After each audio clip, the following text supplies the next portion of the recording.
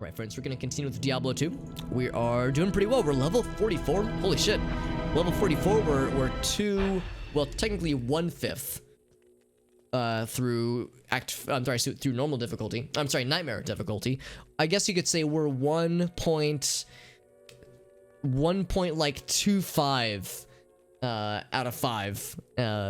1.25 out of 5 when it comes to our progress through nightmare difficulty, because we did knock out the first quest, Radaman's Lair, at the end of the stream yesterday, and of course we already have the cube, which is a pretty significant part of the whole Act 2 adventure. So we're kind of ahead of the schedule, so to speak, quest wise. And yeah, we're doing pretty well. I think I've mentioned before, I feel like pretty confident about our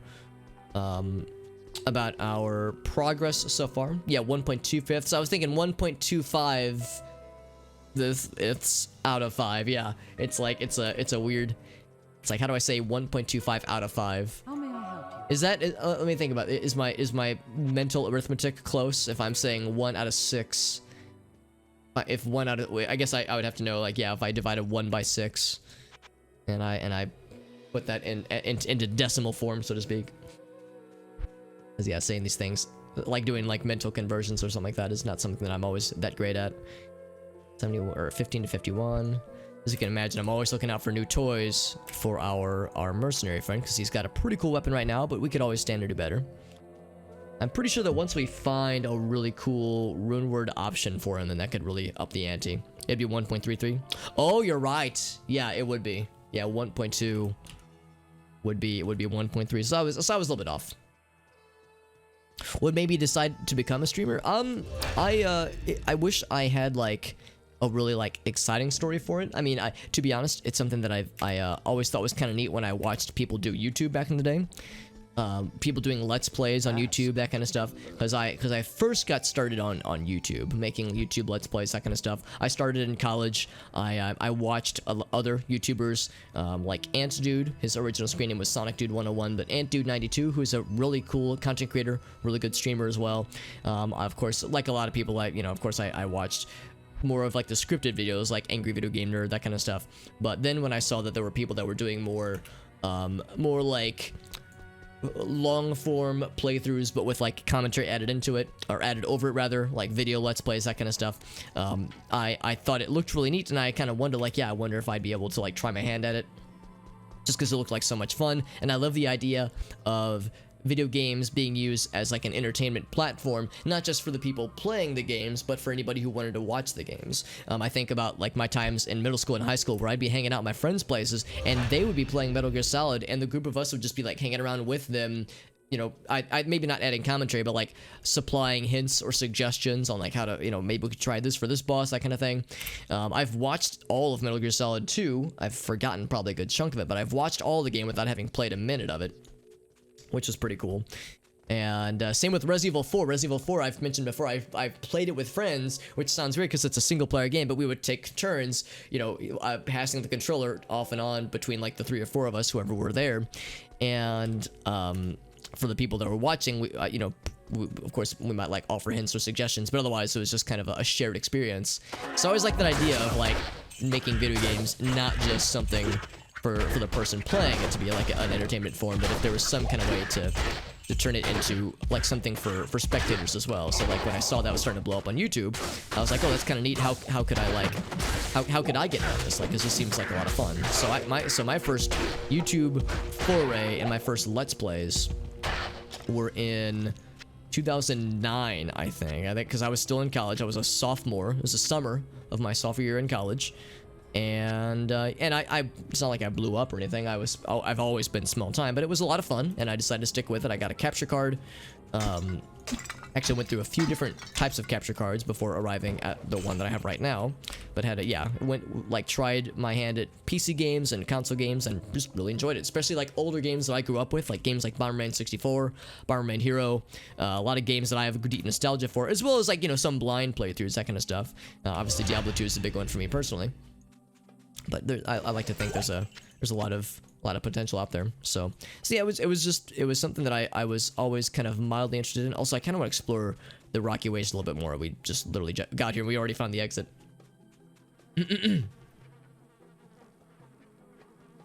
Oh, that was a Leroy Jenkins quote, by the way, Arctic. I didn't actually know that detail.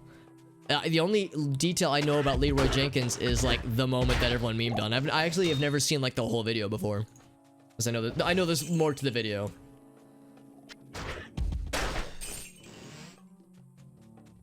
Then when he charges in, and my understanding is that that whole thing was like, it was like scripted, right?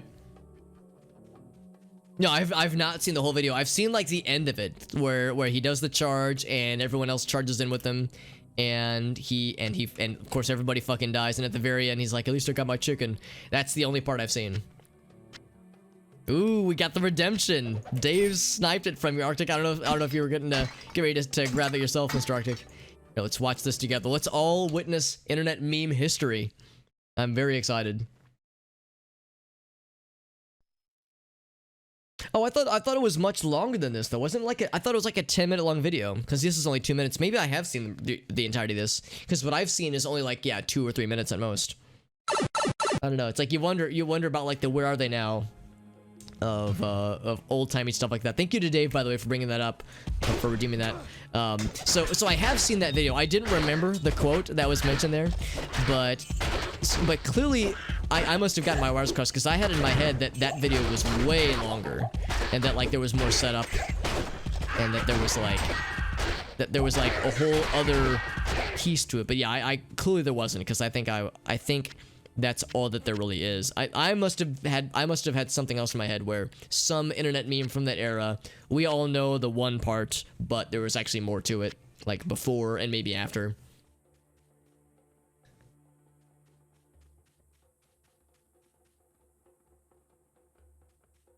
So the dungeon got remade, Leroy's an NPC. Nice, that's pretty cool. That's pretty cool. So yeah, that's the other thing too, is that Blizzard and World of Warcraft as a whole kind of like embraced the meme, and they were like, yeah, this is blowing up. This is like, it's free publicity for us, so, you know, for the game rather. And I guess it probably helped, at least helped to bring World of Warcraft into the mainstream. Because, you know, up to that point, it was 2005, so I think that would have still been, I don't know, maybe the first expansion, but probably mostly vanilla at that point. I would assume. Maybe I've got my timeline wrong, but I think World of Warcraft came out in 2003 or 2004.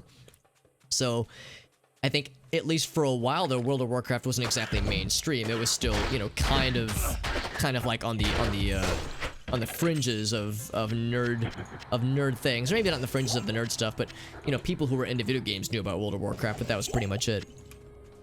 But yeah, I bet that to a degree had like some help in propelling it into the stratosphere. Yo, Goblin, dude, I keep having moments like the leather belt guy in this game where like I'll get a good rune drop and I'll be like, oh, IO rune. Oh, like I'll have that moment. I won't do it exactly, obviously, but I'll temporarily invoke that energy, and then I'll catch myself and I'll have to like dial it back, because it's like, nope, I don't want to get vent trolled. It could happen.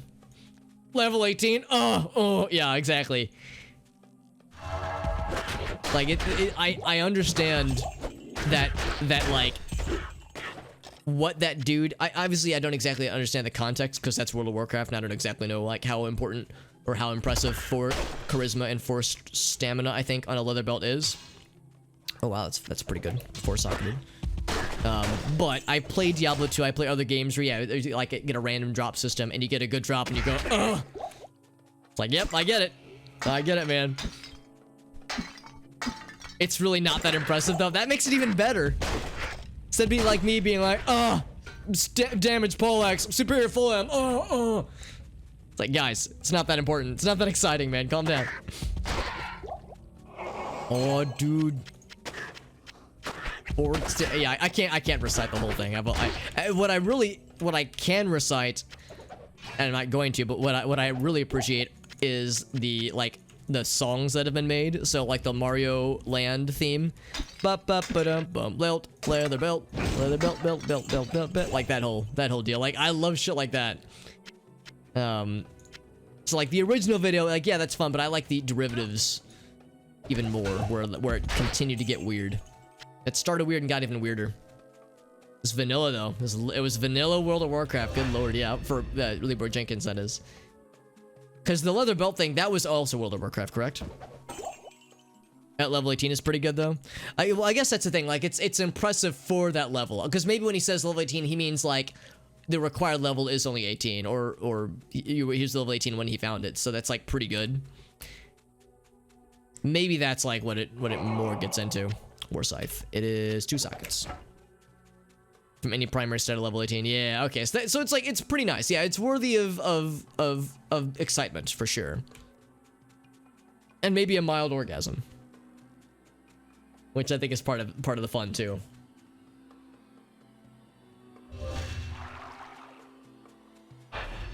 It's like how excited he gets, and then how quickly things get memed upon. Because it's like within 10 seconds of him making the noises, people are like playing it back to him in the vent chat. So it's like instant trolling. I'm guessing this dude had been like trolled a bunch in the past. Like he was a frequent target for this vent troll, or this trolling group, I suppose. Those multiple peeps.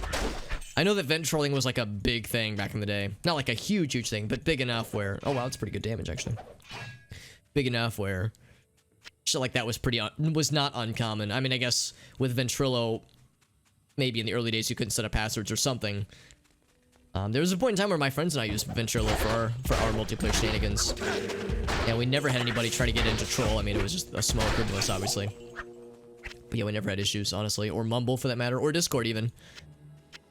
In fact, I myself, you know, I'm very grateful for this. I've had, so far at least, very few issues with people causing trouble in the Discord server. So, if anything, I feel like I make it very easy to join, and I think the only restriction is that I require people to have a verified email, or a verified account rather. So it's like, you know, they have a verified email address, that kind of thing. So it's like things that would make it things that make it harder, or like it takes more work to, you know, for a trolling attempt, that kind of thing. So it's like, obviously if somebody really wanted to, they still could, but hopefully the fact that there's like other barriers to, maybe not barriers to entry, but things like hoops they have to jump through, hopefully that would dissuade anyone but the most dedicated of trolls. So I guess you know, I consider myself lucky in that sense, because it means that, yeah, we've had very few problems. But I figured Discord is like rife for shit like that, because, you know, especially in the case of a server like mine where there's you know, few restrictions. Also, I'm gonna go back and check out the optional dungeon. We don't have to go through that dungeon, but it might be kind of neat. I think that's where we found the cube the first time around, but I kind of wanna stir up some violence. This is the specific item. Here we go. Let's check this out. Is it named in the guy's honor? I sure hope it is. Oh, it's not. Okay, yeah, Forrest leather belt.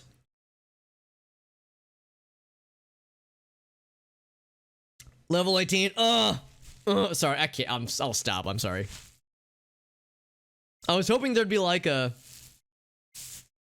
some kind of reference in here. I don't know. I mean, I guess that's the thing. Like, the item wasn't like a legendary item. I don't think, at least. So, yeah. So I guess it's not really like worth renaming something after necessarily. But I don't know. Again, man, it was such a much simpler time. Yeah, that's the item he got, at least. Yeah, just remove your pants. Yeah, exactly.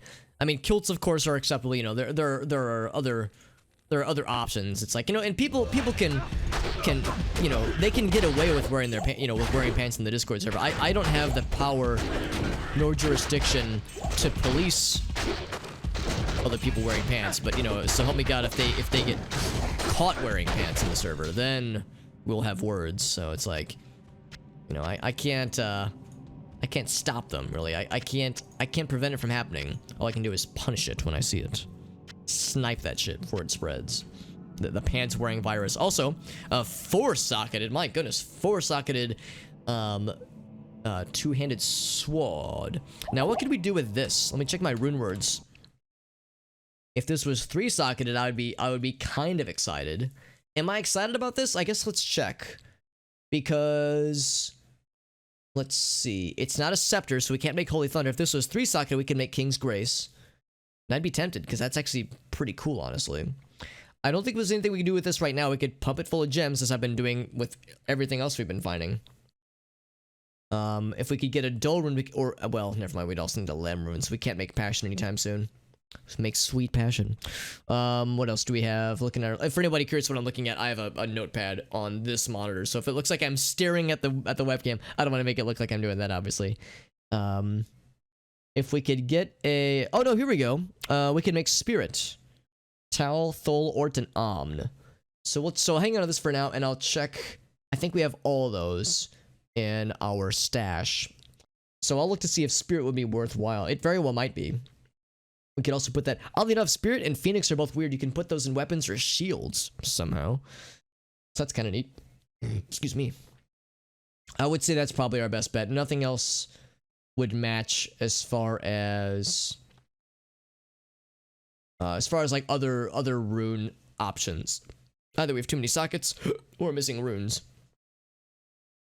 Prevented entries due to pants and fractions. Yeah. You've been a more astute pants police officer than I've been, Arctic.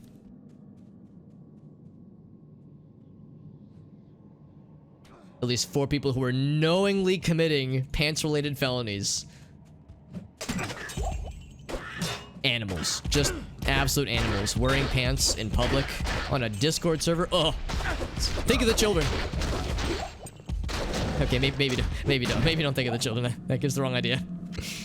Oh, man. It's good stuff. 3-socketed partisan.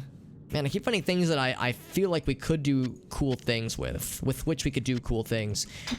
The thing with partisans, 57, 113. Oh, he wouldn't. Oh wait, no, he can use this. He has the strength for it, and dexterity. Can't use that. But he can't use pole arms. Yeah. I keep going back and forth if I want to like make a cool pole arm and make it like convert to an Act 2 mercenary. But I don't know. The Act 2 mercenaries are neat, and I like them bunches. But the auras that they get in this mod are makes them not as cool as the vanilla D2 Act 2 mercenaries. So I think we'll stick with what we have right now, honestly. Yeah, unalived. Yeah, I'm assuming, I was like, either that's a term I don't know, or it was a typo. I believe the gentleman's term, Arctic, is alivant or breathant, because that's the meme nowadays, is the word followed by N apostrophe T, which is just, you know, the word but doesn't. The word but not. I mean, which is literally what the what's the grammatical term for when you have like a word? It's a contraction, conjunction. I think it's a conjunction. Conjunction. What's your function? Chainmail. Why am I even looking at chainmail? That's not gonna have good stats. Also, I'm just standing in the fire. As we stand into the fire. Nothing here. Yeah, let's go ahead and store that so I don't have to think about whether or not I want to keep it, because we're definitely keeping it. We can make something cool out of that, probably. Slap those bad boys in there too. It's too off-brand though. Yeah, is it off-brand? Yes, it absolutely is. It's not something that I use all that often, but it's something that I've observed in other circles. Usually if I see somebody say a phrase like breathant or alivant, you know, like the NT thing, I've observed that it usually means they're much more with it on Reddit than I am. Because I mean, I was thinking about Reddit not too long ago. I had some college friends. I'm in their Discord server, and we all, you know, hang out and meme together and shit like that. And one of them went on this really long rant about how background, this particular college group of friends is, I'm the youngest in the group. So I'm at 32, and the majority of them are in their mid-30s. A few of them are in their 40s. So I'm the youngest one, not by a huge margin, but by a decent margin. And one of them kind of went on a bit of a rant because he was frustrated by how many rehashes he was seeing on Reddit of, like, you know, cheap internet memes. And yeah, to a degree I get that, but I'm also like, dude, you're on Reddit and you're gonna be and you're being frustrated by how many memes are getting reposted. If you're on Reddit and you're like expecting quality discourse, then or I mean Reddit, Twitter, I mean there's a lot of places where you could, you know, make this notion, but like I feel like being frustrated by rehashed content and being on Reddit is just a recipe for having a bad time. And like I looked at some of the posts that he shared, and I was like, yeah, like I get what he's saying, but I'm just thinking, like, dude, you gotta alter your expectations, man. Don't even have a Reddit account. I do have one, but I haven't used it I never really post things, honestly. There's a few that I've like checked on from time to time, but yeah, I don't keep up with in the slightest. Certainly not on a regular basis. Usually I only go to Reddit if somebody else shares something. Like if somebody shares something in the Discord server, you know, then I might, you know, pop in. But I haven't posted in probably not years, honestly, and I don't really have any desire to change that anytime soon, honestly. It's like I'm not trying to say like the whole place is a shit show, obviously, but I'm just thinking you have to know what you're getting yourself into, and yeah, Reddit is one of those places where content getting rehashed and like, you know, low effort memes getting reposted constantly is just part of the ball game, for better or for worse. I think I picked up 1,000 things that I didn't want. So we went on a bit of a killing rampage there, so let's go back and pick up things that might have interested us. Maybe. Yeah, because I remember, again, you know, kind of showing my age here, I remember I was in college when Reddit was starting to get really popular. And I had some college buddies and some classmates and some people I worked with back when I worked at Borders who were really big into it. I had a couple of, I remember one of my friends posted a very elaborate cat tree that he had purchased and put together, and he posted it on Reddit and actually made the front page. And he was like, the post was something along the lines of, it was a picture of this very elaborate cat tree he built for his cats, or maybe it was just his one cat, and the caption was, "How I know I'll never touch another boob." And it's pretty fucking funny. Like, there's some really cool shit out there. Like, there's incredible stuff. But I think that the trick to Reddit is to just do that. Like, just leave it at, like, check the top posted things, you know, maybe check a few subreddits, scroll a little bit, and then be done with it. Because, yeah, if you keep digging, you're gonna find a lot of rehashed content, and it's not gonna be very fun. It's like, you have to know when to reel it in, otherwise you're gonna be disappointed. So anyway, that's what this particular friend of mine, he was ranting, but I didn't like get into it with him just because I was like, I knew it wasn't worth it. He was just in a bad mood. But I remember thinking, like, man, like, just I just don't know what do you say to somebody like this, where it's like, maybe I'm the cynical one. Usually I tend to be like the less cynical one in the group, but it's like, man, maybe I'm the one who like expects, you know, the worst in cases like that. Maybe not the worst, but it doesn't expect much, at least. Like, the small ones can be cool. Yeah, like, I think it's easy to just shit on Reddit entirely and be like, you know, the place is a fucking cesspool. I think that there's, like, yeah, there's some cool stuff. There have been, like, some cool moments where somebody posts something and, like, it, like, changes someone's life for the better, or, like, you know, there was something that truly is, like, inspiring or cool that gets shared. But again, those are the kinds of things that usually will make the front page, so there's really no need to go digging into the depths of the website when you can more often than not just rely on the top posts.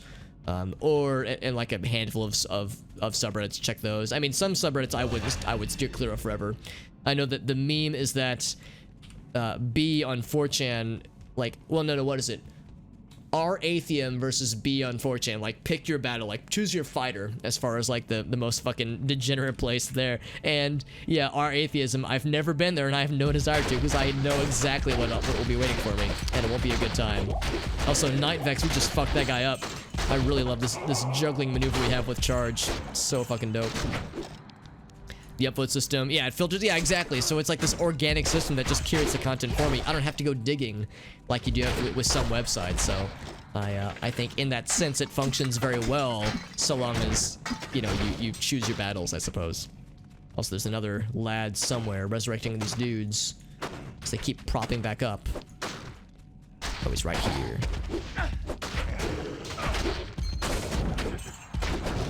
Okay. There's still another.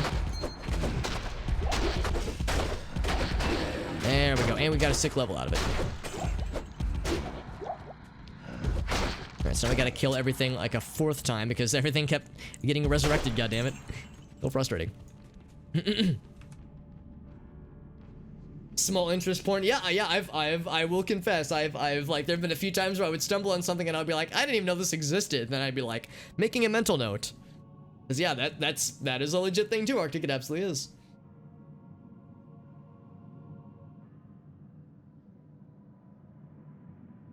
$40K orc science. Yeah, that's fucking great.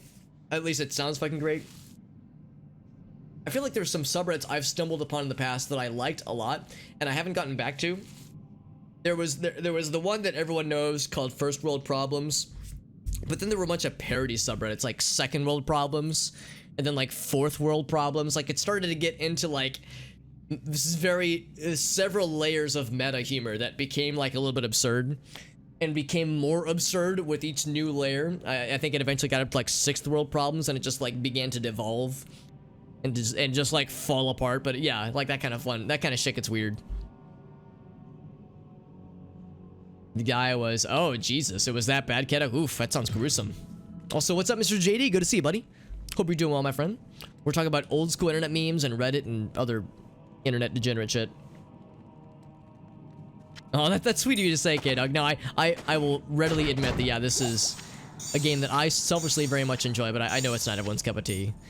But for me, selfishly, I love it. It's, you know, I could play this game all day, every day, and I would say if left to my own devices, if left unsupervised, I probably would play it all day, every day. It's probably for the best that I have responsibilities like work and shit like that, because yeah, this is one of those games where if I'm in the right mood, I would play it a bunch and have no regrets. No regrets. Looking for any other cool drops, and of course we gotta level our dude. Well, that'll be pretty quick, I think, because all I'm doing lately is strength and vitality. Strength and vitality all day, every day. Lightning in a bottle like I'm sorry, John. Really? I don't know, but I'm sorry, John. Was this an earnest, like, sad thing that was posted, or is it like a haha funny meme times? Because without knowing the context, I could see it going either way. Also, I'm gonna go into level 3, but then I'm gonna come up and explore level 2 a little bit more. I really like these Act 2 dungeons, so that's why I'm a little bit more apt to just explore them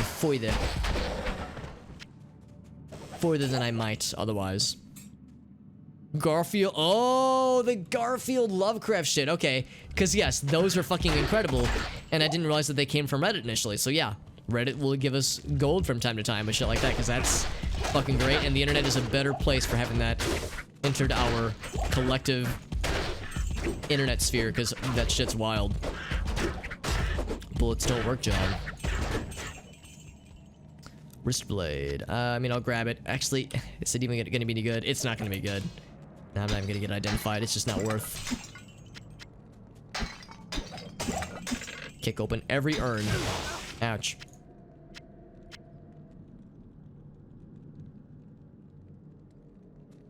Trying to think of like some of the other more noteworthy variations of Lovecraftian Garfield, because I feel like with every post we saw, it just became more and more depraved and got like more fucking horrific, and I love it. A Battle.net account, yeah, that's the other thing too, is that I rarely play other Blizzard games. I have a Battle.net account as well, and this game, although it is a single player game and you can play on Battle.net servers, you don't use your modern, you wouldn't use a modern Battle.net account, I don't think, at least, to play this game. I think the current Battle.net system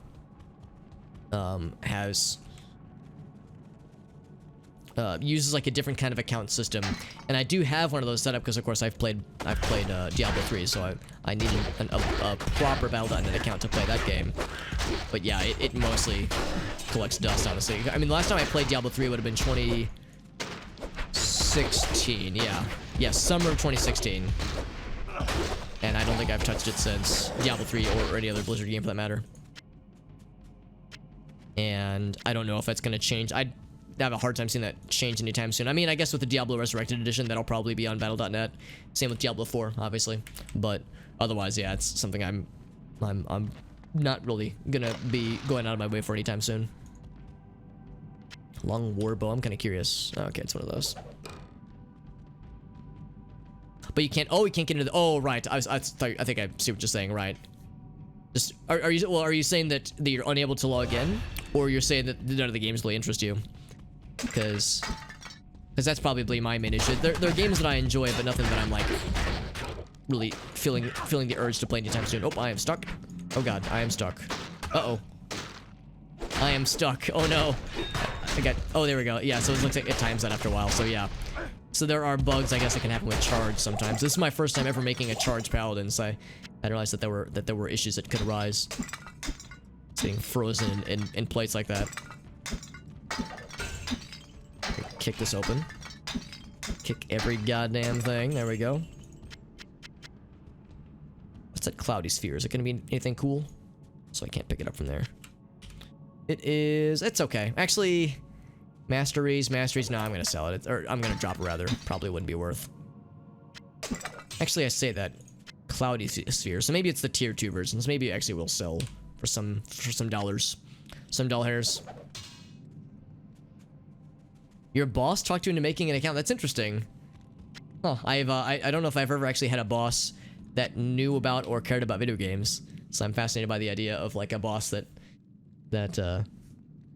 you know, that encourages such things. It sounds cool though. I mean, it's not a bad thing. Obviously, just like, oh wow, a boss person that is encouraging video game playing.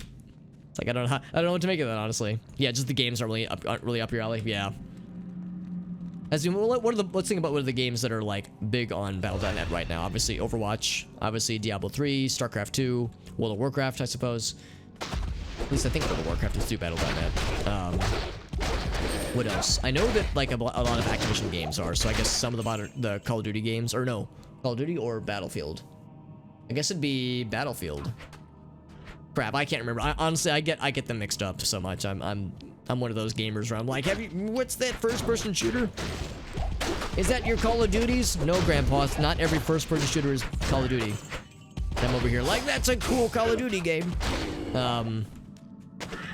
It's either Call of Duty or Battlefield, but I can't remember. But there's also, can't you get Destiny 2 through Battle.net or something? Or am I getting my wires crossed? Okay, so it would be Call of Duty. Okay. Since the early days, yeah. There's a couple friends that Dave and I, not Fimo who's in the chat, we have some mutual friends that I think, and Dave, maybe you could correct me if I'm wrong, but I think Justin and Brad and the boys, I think they pretty much played it since day one as well, because they were really big into Warcraft 3 back in the day. So it stands to reason that they would have really been into World of Warcraft, like, from the get-go. Like, probably day one purchases for them. Because I know Brad played like Asheron's Call and a few other games, so like a few other older MMOs. So it's not like it would have been their first foray into MMOs. I think they were already maybe EverQuest, you know, other experiences. So yeah, like I bet that was like a very formative thing. Yeah. They seem like they, yeah, exactly, yeah. Yeah, I knew Justin in elementary school, but when my mom and I moved, because she got remarried, we moved to a different town. So I went to middle school and high school in a different town. I wouldn't have known Justin. I wouldn't have like been in contact with Justin at that time, because this of course was the time before Facebook and that kind of thing. So I just there wasn't really a good way to keep up with him and his crew at that time. So by the time I reconnected with everybody, it would have been 2011, and by that point, yeah, WoW had been out for a while, and I think by that point they had quit WoW, honestly. Because I think you were with us, Dave, or rather, you and I, Dave, were at that same LAN party when they all rediscovered WoW at the same, like, all simultaneously. So that LAN party turned into a WoW LAN party, and that was like, you know, at least a few years after that. So, I think there was a point in time where they'd kind of put the game down for a bit. Also, yeah, so we've explored most of what I wanted to explore in this dungeon. And of course, we got a lot of cool loots, some of which I'm kind of curious about. I don't think we want to keep this though, do we? I mean, I keep looking over my rune words list. We keep finding things that have 4 sockets, but there's and a lot of rune words that I want to do cool stuff like this with which I want to do cool stuff. But we just don't, we're lacking the runes for most of it, honestly, so there's only so much we can do. Yeah, that's pretty much what it turned into. Yeah, I remember Dave and I always kind of did our own stuff for a while. I think that was when we played some Sven co-op and a couple other things. And it was still a fun time, obviously. And like I said, I don't fault them for kind of like all succumbing to the WoW urges, like pretty much all one by one. Because I can't remember who it was. Maybe it was Pat. Maybe it was Brad. Somebody fired up World of Warcraft while everybody else was getting their stuff set up, just like as like a way to, you know, when you're waiting for everybody else to set up their laptop, their computers or the laptops and whatnot, it's like that's a good time to just play something to pass the time. And good poison damage. That's just okay. We'll just drop it. Make some space. So it's like one person fires it up, and you could like see it in Justin's eyes. He looks over and he's like, "Hey man, I see you playing that WoW." Started getting the itch. He's like, "I see you playing that WoW. Maybe I'll reinstall."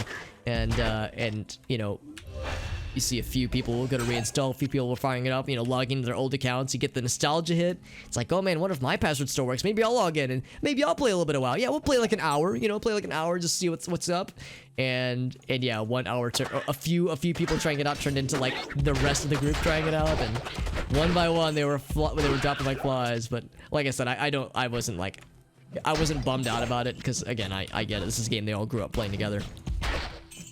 And I if anything, it was actually kind of cool seeing that kind of like that passion kind of being rekindled for a game that definitely meant a lot to them from like back in the day. I recognize that, you know, for a lot of them, they can't really recapture that lightning in the bottle because the game is so different now, and the times are different now too. You know, it's different playing a game that you played in your teenage years, in your 30s, because you know you can still enjoy the game and there are still things you can appreciate about it, but you'll never have like that exact experience again.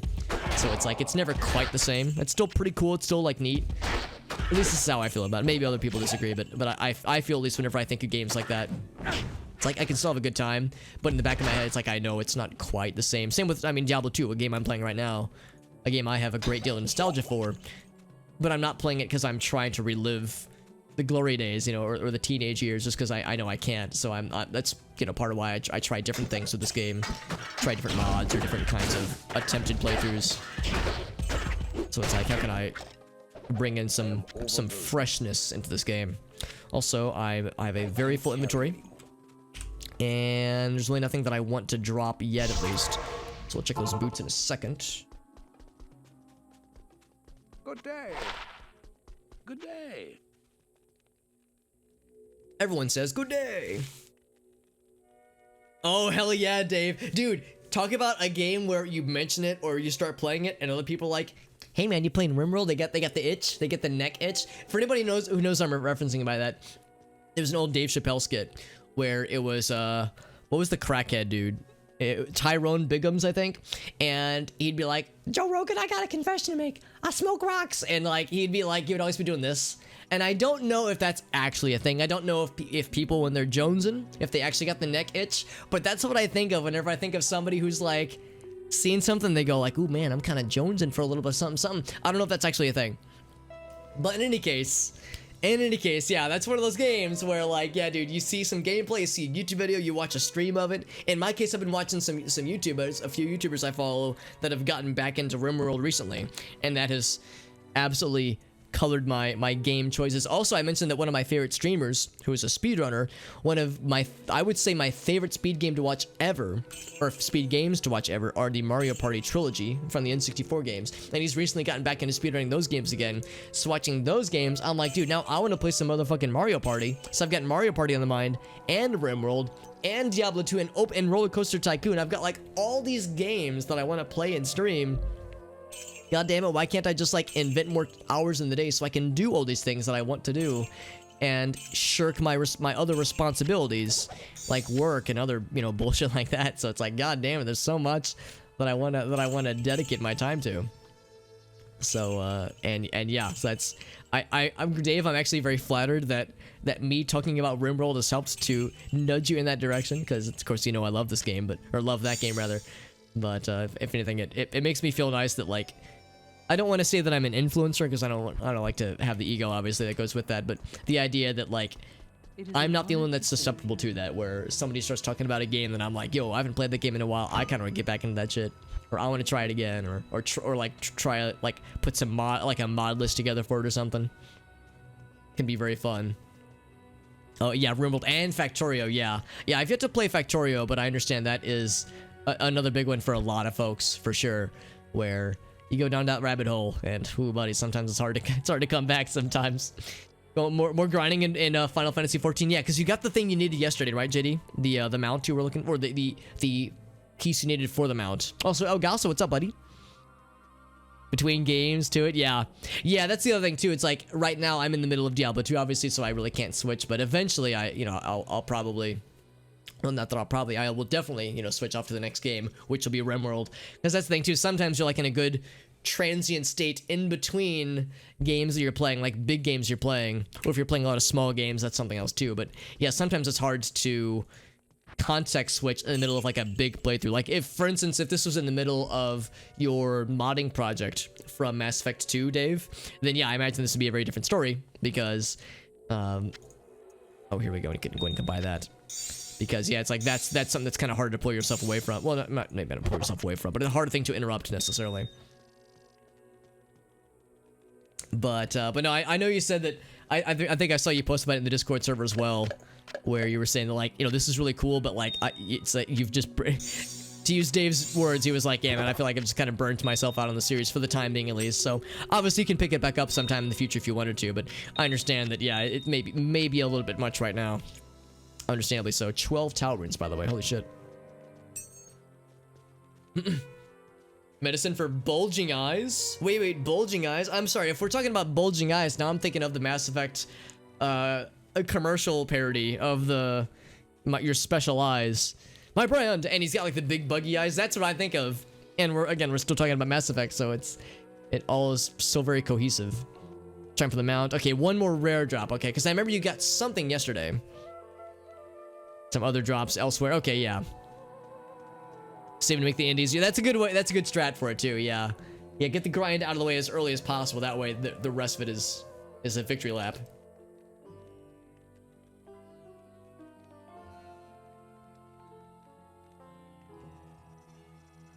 Oh, I just have the one. Okay. In that case, yeah, we'll actually do that next. That is 2. And then combine those guys. There we go. All right, so what to do with these guys? I'm thinking for this great ball. I think I'm just gonna go ahead and get rid of this partisan.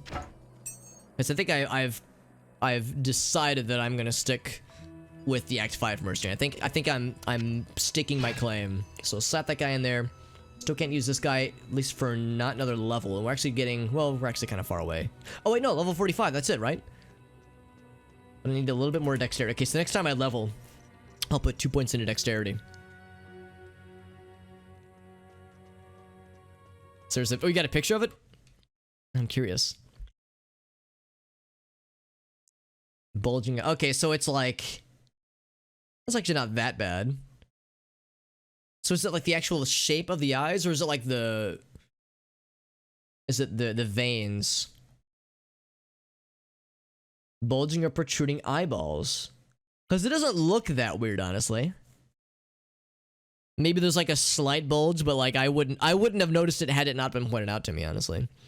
Also, what's up, Jimmy? Oh, and Grad Calabash, thank you for being here, friends. We're playing some Diablo 2, as you might have guessed. Continuing from yesterday, we're making some decent headway into our Act 2, or I'm sorry, our Hardcore Paladin. We've made it into Nightmare Act 2. Yeah, they're popping out a little bit. Yeah, exactly. It's like not that extreme. Not as extreme as I was thinking it might be.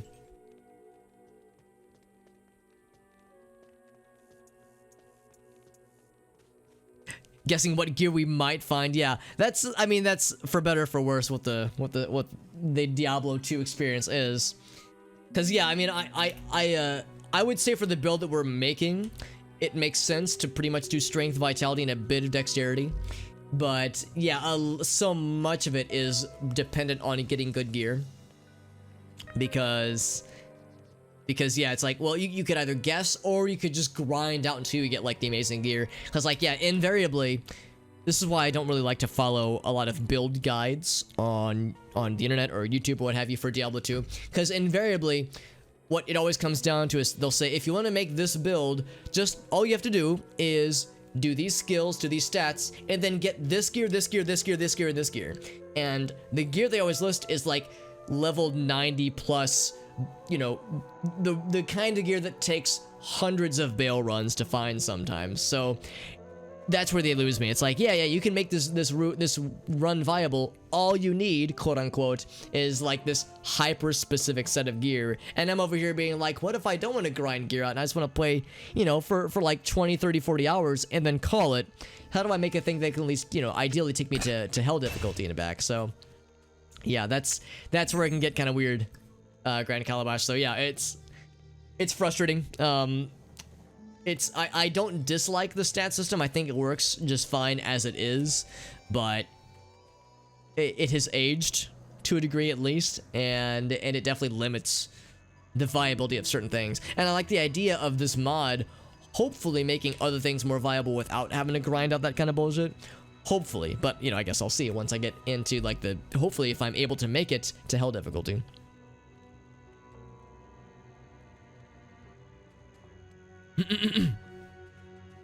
Brother's daughter's birthday. Oh, that's exciting. Named her Mavina. Oh, really? Wait. Oh, wait. I'm sorry. I'm sorry, Jimmy. I'll confess. I can't remember if there's a character. So there's a character in this game named Mavina? I'm trying to remember who that would have been, or where that would be. Like what act this would have been from. Because I will admit I think I'm coming up blank here, so it's like, oh shit, I feel like I'm missing out. Oh, it's an item set. There's a Mavina set. Was it like a higher level set? Because it might have been one I've never actually seen. I've mostly only seen like the early level sets in the game with, you know, very small amounts of like the higher level sets. That is pretty cool though. I can admire the I don't know if dedication is the right word, but I can admire their choice. Mavina's battle hymn. Interesting. I wonder if like anybody ever knows that one, because that's a pretty obscure reference. Wonder if anybody's like, Diablo 2, maybe. Interesting stuff. Oh, by the way, so I got this four-socketed Dacian Falx, or Dacian Fall, maybe. Cool sword, cool, neat sword thing. And I was looking at, what rune word was it? It was, I want to say spirit. Yeah, spirit. So first off, can we make spirit? So it's four-socketed shields or swords. So we have Tal. There's Tal. We have Thul. I just looked at that one. Ort and Omn. There's Ort and there's Omn. So we have all those things. Let's see if this is worth its salt at all. So PD2 wiki. I'll show this to you as well, dear viewer. That way we can all read it together and get learnt. There we go. All right. So rune words, weapons. So +1 to all skills. That would make his aura more gooder. Casting rate. Ooh, that's not very helpful. Faster hit recovery. That's nice. Some damage. Wow, you know what? I don't love this. This would be really nice in a shield, but in a sword, I don't know. This is kind of odd. I was actually hoping it would have like enhanced damage or something. Wow, Jesus! In vanilla Diablo 2, it has 55% faster hit recovery. That is disgusting. Holy shit. Top Amazon set. Yeah. I never really played Amazon much back in the day. So yeah, that one probably went back me. Yeah, it's just more of a caster thing. Man, that's a shame. I was all excited. Yeah, this is not bad. It's just not really worth, I don't think. Not really worth for the time being, at least. I was like, you get some damage. Lightning damage, cold damage, 3-second duration. Oh, I mean, that's not very exciting. Some poison damage, lifesteal. So, it's alright. But, yeah, I don't think it can match up with his current weapon, honestly.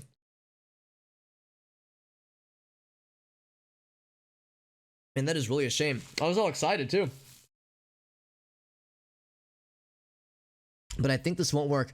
There's obviously much more exciting four-socketed rune words like Voice of Reason, but this requires much fancier runes that we definitely just don't have in our person right now. So, here, let me check my rune words list to see if there's anything else we could do with this. Otherwise, we could just stash it for now. But I don't think there's really anything we could do with this for the time being. If this was a scepter, we could make Holy Thunder. Or if this was 3 sockets, we could make King's Grace, which is pretty good. King's Grace is pretty solid. If we could find... Oh, never mind, that's 2. Yeah, that's 2 high level. Some of these rune words are like, oh, you only need a Vex rune, or you only need a Jaw rune, or a Mal rune. It's like, good fucking luck with that shit. Actually, I guess Mal isn't super high level, but some of these, like Sur runes, or a Bear rune, I don't know if I've ever seen any of those, ever. Like, seen them in the game. Yeah, Breath of the Dying requires a Zod rune. Good fucking luck. That's the hardest rune to find in the game. So some of these are just not doable. Like it's just not sustainable to hold out for them. So yeah, so there's nothing really we can do with this right now. We'll go back to the game. So I'll just stash this for the time being.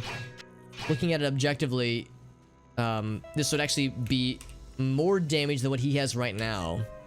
So if we were to put these gems into this sword, it would be an upgrade. We have the gems for it. So maybe one question that comes to mind is, so you lose a little bit of minimum damage and you gain a pretty good amount of maximum damage. Do I want to hold out and see if I could get, you know, some runes, or just go ahead and slap it in there? Because for any of these rune words to work, we would have to find several. Like, there's no runes here that we're like close to getting. It's pretty much like, yeah, there's just no fucking way. Also, one thing I'm kind of curious about. I know this is like fire damage. How much fire damage is this? And can we compare that to a perfect ruby? I think the ruby is going to do more. So it's 15 to 20 versus 5 to 30. Okay, so it's more of a spread, for better or for worse. I'm wondering if Ral runes would be a better investment for a weapon. Is there a poison one? I know it's thunder, that's cold. Is that lightning? Is that what Tal is? Tal's poison. 75, I think this one's 100. Yeah, over 7 seconds. Over 5 seconds. Yeah, so the gem is better. I think the gems are for the most part considered better, I would say. Okay, sounds good, kiddo. Thanks for hanging out, my friend. Hope you have a good night, my friend. It was good originally, at least. Yeah, that's the thing too. Some rune words and some build options have definitely shifted with various patches over the years. Yeah, so I think we'll just do is we'll just pump this full of gems and call it a day. Unless unless anybody has suggestions based on what I've got available to me, but I would say that if we just want to give our mercenary a halfway decent weapon, this is a not bad way to do it. Either that, or we hold off for and that's the thing. I'm not really using these gems otherwise. So even if we are holding out for something else, then it's not like there's anything else I want to put these into. Oh, thank you, Irasi, by the way, for contributing to the boost of the stream. And thank you everyone for who's helped out with that. We're at 75%, so we're already there, which is pretty exciting. Got a Friday stream. Yeah, I rarely do Friday streams, but yeah, I've got a rare Friday evening available, which is really nice. And I consider myself very fortunate in that regard because I've mentioned before that I like these like times like this where I get some nice chill, some downtime. Yeah, so more importantly, what color do we want to make this cool sword? Granted, we won't ever see the sword because it'll be on our guy's inventory space. So we'll make it green. We'll alternate. So if I were to equip it, you'll be able to see its cool color. See, doesn't that look cool? I love that. I love shit like that. But when we give it to our mercenary, it's weird because he already has a sword in his hand. I'll put that to good use. I'll put that to good use. So it doesn't actually change the appearance for him. Oh god, where'd he go? He died. I gave him the sword and he exploded. Hello, mercenary? Oh, there he is. Okay. You ever just give your mercenary a cool weapon, he just disappears? So let's do the quick side-by-side. And of course, this is a faster weapon, although I don't think mercenaries care about attack speed. I think it's like locked in for them. So 429 to 601. Put that to good use. Yeah, it's like you lose a little bit of minimum damage, but you gain much more maximum damage, so I think it's worth. So we'll sell the old one. I know in original Diablo 2, you can extract sockets or things that are socketed in a weapon, but it requires some pretty expensive things. I don't think you have that available in this well, you can still do it in this game, but I don't have the expensive things that you need. And honestly, I don't know if it's worth it just because we have so many extra gems. So it's not like I'm sitting on that for any reason. Excuse me, by the way, I keep hiccuping. This happens when I talk too much. I get the hiccups. Alright, so we're hanging on to that for now. We need a little bit more dexterity for that guy. That one, yeah, same kind of deal there. It's like, I think what we have right now is better. Black is a very cool rune word, and I like it a bunch. You know, still have an extra maul here. Actually, maybe I should just get rid of that one. Guess it doesn't hurt anything taking up inventory space there, but yeah, not really much need. I think I already looked at everything else. Of course, we have a lot of excess money right now, so I could probably stand to maybe gamble some of it away. Gamble some of my life savings away like a proper, responsible adult. 155. Yeah, let's throw some money at L6, see what he's got for us.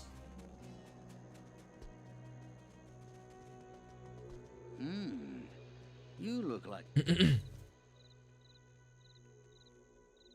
Lawbringer, yeah, Lawbringer's pretty good. I think Lawbringer. Let me check my list here. Lawbringer is, yeah, if we could get a co-rune, Lawbringer would be really fucking cool. Because that works for hammers, including the what's it called? The mallet, or the Great Maul, I suppose, that we have. So yeah, Lawbringer's sweet. Lem and Co. So we need a lemon and a co-rune. I think Co is fairly hard to find though, or is fairly rare at least. But yeah, I think Lawbringer's pretty sweet. I don't know if I've ever actually successfully made Lawbringer before, or if I've ever like found the constituent parts to make it, but I would like to, if such an opportunity were to present itself. Because yeah, that does help, Grand Calabash. I appreciate the heads up on that. 2 sockets. No, I think we're good on that one. Yeah, armor is always a great way to spend a lot of money when you're gambling in this game, just because armor is so expensive.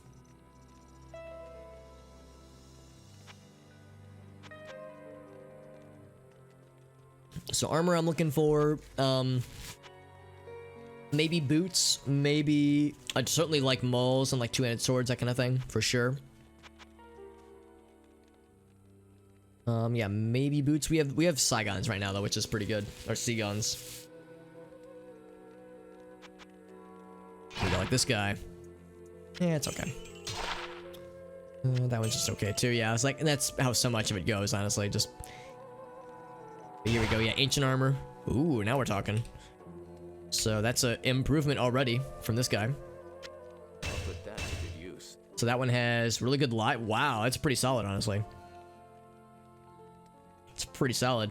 It's solid enough where I'm looking at this like, damn, man, maybe I should switch. Good life, good fire resist, good poison resist. Those are both the... Oh, never mind. Well, no, fire resistance and poison resist are the two ones I'm kind of needing. I don't need, but I could stand to shore up right now. So it comes down to what would be better? Better resistance and more life and more defense at the cost of not getting the cool thorns, losing a lot of lightning defense, resistance, and losing the life stolen per hit. That 10% life stolen per hit is actually really dope. I really love 10% life stolen per hit. For a melee build, that is pretty sick. But how sick is it? Like, it seems great. I don't know. And also I'm kind of holding out to see if I could get more of Seagons. Gold farming in vanilla, spend more time re-rolling. Oh, really? Then actually, yeah, it's like, that's the thing. It's like you're waiting on RNG to get a good gamble page, and then you need, obviously, good RNG for the actual gambling itself. Interesting, yeah. Yeah, I'm not terribly surprised that there are people that kind of moneyball the system, or try to moneyball the system more.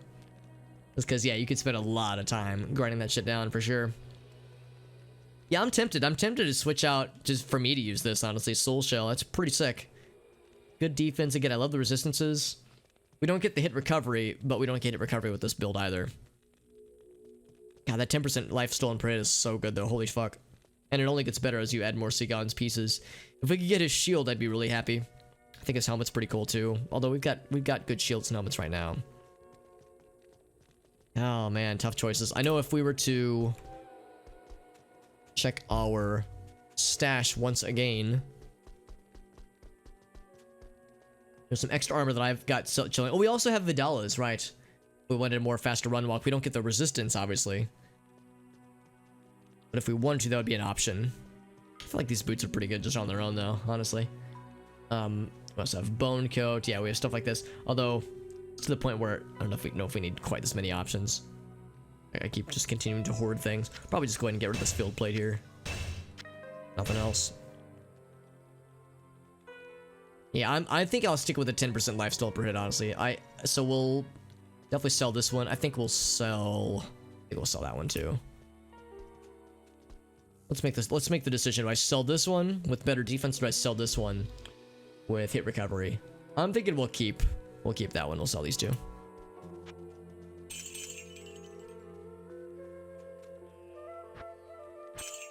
But yeah, man, that's a tough choice though. That hit recovery, or that life stolen per hit. What is our life stolen per hit set to right now, for that matter? In like total life stolen per hit. Life leech is 13% right now, which is pretty good. I could certainly do more if I wanted to. No pluggy. No, I'm not using pluggy. I considered it for this playthrough, but I kind of like having limited selections. That way I have to like choose what to keep and what to hoard. If I was doing like a big, like a doing it big playthrough where I was really grinding things out, or if I was doing like a holy grail character, obviously, where I was more focused on collecting, then yeah, I would probably use Pluggy. But for just a casual playthrough like this, it's like, no, I kind of like having some limitations. Granted, this stash is way bigger than the standard stash, so I feel like I'm already given pretty much free reign to hoard as much as I want. I mean, this magic find, shit like this, I mean, we got way more stuff that I need. But I do like it a bunch, as weird and silly as it gets. But Pluggy's pretty cool though. I remember I can't remember who it was, but somebody pointed out that yeah, it's like, you know, there's really no need to not use Pluggy just because everyone uses Pluggy. But I guess it depends on like what kind of experience you want for this game, because this particular person, he was saying that like, you know, there's really no integrity for this game necessarily anymore, because everyone just plays it, you know, for like, you know, finding good loots. And that's the case for a lot of people, for sure. I mean, there's a lot of people that play this game not because they're looking for like a dynamic experience. They just, you know, want to find the right build. They just want to find the right kinds of loots. And I would say for that kind of playthrough, then yeah, Pluggy makes sense. But in my particular case, this is like kind of meant as a challenge, and not as a you know, I don't want to treat this like a loot treadmill as it's been described in the past. So I'm trying to like find playthroughs like this that up the ante, and I think having a limited stash helps to preserve that challenge, for me at least. Doesn't have to make tough calls on what to keep and what to store, or what to get rid of rather. So it's like stash size or stash availability is a resource I have to consider alongside what do I invest my points into, how frequently do I use my respecs, when do I use my char CMBUs, you know, it's like all these other factors to consider. What charms do I keep? What obviously what skills do I spec into? Like, you know, there's the obvious ones, of course, but then there's like the less obvious resources that are limited, but maybe not like the first thing that comes to mind when it comes to playing this game. Where's charm? Yeah, so we'll go ahead and keep that guy. Superior flail. You know, I'm kind of curious how many sockets it has. Although I'd hasten to think that I really do much with it, honestly, even if it had a lot of sockets. Well, damn, I'll go and grab that. Oh, he got poisoned and immediately fell over. That guy said, "See ya."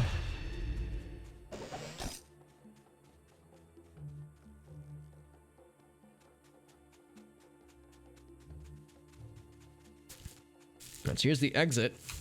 Did I get everything out that I wanted of the dry hill? I think we did. Yeah, we explored the dry hills pretty well. Let's see, Far Oasis, which means the maggot layer is not too far from our future. And hey, look at that waypoint already. I'll go ahead and sell what we have actually just real quick, just because it's a free trip to town. No teleports needed. Hello. Town portals needed. Hello. Make some damage. All right, this guy. Good defense, good resistances. Not bad magic find. It's kind of neat. How does this compare with what our lad has for boots right now? So still no hit recovery, which continues to be a bit of a deal breaker. However, the resistances are not bad. Fire resist. Let's see. He already has max lightning resist. So I think that really wouldn't be worth. What about me? Well, of course I got Sigons. Yeah, I think we'll just sell this. Or never mind. That's way more magic find. So that one. Cool damage, Pain Quill. That's a neat sounding name. Nothing in my stash. What about mustache? Also, I'm a little bit worried whenever I go to put like an emerald right there. I'm always worried I'm gonna misclick. Except there's no sockets on this one at least, so I guess it's not too bad. But still, there's like that panic of I have to be very careful about where I click, so I don't want to accidentally insert a gem into a socket when I don't mean to. I've done it before, and it's a panic-inducing moment, honestly.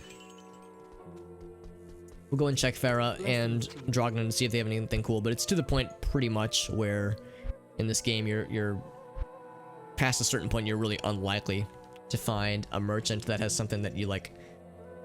A merchant that has like a weapon that you think is cool. I mean, this is a cool axe. I mean, you know, it doesn't have any enhanced damage to it, but it's pretty sick as it is.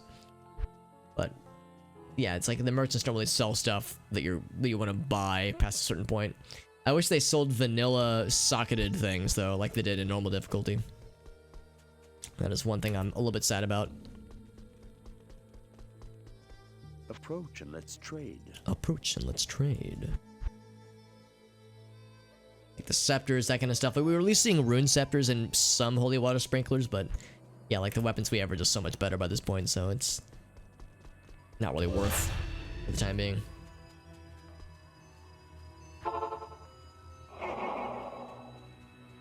I never actually found the Dry Hills waypoint, but that's not a problem. There's really no need for the Dry Hills, or even for Oasis for that matter. They're nice to have, but there's really no issue when they're not found. Also, I didn't even see that guy's name. I just wanted to kill a great axe. Just wanted to commit murder. Mother, I crave the violence. I'm just over here fucking around with my mercenaries, just doing all my work for me. I'm finding the cool loot, so I'm getting the cool weapons. I didn't even see that was a second boss group right there. I was having far too much fun.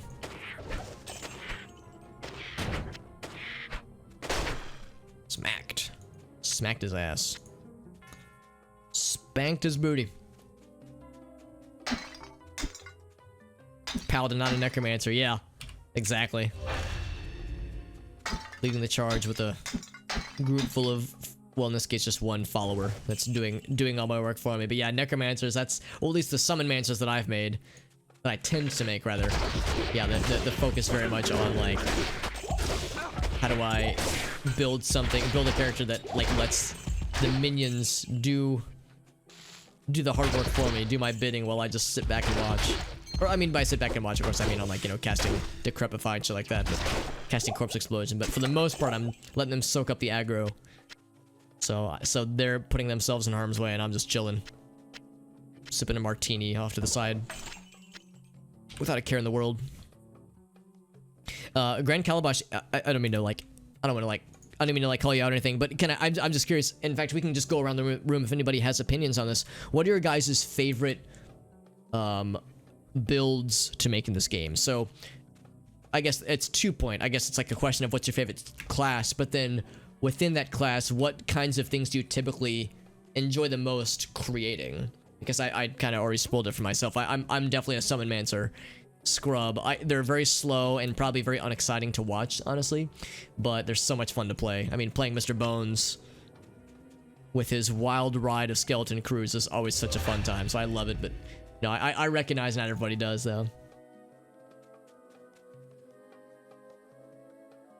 So it's Path of Diablo, and yeah, it's Lord of Destruction, Path of Diablo.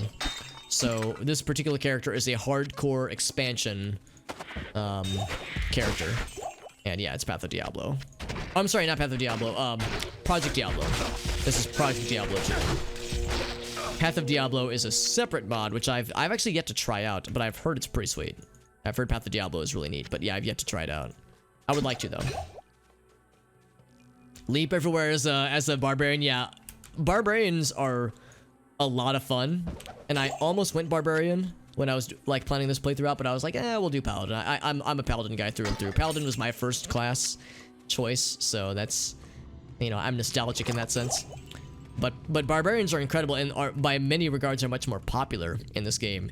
And their leap ability is really fun. Their leap ability is cool, but I was actually more partial to leap attack, because leap attack cost a lot more mana, but leap attack had no, I don't think, did not have a maximum. You would jump as far as you could click.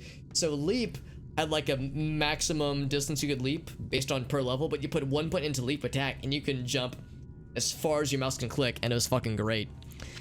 So yeah, leap attack is fucking awesome, and you do pretty good damage when you land an attack, and it's great for like skipping over barriers and shit like that, so it has like a lot of great utility. It's pretty much the barbarian's version of teleport, but instead of like being a fancy magic user, you're leaping over fucking skyscrapers like a boss and murdering bad guys when you land like a fucking Chad, so it's awesome. Amazon, yeah. So have Amazons like categorically been nerfed throughout the years? Because I'll confess, Amazon is probably the class I've played the least. Well, that's not true. I would say I've probably played Druid the least. But Amazon is one of the, well, for the what am I trying to say? The 1.0 like original classes, Amazon is probably the one I've played the least. And I always thought they looked really neat, but yeah, I rarely, I don't think I ever took an Amazon past like very far into nightmare difficulty. I think that's about as far as I would take them. Then I would just kind of abandon them and play something else. And it's not that I didn't think they were cool. I would get excited about other stuff, and I would like it would take a higher priority. Because it's one of those classes that I kind of want to go back and give an honest try to. Like I'm thinking if this character were to die fairly soon, I would then start up a sorceress, just because I'm really curious to see how sorceress is in this mod. But then after that, my second priority, or I guess third, perhaps, if paladin is number 1 and sorceress is 2, I would say that Amazon would be number 3 as far as just general curiosity is concerned. Also find a pike. Pikes are great, but they obviously are very slow, and of course our barbarian would not be able to use them. Also like how my barbarian is just kind of fucked off while now I'm actually having to do work. Sin crawler, not skin crawler. Found a hell rune. Oh my. Okay, that's something. Hell rune. Okay, I guess hell runes aren't that high level. Yeah, that's number 15. Okay, I think I was confusing hell rune with something else. And I don't know if that immediately opens up possibilities. I think we need hell rune and something else to make a pretty cool rune word, but I think that something else is, kind of important. Also my hiccups. Yeah, Boazon, yeah, Boazons were big. At one point at least. Yeah, we just skipped for buffs though. Spear and Zons were never very good, yeah. Spears, javelins, yeah. It's a shame too, because Boazon is the Amazon build that I would be most excited to try, honestly. So if it just never got buffed, then that's really a shame. So it's like a missed opportunity. Just this off real quick. That's one area where I'm hoping that Project Diablo 2 would have buffed some of their abilities to make them viable again. Because if vanilla Diablo 2 screwed them over when it comes to buffs, then maybe that's an opportunity for the Project Diablo 2 folks to kind of rebalance them and give them the proper justice they deserve. Let's see what we got. Lost Diamond. Not a whole lot of other things. Quarterstaff could sell for some monies. It's kind of neat. Not a whole lot else though. Yeah, not a whole lot else that really grabbed me. What is this? Let's see. Is that a punchy dagger? It is. Yeah. And that'll sell for a bit of monies. Otherwise, yeah, nothing too crazy with this dead end here. Yeah, no, that's understandable though. For vanilla Diablo 2, that is good to know, because if it ever were to come down to it, I would want to play them. But yeah, knowing that they've not been really maintained very well, that is an asterisk to the Amazon, option obviously for vanilla Diablo 2. But that's one of the glories of playing a mod like this, because it's obviously it's been pretty popular, honestly, but it's not popular enough where everybody who knows Diablo 2 also knows this one, knows this version of the game. So it's kind of cool. It feels like there's that era of discovery, and that era of discovery is always one of the things I really liked about Diablo 2 when I first played it, was finding what builds worked, finding what synergies worked well, what didn't work. It's that experimentation was kind of cool, and I like that sense of finding something that might work well and working well with one's playstyle, or just they want to see. It's like a lot of possibilities there, which is nice. Check the rune scepter. Burnt one is nothing. Scepter has nothing. These runes aren't really grabbing me.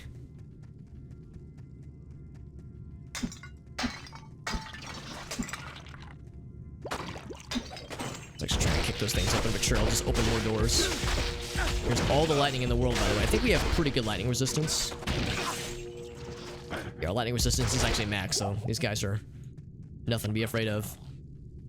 Back in the day, I had a tendency of making builds that completely ignored elemental resistances, so lightning resist used to be, or I'm sorry, lightning enchanted used to be a terrifying thing for me in Diablo 2, because in nightmare difficulty and hell difficulty especially, that charged bolts could really fuck you up and do a crazy amount of damage. So it's like that was always a thing of fear, but now it's not really scary. Good damage here, but it's ethereal. I was hoping it would be socketed, because rune swords, you do some cool shit with. Although, what was that minimum damage? Was that 3 minimum damage? Okay, 18. It's much better. Standard longswords, it's minimum of 18, so the standard longsword is not so great with that minimum damage. Maximum is pretty good, but their main thing is that they're very fast. It's good utility. Woo, woo, woo.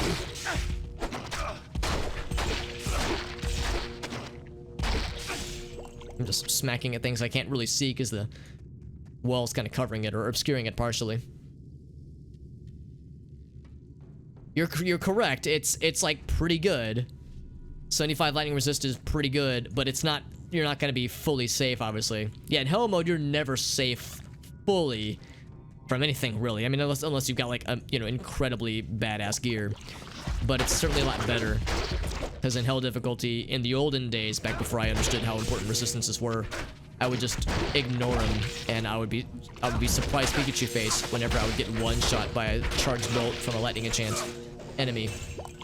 You know, going from full health down to nothing from a single lightning enchanted charged bolt when I had negative 75 lightning resistance. So it's like those were lessons that were learned, because I'd be like, wow, I'm getting my ass kicked. I wonder why. Nowadays it's like, well, I still have to be careful, but now I'm not getting one shot at least not yet. The night is young, and the character is relatively young as well. I mean, we're only in nightmare difficulty, so we still have much to go. And as I've mentioned before, last time we did a hardcore paladin attempt, this is what happened. And even though that character had more than maxed out fire resist, I think our fire resist was closer to 80, as we had put points into the resist fire, and that was of course vanilla Diablo 2. But we had put points into the resist fire rune or skill, so we had more than max fire resist. You know, we've seen how quickly those things can turn, how quickly it can lead to disaster.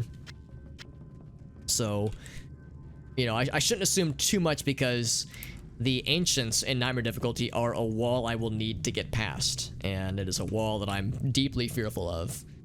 That was the boss death nuke. That's exactly it. Irasi, when Madawak fucking died and did a fire explosion, fire enchanted explosion that took me from like, I wasn't at max health. I was like 400 something health, which is, you know, I mean, actually at the rate we're going, we're gonna have more hit points than that character did.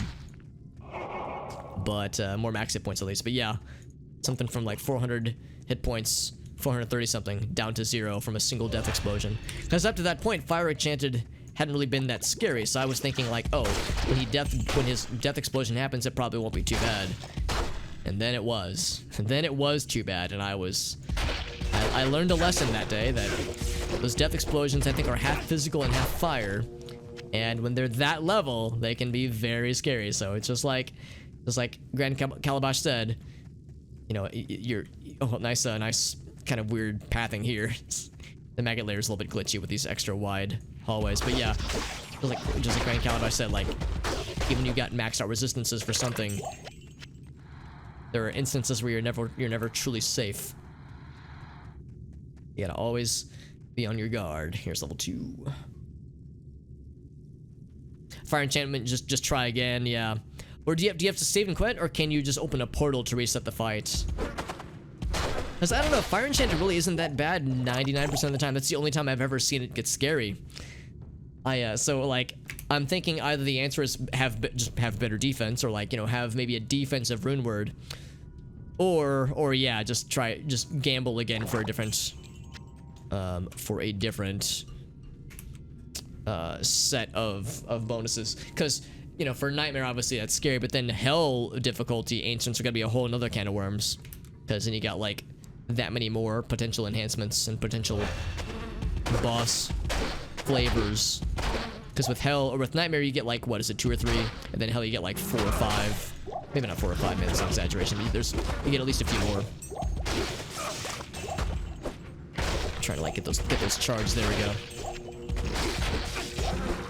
I tend to treat charge kind of like how a rogue in Dungeons and Dragons handles tumble, where you can kind of like bounce back and forth, like ping-ponging between different groups. Doesn't always work, but when it does work, it's very satisfying.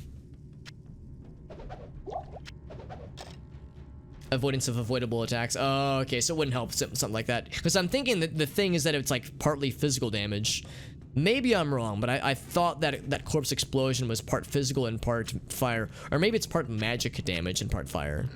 Because I don't know if you have like a magic resistance. I guess you could have like reduce magic damage by, you know, there are items that add to that, but that's probably a fool's errand to like try to spec into, because it's gonna be an uphill battle, because, you know, you're getting like little bits and pieces at a time. So yeah, so there's really not a whole lot you can do, honestly. Doesn't mean it has a hit rule per se. Okay, yeah, so that's. So yeah, it really does sound like, yeah, maybe the option is like, if you're at that point in the game, if it's ancients and you get fire enchanted, yeah, maybe just don't fuck with it, or do whatever you can to kill it from a distance. But when it's a melee character like a paladin, yeah, easier said than done, obviously. So maybe that really is just a reset and try again.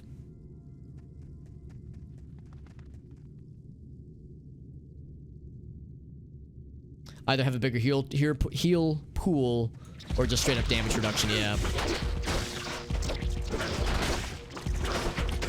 Hit spell the witch. Looks like he has lighting enhancement, but also teleport. Did we get him? We got. Oh, the other guy dug through. Yeah. Also, whenever I ask myself, did we get him? I want to Star Fox 64 answer myself, not yet, sir. Bone helm.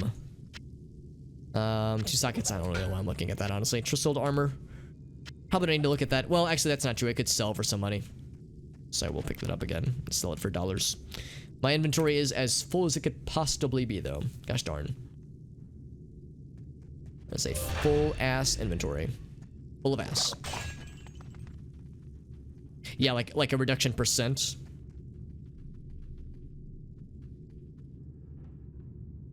Oh, maybe I misunderstood what you were saying then, Grand Calabash.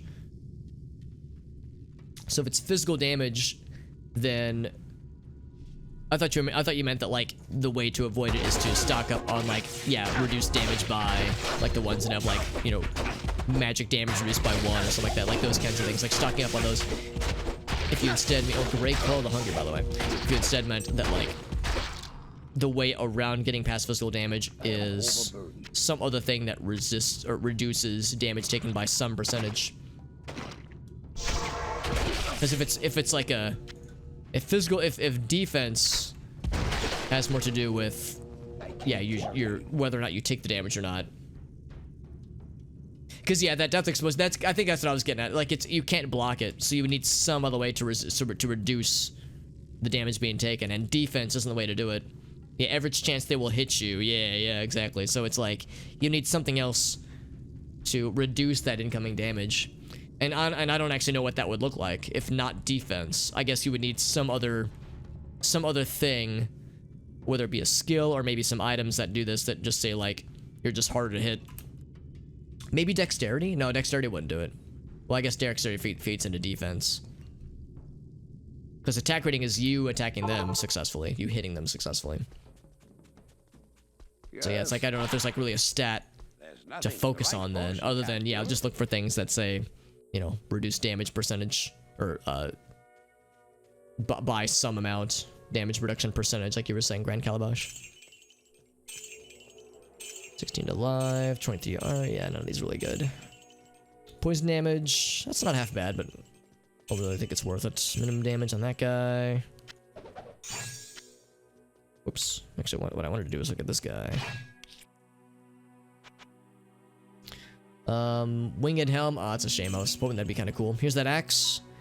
It's pretty cool. It's got not bad damage, really. It's not bad. It's not exciting, honestly. Death Bite. It's got a cool name.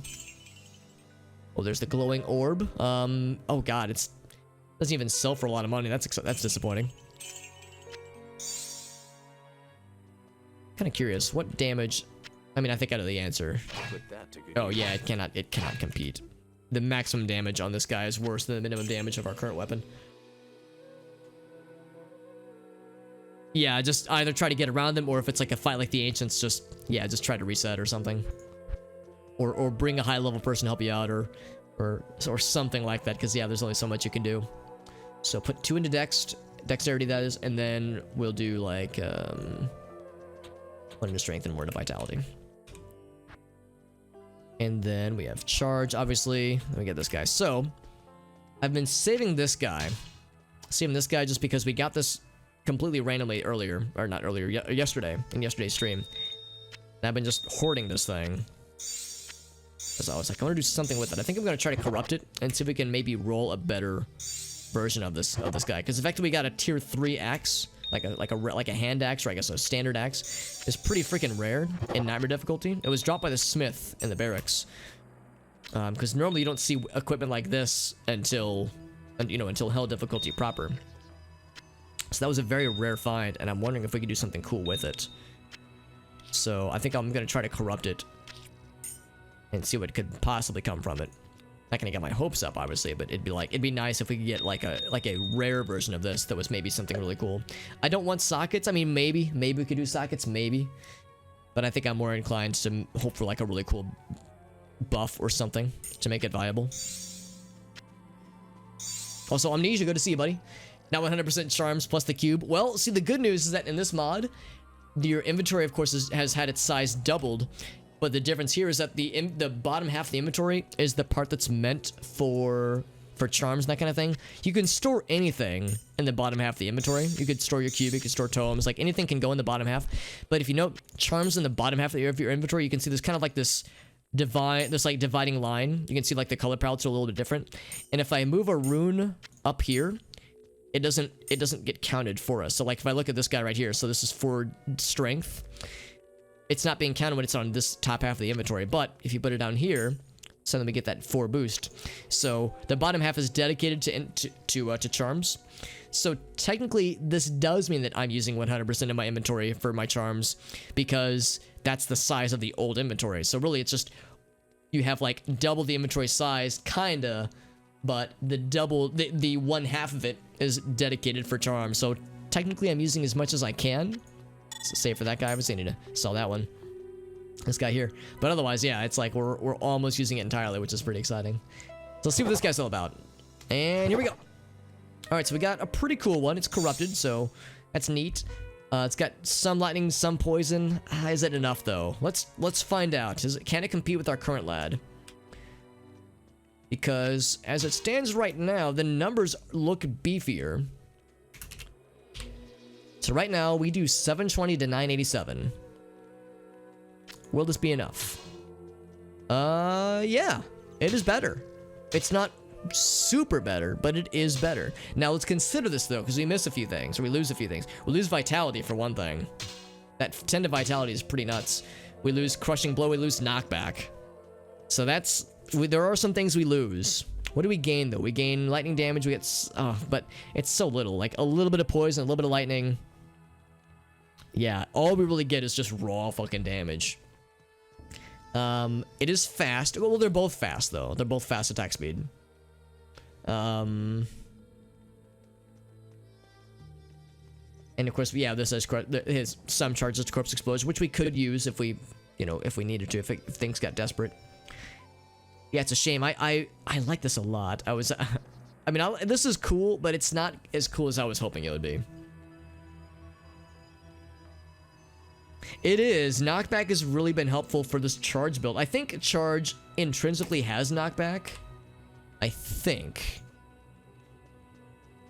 Charge into bell attacking him. It doesn't say, but I think there's a built-in knockback with charge. And that's neat. But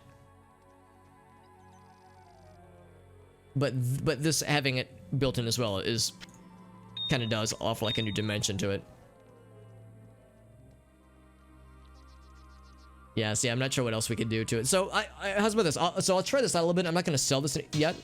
I'll just stash this for now. Because black is a really good rune word, and I really like this a lot. You best believe if this would have been socketed, I would have pogged so hard. What's my switch? Oh, I see what you're saying. This guy. Yeah, I don't have anything on my switch. So, yeah, if nothing else, I could just store it there temporarily. Just so we have it there. That way, if I'm in the heat of battle and I want to switch off, I can always do that real quick. Yeah, it's something I don't utilize all that often, admittedly. Just thank you for pointing that out to Grand Calabash. Something I could probably stand to use more often.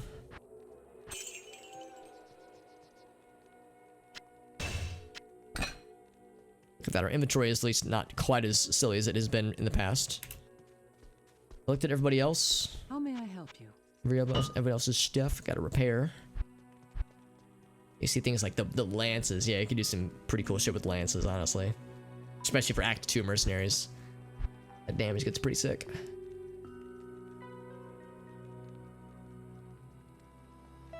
Yeah, starting to see like tier 2 tigulated mail. Crushing blow for for bosses, that kind of thing. I'll confess, I can't remember. I get crushing blow and critical strike mixed up a lot. What's the difference between, because I was thinking crushing blow wasn't as good for bosses. I thought bosses would be immune to crushing blow, but maybe I'm thinking of something else then. It's like I'm getting my wires crossed. Of course, I could always look it up for that matter, but yeah, it's like I wonder if we would see a noticeable difference, like for Duriel, for instance, for the Duriel fight, if it would be worth my while to hang on to black. Hey. Excuse me. Nothing else here, really. Defense, yeah, it's all right. Let's jump back in. Back in it to win it. Gravity damage. So it's like, so it like goes past defenses, that kind of shit. Because I'll confess, I'm kind of a scrub when it comes to Final Fantasy. Like a point of reference for it, okay.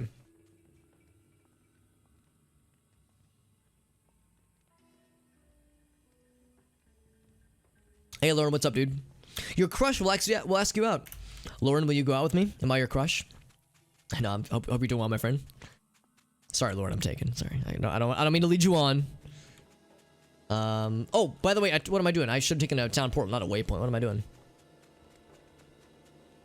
It's a percentage of their health. Okay, so it's like, obviously, since it's in this particular case, it's 40% chance of crushing blow. So it's a 40% chance of dealing some percentage of their health.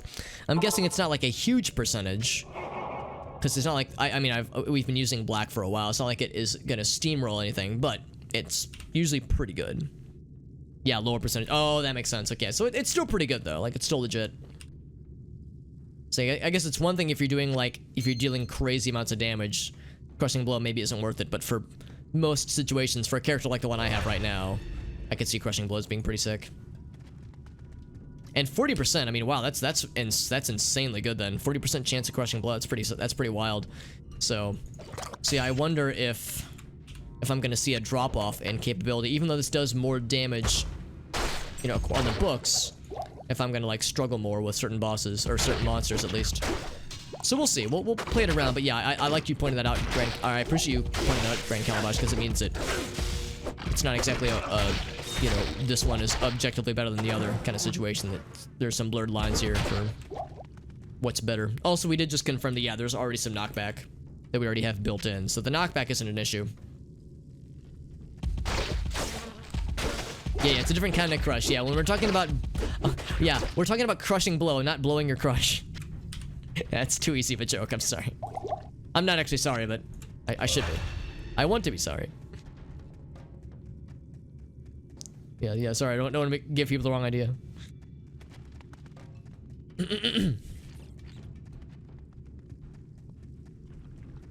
I'm not, so no, it's like I for a second there I wanted to be sorry, then I was like, no, embrace it. Embrace the degeneracy. I do it all the damn time. Just one second on that guy. Sock it to me. Oh, what the heck? Oh, my dude has teleported inside there. I was like, how'd he get in there, dude? How'd you get up here? Science fiction. Oh, we'll keep that and we'll sell it when we get back to town. Even though it's ethereal, it's not nothing to write home about. Or it is nothing to write home about. Let me open this goo door, even though we've already made it in here. Get that emerald. Dat emerald, though. Great sword. Nothing else really grabbing me.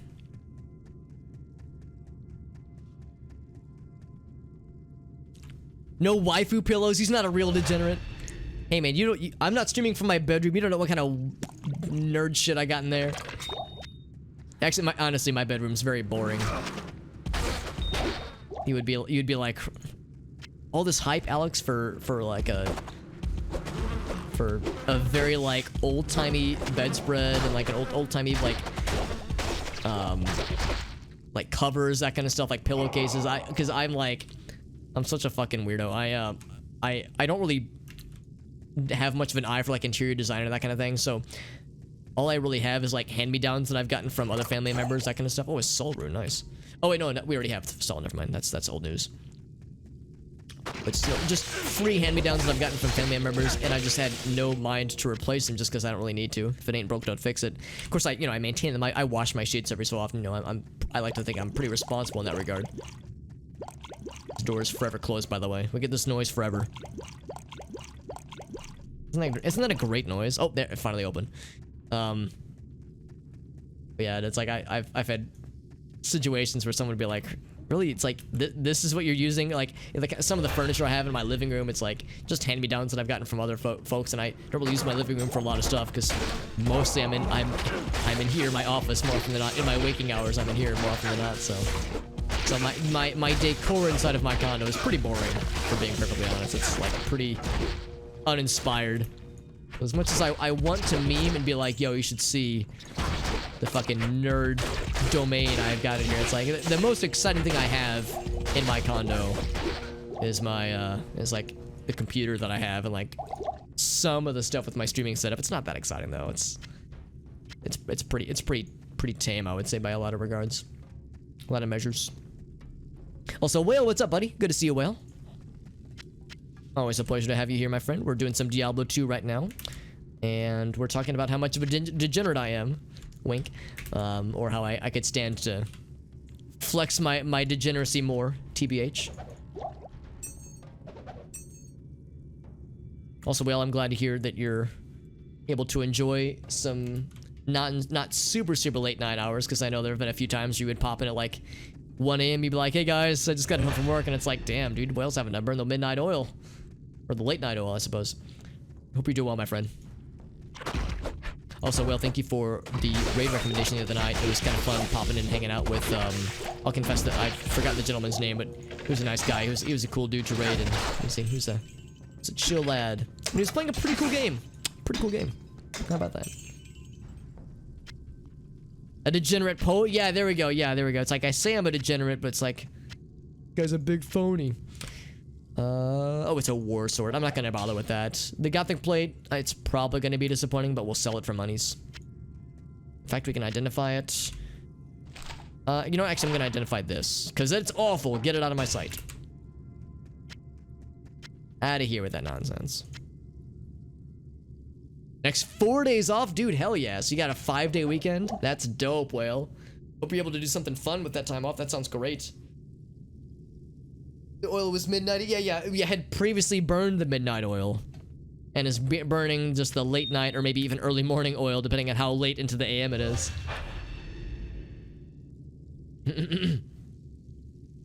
Yeah, we now have an Act 5 mercenary. The main decider behind that, I've actually switched on my merc a few times. So we had the Act 1 mercenary. Her name was Kyle, a woman named Kyle for some reason. We joked that she was slamming Monster Energy drinks and punching drywall all the time. We retired her, so she didn't... Oh, she did die a few times. So we resurrected her, but we retired her in favor of an Act 3 mercenary, because I was curious to see how an Act 3 mercenary would work, because in this mod, they had added Static Shock to the mercenary repertoire, and that was exciting to me, because Static Shock is great for just deleting enemy health bars. We've seen this chainmail before, I think. I think we've seen this before. This is the sparkling mail, right? Oh, no, we saw the other mail previously, but still. Actually, here, let's do a quick live test. Let's see how the damage looks. I think that was a crushing blow right there. Well, maybe. It all feels kind of samey. Oh, whoops, I didn't mean to get rid of my shield. There we go. I think I was actually using the wrong weapon for half of that. Yeah, well, you know what I was trying to do. Oh, I gotta be careful here. That's a lot of dammy dams. I am overburdened. Falling potion. Do I have an antidote potion lying around? Let me just suck all the potions down. Thanks. Keep our guy alive as much as we can. Thanks. Oh god, please, Edmund. You've got so much to live for, please. I could find... Okay, no, he's fine. He's gonna be fine. He's gonna live. Oh, I'm sorry, but anyway, yeah, I kind of got caught up in the conversation there. So, yeah, so I was curious about the Act 3 mercenary, but I would notice that his AI made it such that he was not using Static Shock very well. Like, he would be halfway across the room and trying to static something and just couldn't reach. So it really wasn't working out. He was sometimes very good, but sometimes he was not. So he was kind of useless, honestly. And Act 5 merchants, or mercenaries rather, are really nice because they have Might Aura, and Might Aura is excellent for melee lads such as myself. So I was like, oh man, we got Might Aura, so that's like always useful. And sometimes he does like halfway decent damage on his own, but the thing that decided it for me was him having Might Aura. That was the thing where I was like, yeah, that makes this build really fucking good. So, and he's got like decent equipment. He's got a cool sword. He's got good armor. Like, you know, he's decently capable, but I didn't get him for his melee capabilities. I got him for how he makes me stronger. Oh, there we go. There we go, Grand Calabash. Now we're talking, yeah. Yeah, pico de gallo, delicious. That's one of my favorite, like, taco garnishes. Is him having Might Aura a Project Diablo 2 thing? I think it is, Lauren. I think you're correct. The Act 5 mercenaries in vanilla Diablo 2 are neat, but yeah, I think it's generally considered. I think the Might Aura thing is something that was added in Project Diablo 2, because I think just about all of the mercenaries have something added, or at least modified, in Project Diablo 2 compared to vanilla Diablo. Because Act 1 mercenaries get, let me think about this, at level 24 they either get prayer or meditation, depending on if they're a fire arrow rogue or a cold arrow rogue. When they hit level 24 they get a cool bonus aura. Act 2 mercenaries, they just have different auras mixed up, so you can no longer get Holy Freeze from an Act 2 mercenary, unfortunately, so it mixes that up slightly. Act 3 mercenaries have some different spells they can use, and also the lightning mercenary that I was using got Holy Shock, which is neat, but Holy Shock is only is worthwhile for melee builds, and Act 3 mercenaries never use their swords for like melee hits. At least I've never seen it ever, so it just seemed like they got stuff that made them cool but not really viable. Also really good defense, good hit recovery too. It's tempting but ethereal. So it's like there were things that were neat, but and of course there are no Act 4 mercenaries. So yeah, Act 5 is all about the Might Aura. That was the thing that sold it. Yeah, Sparkling Mail. Yeah, it's just, this would have been awesome exactly one difficulty ago. If I was in Act 2 normal, I would have popped off, but this is like, boring. Yeah, you're right. I think in vanilla, the only mercenary that has auras are the Act 2 mercenaries, and you get some pretty cool ones. You get Blessed Aim, you get meditation. No, that's not right, not meditation. There's Blessed Aim, you can get Freeze, Holy Freeze, in Nightmare difficulty. There's a few others, and I'm blanking on what they are. Thorns, I think you might get Thorns in one of them. There's a few options. Yeah, we'll sell that, predictably. Lightning damage, we don't need that one. Everything else can stay.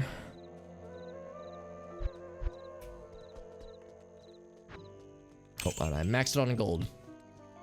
Good mercenary one, because it doubles your... Yeah, if I could get what I need for Lawbringer, that'd be great. Although, thank you for the reminder on that. I want to look at see what we can do with Hell. The Hell rune. H-E-L. Because there might be something we can do with that. I don't know exactly. But I'm gonna poke around to see what our options are. Because we could get something really neat, maybe. I know there was one rune word I was looking at where if we could get Hell and then I think a Ko rune, then we could do something neat. But we don't have that yet, so... Still a ways away. Let's consolidate things as much as possible. So Hell rune. Yeah, let me check my rune word list real quick. What can I... For those who are curious, I just have a notepad that kind of has a list that I'm maintaining of rune words that are options. That are doable, perhaps. So there's Silence, but that's like level 69 plus. That's gonna be a super high level. There's Breath of the Dying. That requires a Zod rune. Good fucking luck with that. Doom is a super high level rune word. Good luck with that. Yeah, Hell is a cool rune, but it's in all these crazy high level rune words. So there's really nothing we can do with this right now. If we get a Lum and a Foul rune, we can make Lionheart. But that is it. Yeah, so Hell is a rune that is part of incredibly high rune words, and there's really nothing we can do with it right now, so it's just gonna sit in our inventory for a while at least, because there's nothing we can do with it for the time being. Breath of the Dying, yeah, exactly. And some of these are rune words I'm tracking, but they're not always necessarily going to be great choices for a paladin, so it's like I'm keeping an eye on them, but I'm not gonna be surprised if we have to make some choices on like which rune words we want to consider, which ones we don't. For instance, I was tracking Malice, the rune word Malice, and early on, if we could have like formed it in like Act 2 maybe, Malice would have been great. But by the time we had Malice achievable, it was like Act 4, and I was like, it wasn't worth it because we had other things that were much more viable. And of course, the life drain in Malice is pretty rough, or can be rough to get around at least, for a hardcore character especially. So I decided not to risk it. So yeah, some are not slam dunk choices like, oh, this is always going to be good, but nothing else that's good to consider. Options to consider. Ferocious Grand. Oh wow, 175 enhanced damage. That's pretty good. Pretty good, but obviously ours is much more strong. So yeah, it's gonna pretty much be down to looking for really, really good rune words, or just getting really fucking lucky with an awesome weapon, like a legendary weapon drop or something, or a unique weapon drop, I guess. The gold text weapons. For us, or for our paladin friends. Or barbarian friends, rather. I'm a paladin friend. I'm your pal. Adin. Also, I think there might be a bonus dungeon up north. Cleansing, that's the one. Thank you. Yeah, Lauren. I knew that there was another one there, but yeah, cleansing was the one I was thinking of. Because yeah, Kyle, she was a frozen or a cold arrow lady, a cold arrow mercenary, and yeah, so she was getting meditation. I think it was either meditation or prayer. I think meditation, though, the one that restores mana. And I was like, well, that's pretty cool. We don't really care about mana for this build. We don't care enough. So I was like, I don't really want that to occupy our slot. Because I don't know if it really makes much of a difference to have for my mercenary and me to be melee. It doesn't make sense if you have a not like a ranged character. It makes sense to have a melee mercenary. Is that Beetle Burst? It was Beetle Burst. So, you know, in that sense, it makes sense. But in this particular arrangement, having a melee lad doesn't really do as much for us necessarily. So I want that Eth rune. There it is. But that Might Aura, that was the thing where I was like, yep, that is pretty dope. So somehow that bird lad that we just murdered had on his person a grand charm, and I'm not gonna question how he was holding such an implement. It's a large charm right here. Ouch. Stop it. There we go. Trying to pick up things that I can't really see necessarily. Oh, the Act 3 casters. Oh, I see. Yeah, Vigor, right. Which is a neat one. It's like, it's nice. It's a nice convenience, but yeah, it's like if you can only have one mercenary to give you an aura. Yeah, why waste it on something like Vigor, which is like, it's nice being able to walk fast, but it's not like stamina or like fast walking speed plays, to my knowledge at least, plays into any other things other than, you know, you just arrive at places faster. Good for speedrunners, I bet. I bet speedrunners would love that, but for common folk such as myself, it's probably less sexy.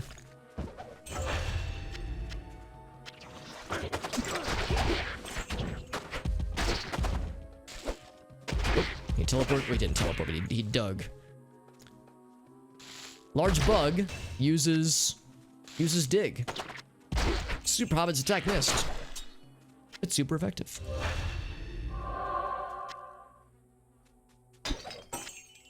Whoops. Didn't mean to pick that up. What's the plate mail? It's 2 sockets. No, thank you. It's like, I'm looking at 2-socketed rune words for armor. I would pretty much be down to, whoops, wrong window. I would be looking at smoke, which might be good. You know what? Maybe I should grab that. Smoke might be good. I'd have to double check the smoke rune word. But either smoke or prudence if we could find a mal rune. I think mal is pretty high up there though. You know, mal might be findable now. I know it's definitely not a normal difficulty, but I think nightmare difficulty maybe. If there's anybody know, feel free to correct me if I'm wrong, but I think mal rune might be considered findable at this point, so maybe it's worth hanging on to. To Cripplefly amplify damage. Ooh, yeah. Available on melee weapons. When you say damage procs, I'm guessing you mean the stuff like that we have in black for Corpse Explosion, where it's like you have a limited number of charges.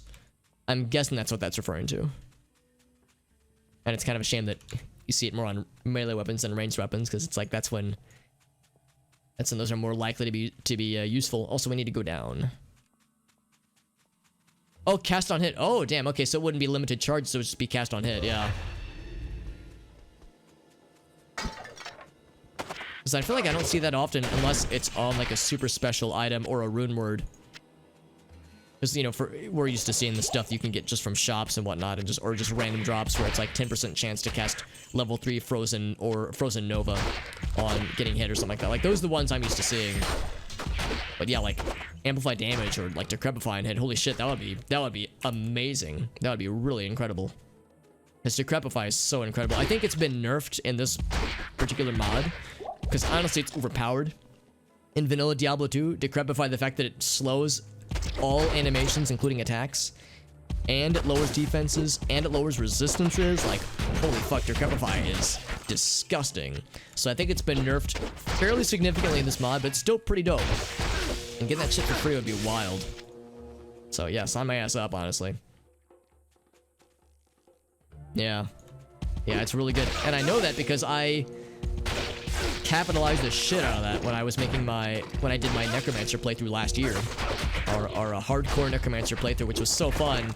And yeah, I mean, I've mentioned it before, that's all my dude did. He would just hang back, let the summons do all the work for me, cast Decrepify a whole bunch, and then when I see a monster die, I would cast Corpse Explosion, which was also way overpowered. Because Corpse Explosion in vanilla Diablo 2 is something like, does 50 to 150% of the target monster's hit points in damage. So you see one monster go down, you cast Corpse Explosion, there's a statistically significant chance that's going to do more than enough damage to kill everything in its explosion radius. So it's just disgusting. You get a few castings of Corpse Explosion, you've killed an entire mob with very few issues. So yeah, those two things together, Corpse Explosion being overpowered and Decrepify being way overpowered, made our vanilla hardcore Necromancer playthrough doable. And like, we actually managed to pull all the way through. We did all 3 difficulties completely by ourselves. Hardcore difficulty, never died, never even came close. Lumrune, by the way, holy fuck. So Lumrunes are doable. I was not sure I would actually see a Lumrune in Nightmare, but here we are. So that does change some things. But yeah, just to finish the story, yeah, that shit was, I was definitely capitalizing and taking advantage of things that were way overpowered, honestly. Some random occurrence, yeah. Yeah? Oh, that's what proc stands for, okay. It doesn't lower oh, I thought it did. Okay, maybe I either misread, or maybe that was, maybe like maybe I was looking at something else then, because I thought it lowered defenses in vanilla Diablo 2. But maybe I was looking at outdated info. Physical resist, but not elemental resist. Okay. That's surprising. Yeah, I thought I was seeing like if you saw like immune to, well, I guess yeah. So it would get rid of immune to physical. Maybe that's what it was. I saw it was getting rid of immune to physical, and I extrapolated incorrectly. Maybe that's what that was. You socketed axe, by the way. Socketed war or a bearded axe. I like things that are bearded, in my very biased opinion, by the way. So it's 1 below Ko. Okay, so Ko is also not super far off like I was originally thinking that it might be. Yeah, I was thinking Ko was like, you know, no fucking way we're gonna find a Ko rune, but maybe there's, so you're saying there's a chance.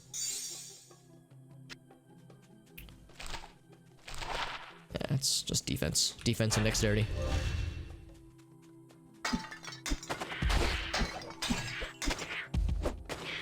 It's Black Raptors, man. I'm trying to like knock shit over and get cool loots, and they're just getting in my way. I think we're gonna have a dungeon not too far from here, actually. An optional dungeon, obviously, but this is one of those cases where it's fun to bounce back and forth between like multiple groups. Some champions. Fanatic champions. Power outage. Oh no, that's no good, JD. Were you able to like save your stuff and log off before the power outage took out your computer, or did you have to, did it knock your computer offline? 'Cause that shit's no fun. Torchlight games, I only played Torchlight 2 all the way through. I played a little bit of 1 and I liked it, but I never like committed to the whole thing. But Torchlight 2 was fun. I played it with one of my friends from college and we both enjoyed it. It's one of those games where it was fun with friends, and I would play it again with friends, but I wouldn't really feel inclined to play it solo. Like, it was neat, but it didn't really grab me. Because I'm really weird. Well, actually, that could be the end of the sentence, and it would be 100% correct. But I'm kind of weird about Diablo-likes, in that, like, I tend to not really gravitate towards them.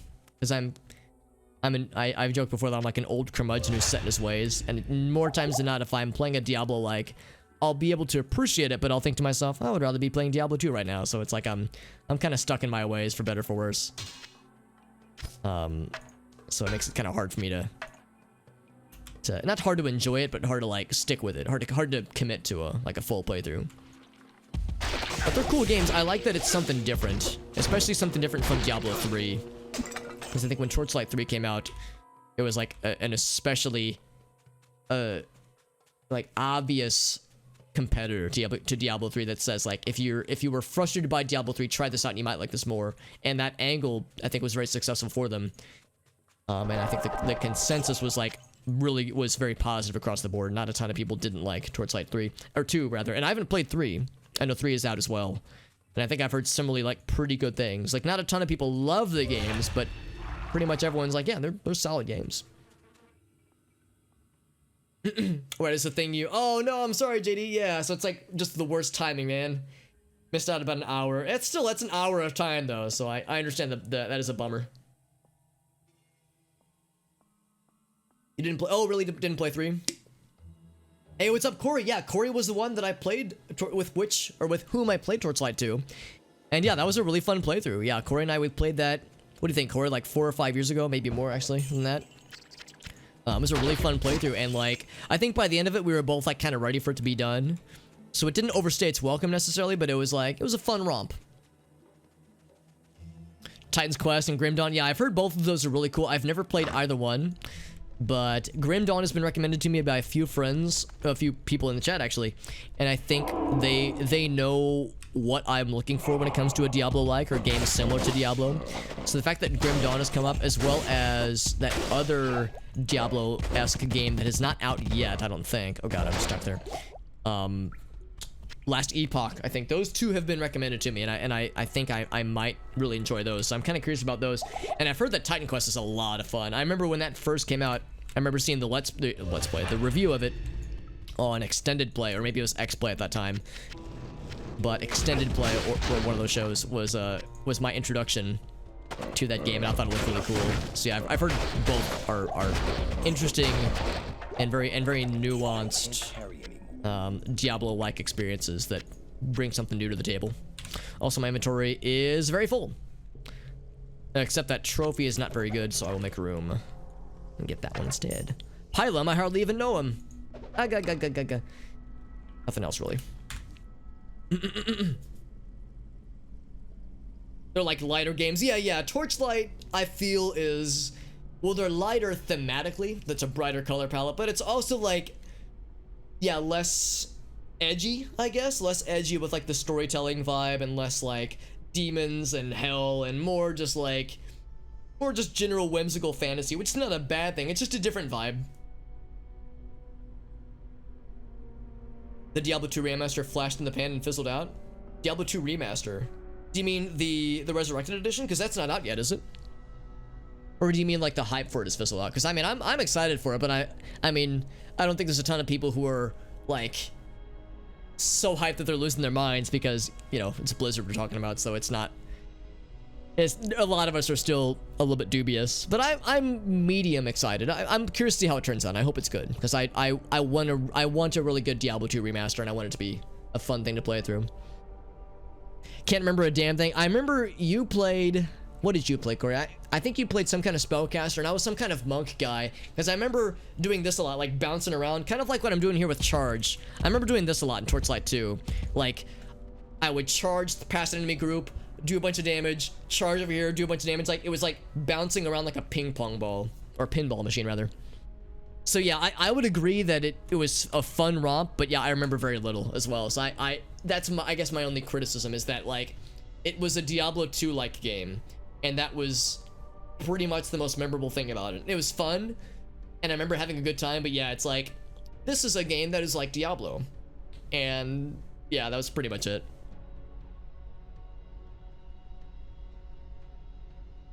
Every character is like a dual class for Torchlight. Titan Quest and Grim Dawn, right? So yeah, so lots of like build possibilities, yeah, which is kind of nice, because yeah, and like that the constrained limitations is one of my issues with Diablo 2. As much as I love this game, certain builds just aren't really viable, or only viable unless when you get like super specialized, crazy high level equipment.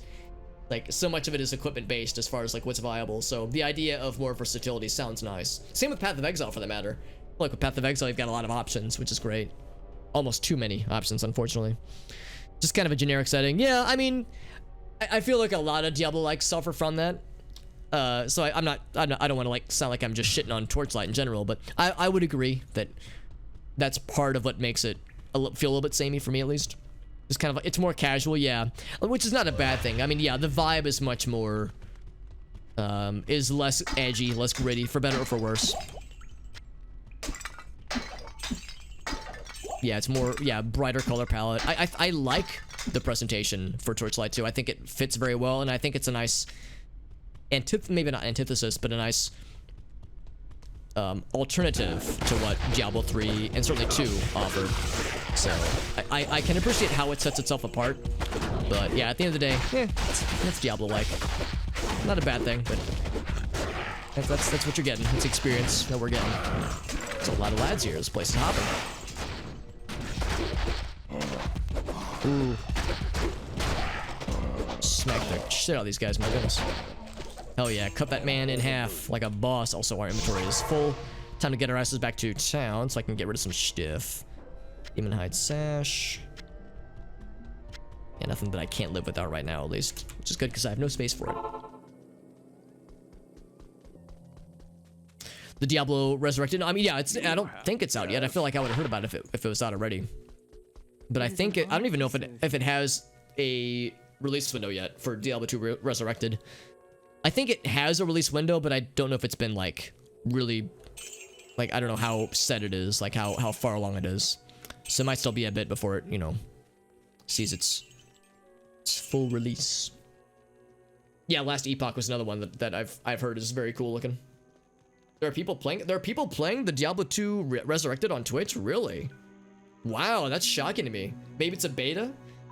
Maybe. Yeah, that's fucking wild that there are people streaming it. I mean, I know that there are streamers like Mr. Llama and Ryu Quetzalcoatl who are professional Diablo 2 like Blizzard affiliated people. Streamers who like have like, you know, some tie-in. So maybe they're able to get like beta keys for it. So maybe there's that. But yeah, I would be shocked if there were people my size that got their hands on some kind of beta for it. That'd be wild.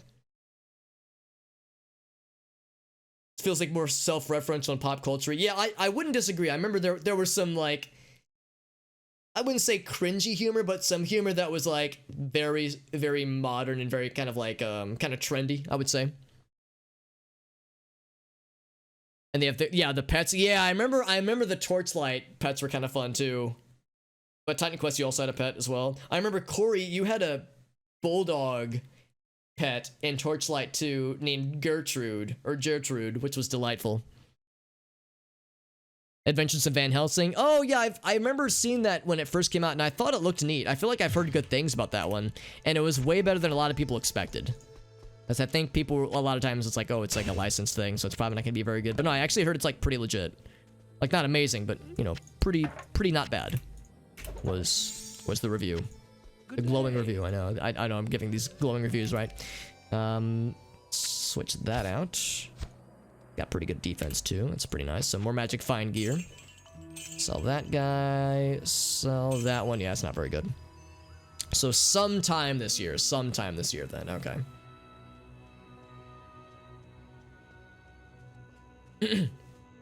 It's pretty darn good. Oh, incredible is like the name of the game. Right, I see what you're saying. Yeah, it's like the prefix. A little bit more twitchy actiony. I gotcha. There was another one that came out, and it's on Steam. I remember seeing Oh, I'm not logged into Steam right now. There was another game that I saw some people playing, Remnant of the Dead God or something like that. Apparently that one's pretty good. I don't know how really Diablo-like it is. I think it has some Diablo-isms, but I think it also has other influences. But that one looked really cool too. There's some dialogue from, oh yeah, really? Well, that's the thing too. Like if you start to get, you know, into like self-referential or like meme referential or pop culture references into a game like that, it dates the game pretty hardcore. So it's a little bit harder to go back. She was a pretty bulldog. She really was. She was a good girl.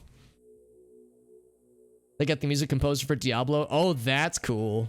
As for an identical sound, oh well, that's less cool then. Yeah, it's like I like the idea of, you know, getting the same dude with and letting him flex a bit. But yeah, if they just like, yo, we're gonna pay you to just make that soundtrack but do it again, then it's like, well, I don't know. I'd like a little bit of variety personally. Because then it's like you're leaning a little bit too hard into we're making a Diablo-like game. Because it's like, I like the idea of here's a game that we're making that has some obvious influences, but like, I get more excited about how does it differentiate itself, though, from the others, because I feel like there's a lot of Diablo-likes that are really just derivative, and that's about all they got going for them, versus doing something truly unique. We're gonna look at Lumrune, by the way. Let's sell these two. Oh, wow, that's pretty nice. More hit recovery. I can always use more hit recovery in my life. So I'm gonna look at that. And I think that's it for now. Yeah, let's sell these guys. Whoops. Curse of the Dead God. That might be it. Oh, gosh. So that might be it. Some gambling runs. There you go. Yeah. Yeah, now we're talking. Yeah, this is what, like, yeah, the modern gaming meta is all about. Or the streaming meta, even, to a degree. Yeah, what I need to do is I need to do this. I need to go over to Elzix. And then I need to be like, yo, boys, this is gonna be it. And then I need to like gamble something, and I'll be like gauntlets, oh, poggers, oh, and then like freak out and then run around and like knock my chair over like I almost just did. If I want to be a real streamer, that's what I need to do. I need to be like, I need to like do the fake pop-offs and do this, and then make it my thumbnail when I upload it to YouTube. So that then and only then will I be a real streamer gamer. I'm not a real gamer though, guys. Until that happens. It's more of a road. Yeah, that's what. Maybe I'm thinking of a different game. The game I'm thinking of is relatively recent, and it looked like it had some Diablo-isms, but yeah, maybe I'm getting my wires crossed. Maybe the game I'm thinking of, if it is that one, maybe it's not very Diablo-like at all. Maybe I didn't look very closely. Grim Dawn, you liked it a little bit better though. Oh, but yeah, like Titan Quest for other reasons though. Demons and yeah, exactly. Not really a huge fan of it. I gotcha. Chronicon. No, I've never heard of Chronicon before. Hold up, let me look this up. I've never even heard that name, but now you've got me excited. Or curious at least. Like a 2D. Oh, interesting. Okay. Yeah, I'm looking at the... I don't have Steam open right now, so I just Googled like some images of it. And yeah, I've never seen this before, but it looks legit. I'll look more into that off stream just because I am curious. Grim Dawn has like fire. Yeah, exactly. There's other things too. It's not just like, you know, medieval fantasy, but yeah, there's some firearms, some other tech. Yeah. So it's kind of summer. Oh, really? Well, that can be fun, but yeah, I think you know me, Elgaso, you know probably what I'm going for. It's like that kind of thing does get, for me at least, a little bit boring. I'm not trying to say it's bad, obviously, but that's not what I'm looking for when it comes to games like this. So I wanted to look at Lumrune, now that we have a Lumrune available to us. Make sure I repair my shit, because I feel like it costs like 10,000 plus gold to repair my shit nowadays, and I wonder, I mean, we have a new weapon, obviously, but I wonder like if there's something else I have that is taking crazy durability damage. Not that I'm worried, we have plenty of money. That's really good damage. It's a brutal knout. It's pretty good. So good though. I'm actually, well, do I want to try to reroll it? No, I don't think it would be worth it. It wouldn't be able to best this guy, I don't think. Or be very unlikely. It's tempting though. Nah, I'm not going to. That won't be worth. Yeah, nothing really grabs me. but yeah, Titan Quest and Grim Dawn are the ones I'm probably the most excited about as far as like Diablo likes that would bring something new to the table that it sounds like I think I would enjoy based on what I know about it and based on what I haven't really liked about other Diablo likes that I have tried, like Torchlight and Path of Exile and such. I checked my Lum rune list, by the way. Or rune list, by the way. So we can make Splendor, the Shield Splendor, which is, I think, a pretty good rune word. I don't think it's amazing, but I think it's pretty good. That's the end of the list there. So Splendor in a 2-socketed shield.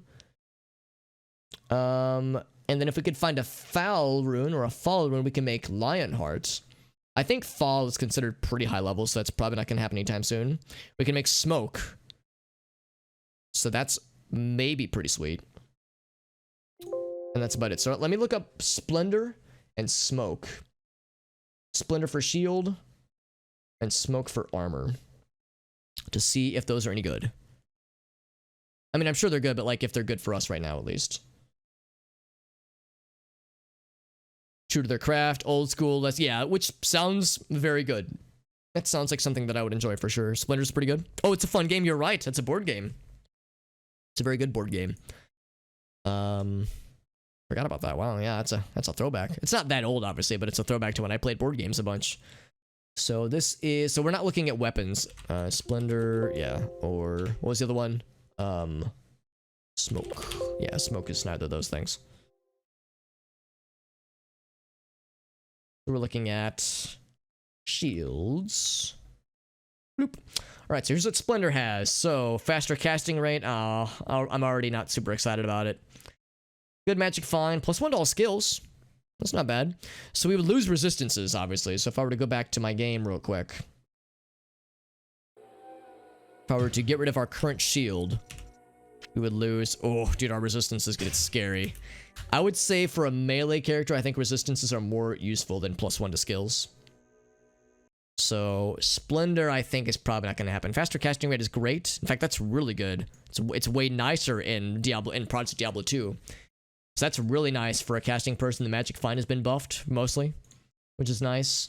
So this is great for casters, but yeah, not great for a character like ourselves. Good defense, and that's nice. Good fill in the crack. Yeah, because it's fairly short, fairly quick and easy to pick up games. Yeah, Splendor's a good game. I remember when it first came out, it like won a bunch of like board game awards at a bunch of like places because it was like it's just a good pick up and play game with some homies. Like, yeah, easy rules to figure out. It's easy to learn but difficult to master. The other one we're going to look at is armor, so chests. Smoke. I don't think I've ever made Smoke, the rune word. Good defense. Ooh, all resistances. Hit recovery. Oh, baby. I like all those things. However, what I'm lacking is a good thing to put it in. Because I feel like if I were to put Smoke into what we have available to us right now, which is to say a plate mail, it wouldn't be that good. But this is pretty nice. Good hit recovery. I like that all resistances. So that's pretty nice. But yeah, all we would really have is to put it into plate mail. And it would be a little bit better than Seagon's Shelter, but not much. I think I need to hold out on better armor, like a better base armor.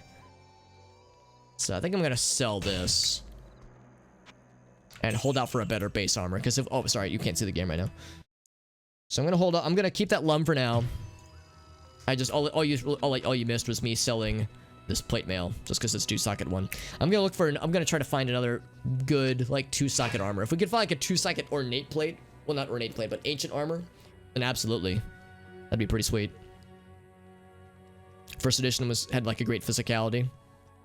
Oh, really? That's a shame. Yeah, I don't know which edition I played, but this would have been like 6. Well, that's not true. Like 4 or 5 years ago. So it's been a while, but not super long. So I don't know when. I don't exactly know the year when it came out. All right, so we got stuff repaired. Let's go ahead and actually gamble a bit, just because we have a decent bit of dollars. Got anything cool for us, Elzix? I keep wanting to gamble for the Gothic plates, but now I'm wondering if it's even worth it to even try for those. Ancient armor is absolutely, but otherwise maybe not worth. Nothing there. Regular malls, I'm thinking probably not for regular malls until we can find the tier 2 malls. And I don't think those are doable yet. I'll pretty much always gamble for the ancient armors because you could find some real real fancy ones if you're super fucking lucky. We've gotten lucky a couple times with like pretty good armor sets. But yeah, nothing that really grabs me. I think it'll do one more gamble, and then I'll jump back into the action. Bam, 2 to strength. Okay, well, it was worth a try. My oh my, she was worth a try.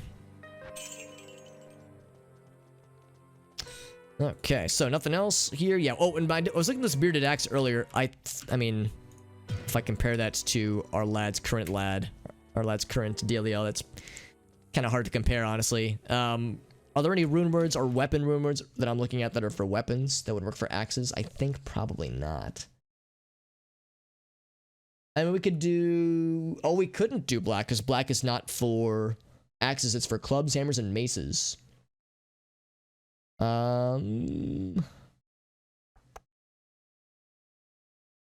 We couldn't do King's Grace. We could do Malice, but I don't think giving Malice to a mercenary is a good idea necessarily. We could, of course, do... oh, never mind. No, we can't do that one. If we had an rune, we could make Crescent Moon, which is very good. So I might hang out of that axe if we could make Crescent Moon, but rune I think is pretty high level. If we could find Lem, we can make Lawbreaker. Well, or Lawbringer rather, but now with that axe, we would need something else. Okay, so yeah, we'll hang on to that axe for a little, axe for a while, but I'm not gonna get my hopes up if we don't see anything immediately. Grand Charm. There was something over here. Yeah, Demon Hide. Do I want to get the sash? Yeah, I mean the sash, the belts we have are okay, but we could certainly stand to find a nicer one. War Staff. Let's see if that's any good. Yes, just walk into the poison. I'll do the same actually. That poison looks great. Delicious. War Staff is not good. There's nothing on it. Now they're all nice and poisoned. Actually, have I seen the end? I think there's a golden chest at the end of this, so that'll be when we know we've found the end of the dungeon. Stamina. Oh, dude. Or stam or infinite stamina. Leather shrine. Oh. Sorry, I'm running this joke into the ground and I need to stop it. I need to put the brakes on this before we overplay the joke like I always do. Before I become the joke.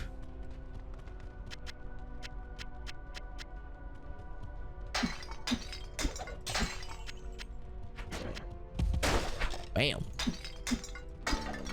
Oh, there's stuff to fight over there? Alright, I'm just gonna be over here collecting loot while you do all my bidding. Horn Helm. Oh, man. It's ethereal, and it's socketed, and it's got a few things on it. Maybe it'll still sell for some money, but it's ethereal, so it's not gonna be very valuable.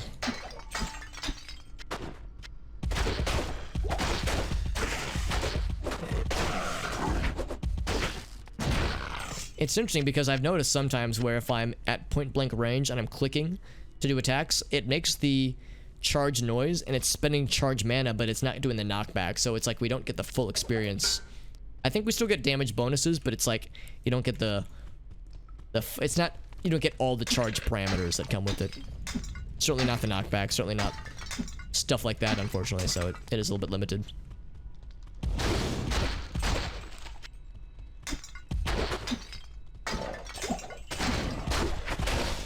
I would say if we could find like a 3-socketed battle hammer, I would be tempted to go back into making another black rune word with it. Because man, I'm still thinking about that crushing blow that our previous weapon has, that this weapon has when it's just this guy. It's pretty dang nice, honestly, and I really like it. I wonder if I'm doing myself a disservice by just going for raw damage as opposed to not utilizing crushing blow. So I wonder if I'm gonna regret my choices. I'm a little bit curious. Oh wait, that's a 2-socket or 2-handed sword, not like the fancy version. Also, still no golden chest. Maybe I'm mistaken. Maybe the golden chest was something that my brain invented. So I feel like we're nearing the end of this dungeon. This Fungin. What's... Oh, right. Rage Mask. We already looked at that one. It's for barbarians. Is it for the very end? Oh, we found... Oh, there's the golden chest. Yep. Oh, we found a boss group. Bone Drinker. Good fucking screen name right there, honestly. A little bit sad I didn't name my Twitch screen name Bone Drinker. Super Bone Drinker Hobbit. So was it all worth it? Not really. Barbered Shield, that's actually kind of cool. That's the tier 2 spike shield. I can't carry anymore. And a Scutum. Not Scrotum. Not Scrotum. It's not a Scrotum. It's just unfortunately close to the word Scrotum. And a U wand. Could I get a me wand? Alright, so that's enough of that. We had to clear out this entire dungeon for a gold chest that had some neat things in it, but most of the things that we'll just sell for monies. I'm actually kind of curious about the charm. Hit recovery. I don't know. I don't know if all this hit recovery is really worth it. We have... What's our hit recovery right now? 64. That's actually not amazing. So I would say, yeah, more could be nice. No, you wand. No, you wand. No, you hang up. No, you hang up.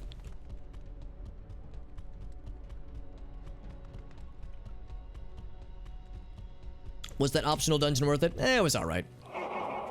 I'm more in it for the experience. The loots are nice, but I'm more about the experience that we learn and the friends we make along the way. Diablo 2, you're not really fighting monsters. You're just making friends. And then putting them down for naps. Very, very long naps. Extra fast stone skin. He's dead. I mean, we put him down for nap time. More comfortable when you don't have... Yeah, exactly. And I tend to have a lot of money.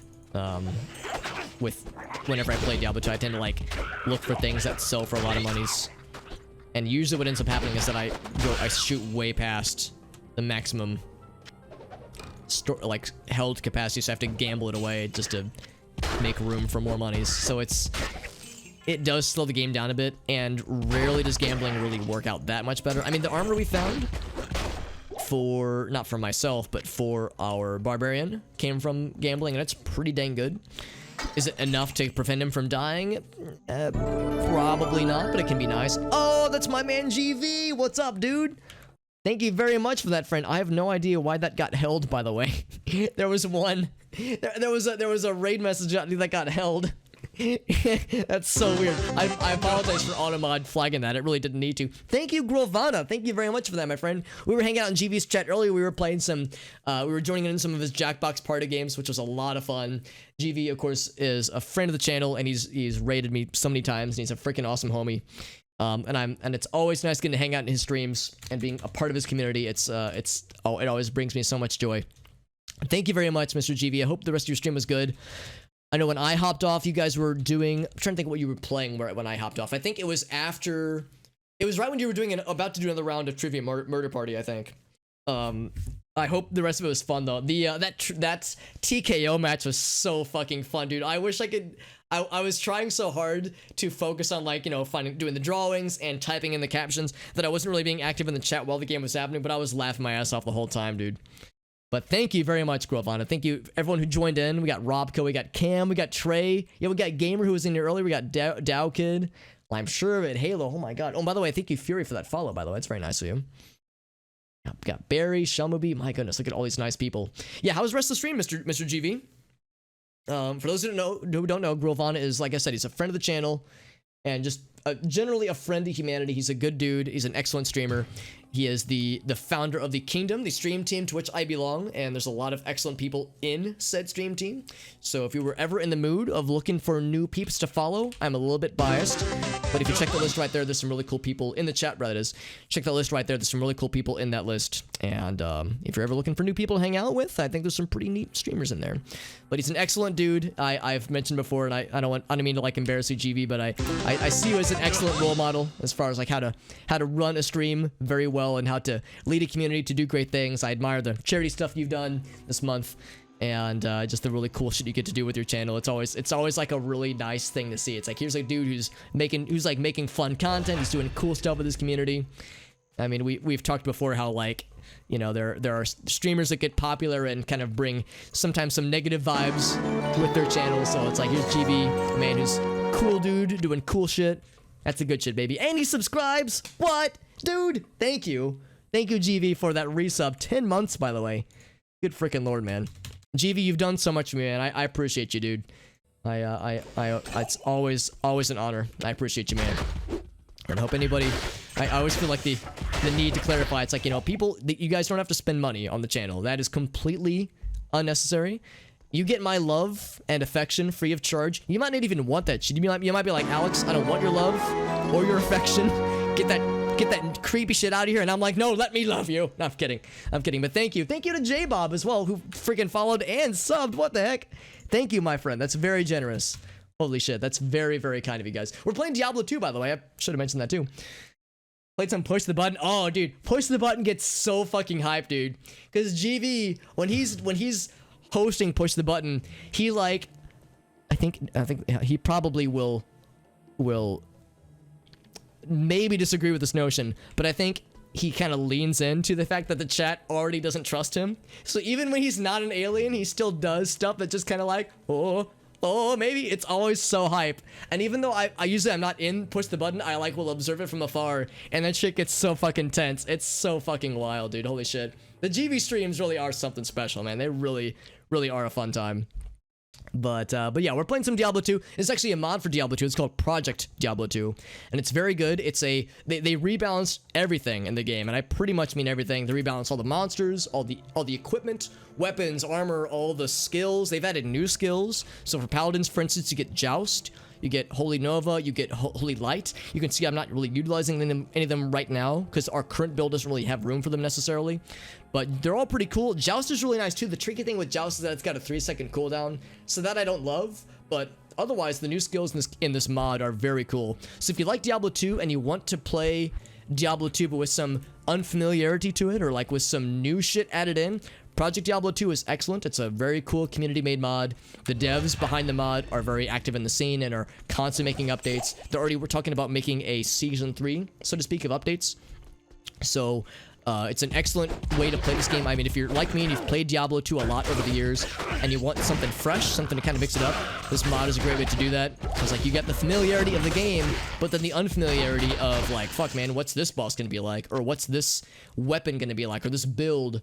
As you can see, I've made a kind of a melee Holy Freeze Paladin so far, and it's going well so far, but we're in Nightmare Act 2, so we still have a lot of game to go, so we shall find out.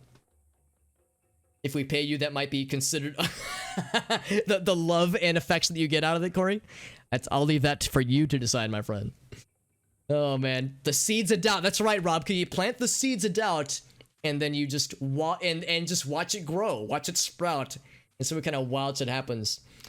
But thank you. Thank you for everyone who joined in, and it's good to see you, like I said, Gamer. I know we were hanging out in GV's chat earlier. Yeah, those Jackbox games are always so freaking fun. Such a freaking fun time. I'm trying to think what my favorite part of it was. I think my favorite part of the stream for when I was there for a couple hours was probably TKO. I've heard other people opine this before, that TKO is a very, very good Jackbox party game. The tricky thing is that it frequently gets overlooked in favor of other party games. Understandably, because I think for some people they're kind of intimidated by the drawing aspect, and I get it. You know, you saw the garbage that I drew. It was fucking weird. But I feel like it's fun. It's equally fun when people are good artists as opposed to when people are bad artists, because I feel like the cursed drawings you get are almost better than like people who are talented at like making good shit to happen. We like good shit to draw at least, and obviously you get a good pairing with like a ridiculous slogan. I almost feel like it's better when shit gets fucking like deranged. Like the less sense it makes, the better. But again, I'm biased because I'm awful at drawing. By the way, we found a Worldstone Shard. For those who don't know, Worldstone Shards is how you can end up with stuff like this, where you get a corrupted weapon. So Worldstone Shard is pretty much a gamble that you can take with your weapon, where If you have a weapon that you like, you could try to Wildstone Shard it to corrupt it. And if you corrupt it, you either get sockets added to it, you get a cool magic property added to it, or it'll re-roll the weapon entirely into a yellow text rare weapon. And that can be great if you have like this weapon that I have right now, this small crescent. Small crescent is a tier 3 axe, and we're in nightmare difficulty, so you're not really bound to see tier 3 anything in this game, or in this difficulty at least. 1 socket, so we'll drop that one. But the fact that we found a small crescent was like, oh, this is a tier 3 weapon. That's a good candidate for a corruption because it could only make it better.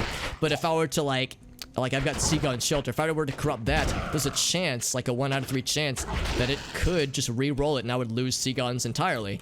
So if you've got something you really like and you want to empower it, corruptions can be a fun way to mix it up. It can also be an awful way to lose something that you like. So it's a gamble. It's a gamble that has to be considered. Make some room, because my inventory is filling up. Trying to make some space here. But yeah, for those who are curious, this is a hardcore character, meaning if we die, we are dead. If we die in game, we die in real life. No, not really. No, not really. It's you don't die in real life. But it inspires like a slower pace style of gameplay. At least it does for me whenever I play hardcore characters. Because yeah, if we die, we lose the character.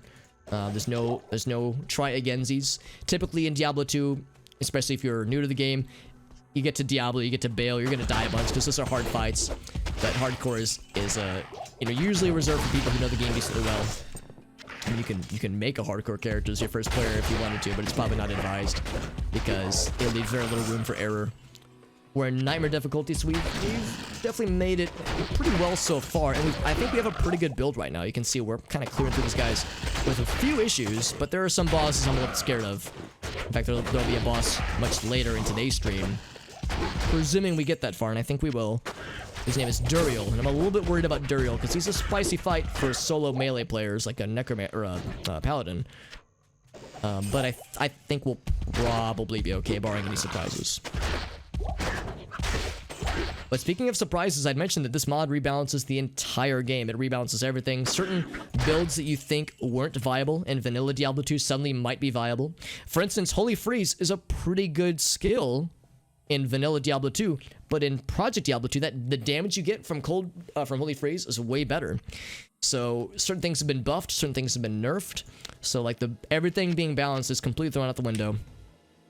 And I mentioned that certain bosses are different, and I like to tell a story about how when I started this character, we of course went through Act 1, and for those who played Diablo 2 you'll probably recognize that Bloodraven is the first pseudo-boss fight you fight, and she's pretty much a pushover, usually. But in this particular mod, she almost killed my ass. In fact, she was the only close call we've ever had, because she almost ripped my guy's head off, and it was shocking, because I was like, man, why am I getting my ass kicked by this terrifying boss who is usually a complete pushover? So that was like an eye-opening moment where I was like, yo, I gotta be careful. This shit is scary. So she was the only really like scary close call we've had. And everything else I've been playing a lot more careful.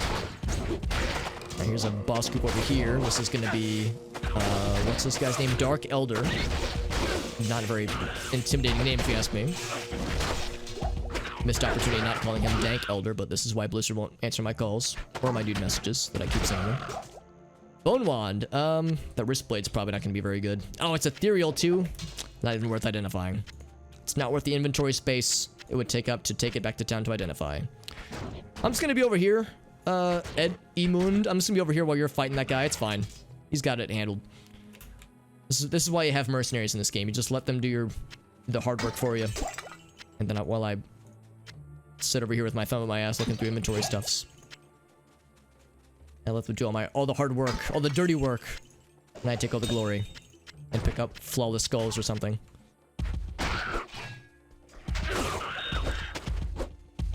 my god. Also, if you ever see me in a fight like this where I'm like backing up to re-engage, it's because we have a skill called Charge, which is very cool, but you only get the really cool bonus with it when you actually have a build up to it. Because with Charge, you see like right there, it's like you charge ahead. Whereas if you're already in point blank range, you don't get as many. It's not quite as useful, I don't think. I think that you don't get the knockback and a few other things. I can't. And then we get into the inventory Tetrising. Oh god, how do I... Here, let's do this. There we go. Good enough. I'm trying to make as much space as I can. That way I can look at stuff like this lion helm. Things like this that I won't have... I can't really use, but I want to take back to town to sell. Ouch.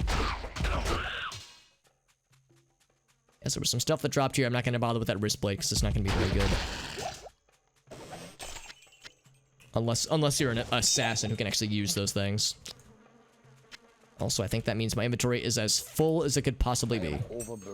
I'm overburdened. So we'll go a little bit further, but then we'll need to go back to town to sell our haul. By the way, GV, if you're still in the chat, can I ask what is in store for future streamy streams of yours? For those who don't know, Grolvana has been in the midst of his annual... I don't know if it's annual necessarily, but his second annual Favorites special, where he plays through a bunch of his favorite games or favorite stream experience things throughout the course of the month of May. I think last year was his first Favorite special, and this is the continuation of it for this year. And it's been a lot of fun so far. I mean, I've really enjoyed them for sure. But I know that he's gone through a lot of games, and I imagine there's probably... It's a lot to plan for, so I... Oh, actually, we can sell that one. That's a slight improvement.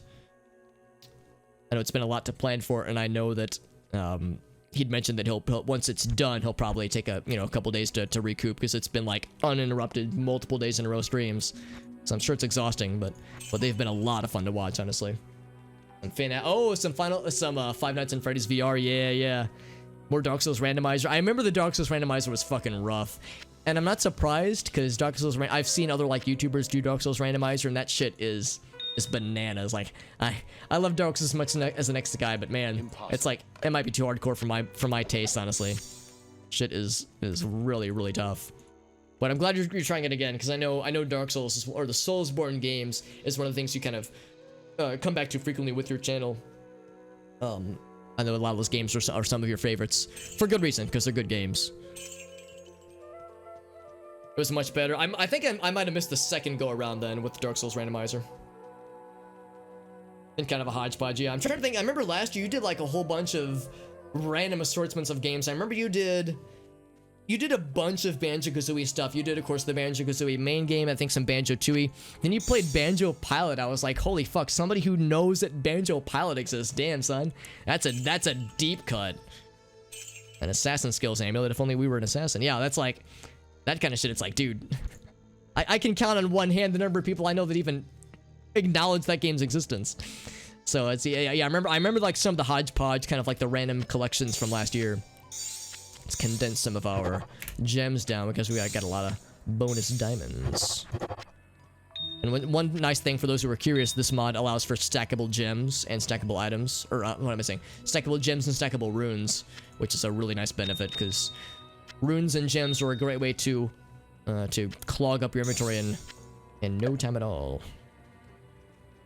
Every Banjo game, yeah. Well, that's the thing. The Banjo-Kazooie games are great, but one and two are both pretty long games. And there's Banjo Pilot. I think there was... Well, there's also the 360 game. I've heard that the Banjo... I guess it's nuts and bolts.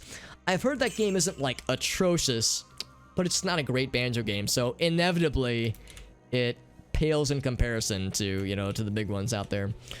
What's our lightning resist, by the way? We probably, yeah, we do kind of need it. So there's either a large charm and a small charm, or a 3-spot charm I should get rid of. That's cold resist, which we need, because we could definitely use more of that. 6 dexterity. I might get rid of this one, actually. We do lose a significant amount of attack rating. Oh, we need it. Oh no, okay, we need it to use our weapon. All right, well that's something then. Yeah, that makes it a little bit more challenging then. In that case, I might get rid of this one. And... Okay, we can get rid of 1 dexterity. Jesus, poison resist. Yeah, which of these do I really not need? Poison resist? Yeah, the resistances are good. Lightning resist. That's pretty useful. Fire resist of 5. Yeah, that's kind of useful too. Do I need more... I think the fast rate recovery could be nice. I think I will get rid of... Maybe just that 4 to strength. Yeah, let's get rid of this one. So we'll sell the other one then. Those do have other things that add to strength. We're doing just fine in that regard, honestly. Grunty's Revenge. That was the other one. Thank you. Thank you. I knew there was one I was missing. Grunty's Revenge. Yeah, I've mentioned before that I'm a huge Banjo-Kazooie fan, but I'm kind of a fake gamer. I'm kind of a fake Banjo-Kazooie gamer because I've never played Grunty's Revenge. I've never played Nuts and Bolts for that matter. And I would like to, just to try it out and, you know, have form my own opinions about it. But of course 1 and 2 are of course incredible games. I'm thinking at some point I would like to do just a casual playthrough of Banjo-Tooie. However, one thing I also kind of want to do, I've on a number of occasions now we've done some Zelda randomizer co-op playthroughs, which are with our friends JD and Gratafi and a few other streamer friends, and those are a lot of fun. However, the tool we use for this, by the way, I don't need to kill this fire tower, but I'm gonna fucking do it because I'm a mad lad. The tool that we used to do the randomizer Ocarina of Time co-op playthroughs, for those who know, Ocarina of Time is not or Majora's Mask for that matter. Neither of those games are co-op normally, but there are really cool mods that allow for making them co-opable, which is pretty cool. Also co-opable, say that 5 times fast. The tool that we use for that, oh thank you by the way, Fatuk. The tool that we use for that, it's called ModLoader 64, and it allows for other N64 games to be played in co-op settings. So it allows you to also play Banjo-Kazooie in a co-op setting. It allows you to do Mario 64. I think a few other games. I'm trying to think what the list is. I think they're working on Paper Mario 64 as being co-opable, but I don't think that one's done yet. I think that's still in development. So the ModLoader 64 stuff offers, you know, all kinds of other wild possibilities, and the idea of doing like Banjo-Kazooie co-op with some friends sounds really fucking cool. So I don't know which I want to do first. Do I want to do Banjo-Kazooie co-op, or do I want to just go to Banjo-Tooie?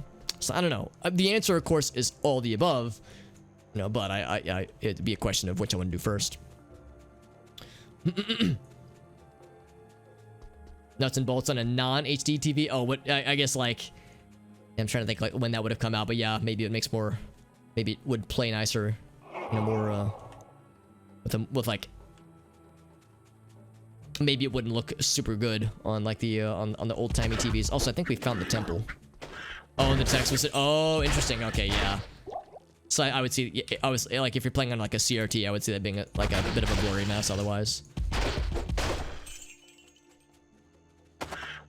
Didn't play them for a while though. Yeah, it's a guilty pleasure. Yeah, it's like I think I would enjoy it. There's another game I've heard compared to Nuts and Bolts. Like I can't think of what it is, but there's another game that is fairly well known, and people were saying like it's more of a this game series game than it is a Banjo-Kazooie game. So it's like it's just kind of a fish out of water. Oh, thank you by the way, Corey, for contributing to the boost. We're only a few thousand channel points away from the boost, which is really nice. So for anybody who is sitting on a large collection of channel points. If you wanted to contribute to the boost, the stream challenge, we're just a few thousand away. We have like another 20 plus hours left anyway, so there's no rush.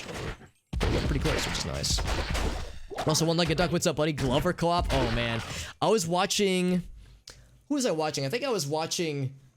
Oh gosh, I'm blanking on her name. She's one of the Vinesauce streamers, and she's really freaking cool. Ima Cooney. I was watching Ima Cooney stream Glover, and man, watching her struggle with it. Almost makes me want to do like a casual stream playthrough of that game.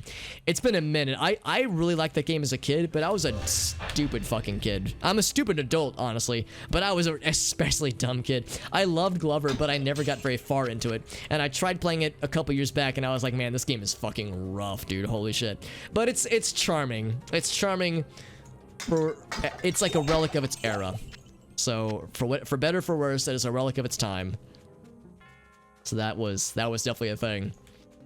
But yeah, sadly I don't know if there's really a way if there's like any mods that allow for co-op on that guy. Also, no, we didn't get the entrance. So we were in the Lost City. Oh, we're still in the Lost City. We haven't actually found the city of the Temple of the Sun Viper, whatever it's called. The Viper Temple area. Also, Serious Freaks, good to see you, friend. Oh yeah, and thank you for joining in. No, it's totally fine. I know it's getting a little bit late for some folks, so no pressure whatsoever, but I appreciate you stopping in, my friend. It's always a pleasure getting to hang out with you. Paper Mario 1, yeah, that's what I've heard as well. Origami King, I've heard is pretty solid. I've heard people say it's no, what is it, 1,000 Year Door? And how could it be? Obviously, I mean, 1,000 Year Door is the golden standard but I've heard it's still pretty good. Like pretty not bad out of 10. Oh, and a hydrate. Thank you, One-Legged Duck, for the hydrate. Oh, and thank you, Cool Hand Luke, by the way, for contributing to the boost as well. It's very generous. Here it is. Holy shit, we had to look high and low for the Valley of the Snakes. There were a lot of snakes in tonight's, when we were doing TKO over in GV's chat, or in GV's channel rather, when we were doing TKO, the Party Box, or Jackbox games. I was impressed with the propensity of snake-related drawings that kept popping up. In that fucking Quiplash game, where I'm not gonna repeat it out loud, but there were certain recurring things that kept coming up in fucking Quiplash, where it just became a fucking meme fest. That game is so fucking wild. I love it. I say it's a meme fest, not in a bad way, obviously. I say this. Oh god, I'm just getting stuck. I say this as a very good thing, but yeah, that shit gets so wild. There have been more than one occasions. Oh, we got the trident. It's not very good, though. I know what that weapon is. It's not very good. I'll still get identified, but I know better than to get my hopes up. Yeah, there have been a number of occasions where me and my homies would do, like, a Jackbox party game. Well, how's about this? We would intend to do a video game night, but it would just evolve into us playing Jackbox party games and nothing else, and it's always such a good time. As much as I want to stand before you as a Diablo II, debutante, is that the right word? A Diablo 2 faithful, you know, a guy who plays this game a lot. I want to lie to you and say, no, I'm a real gamer. I only play hardcore gaming experiences. I don't fuck with them like casual shit. No, I'm a filthy casual. Don't get it twisted. I am absolutely a fucking scrub, and I love shit like that. And yeah, like we'll plan on, yeah, we're gonna do some Smash Bros. We're gonna do like all these, like, you know, hardcore games, and then we just play Jackbox all night and have a blast, because like the series is so fun. Especially with a group of people that you know really well. Or even obviously playing it on stream is awesome too, but playing it in person, it really is a whole nother experience, honestly. Glover horrified you? Yeah, it's just a tough game, man. It's the controls are wonky. The puzzles are arguably not well designed frequently, or at least just the level design is just kind of player unfriendly a lot, so yeah, it's just rough. Just rough to get around, but you gotta embrace it. Embrace the bullshit. And that completes the challenge. Thank you, Siri Machaka, or Sira Machaka rather, for contributing and helping us, pushing us over the edge for the boost. That really helps us out, and thank you for that. For those who don't know, the boost thing is very nice. It's a very helpful thing to strive for when it comes to whenever it comes up, at least. Especially for channels like mine, which are, you know, obviously I'm pretty small time, so the boost definitely helps us out. It gives us slightly more algorithmic treatment, favorable algorithmic treatment, I would say. So it's like we're more likely to show up in recommended tabs, that kind of stuff on the Twitch overlay. So it helps us out, and it's really nice. So I appreciate everyone who helped out with that. Thank you as well to Whale for helping out on that on the boost, because we had a lot of people help out with the boost over the past couple days. So I really appreciate people stepping in on that one. But what's my favorite Jackbox game? That's a very good question, GV. I was thinking about that earlier. I mean, TKO is a big one for sure. I like some of the less popular ones. I love TKO. I love Mad vs. City. I know Mad vs. City is kind of hit or miss for a lot of folks. And I guess I should clarify, I love Mad vs. City when it's like with people that I know really well.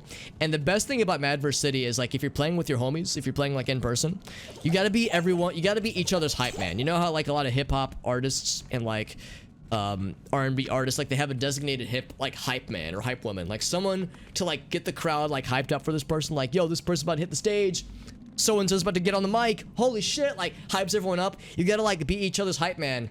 And then like somebody drops like a very subpar rhyme. Someone's like, yo, you trying to say you're the coolest nut, but I say your face is a butt. Someone drops like a really shitty rhyme. What you gotta do, I'm gonna move my microphone back. You gotta be like, oh, and then like pop off and run around the room. So you need like a room full of friends who are just like falling over each other, trying to hype each other up about like the worst rhymes imaginable.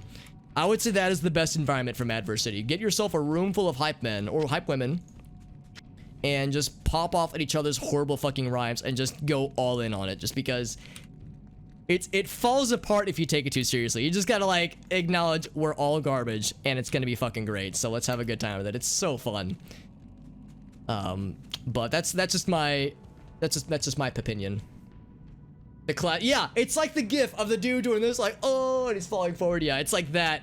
Recreating that in as exaggerated of a form as possible is the best way to do it, obviously. 1 billion channel points. Now, would that be to summon Cthulhu one-legged duck? I'm not trying to call you out, but if you're one of those Cthulhu sympathizers, then I have some people I need to introduce you to. Some cloaked-hooded figures that meet in clandestine locations hidden from prying eyes of the public. Yeah, so I would say those two are probably my favorite. Drawful is fun. I mean, Quiplash is a classic. I mean, Quiplash is a crowd pleaser that is always a good time. There's one that me and my friends like a lot, which is the one where it's like fun facts, but one of the facts is fake. I'm blanking on the name. Also, I think my inventory is full once again. A familiar sight in this game. Woo, I got stuck. That was weird. My guy was stuck and I was like levitating for a second there. Not levitating, but like bouncing off of the charging. Fibbage, that's right. Fibbage is a good one. Fibbage is good. Whenever I'm playing Jackbox with my in-person friends, the one where it's like an arcade game, where it's like a co-op arcade game, is really fun. The tricky thing though is you really can't play it online just because the input delay is too gnarly. But that one's pretty cool too. A lot of these aren't very good. That one's pretty cool, but it can't really compete with the weapon we have right now, so we'll just sell it. Oh, why'd I pick that up? That must have been an accidental pickup. 20 to 48 damage. We could maybe try to imbue that, but I don't think it's going to be worth. We'll get rid of that. For those who wonder why I like to throw the cube on the ground, it's really nice because if you stick a bunch of shit in there and then just throw it on the ground, it automatically pops it back into your inventory, so it's just a time-saving measure.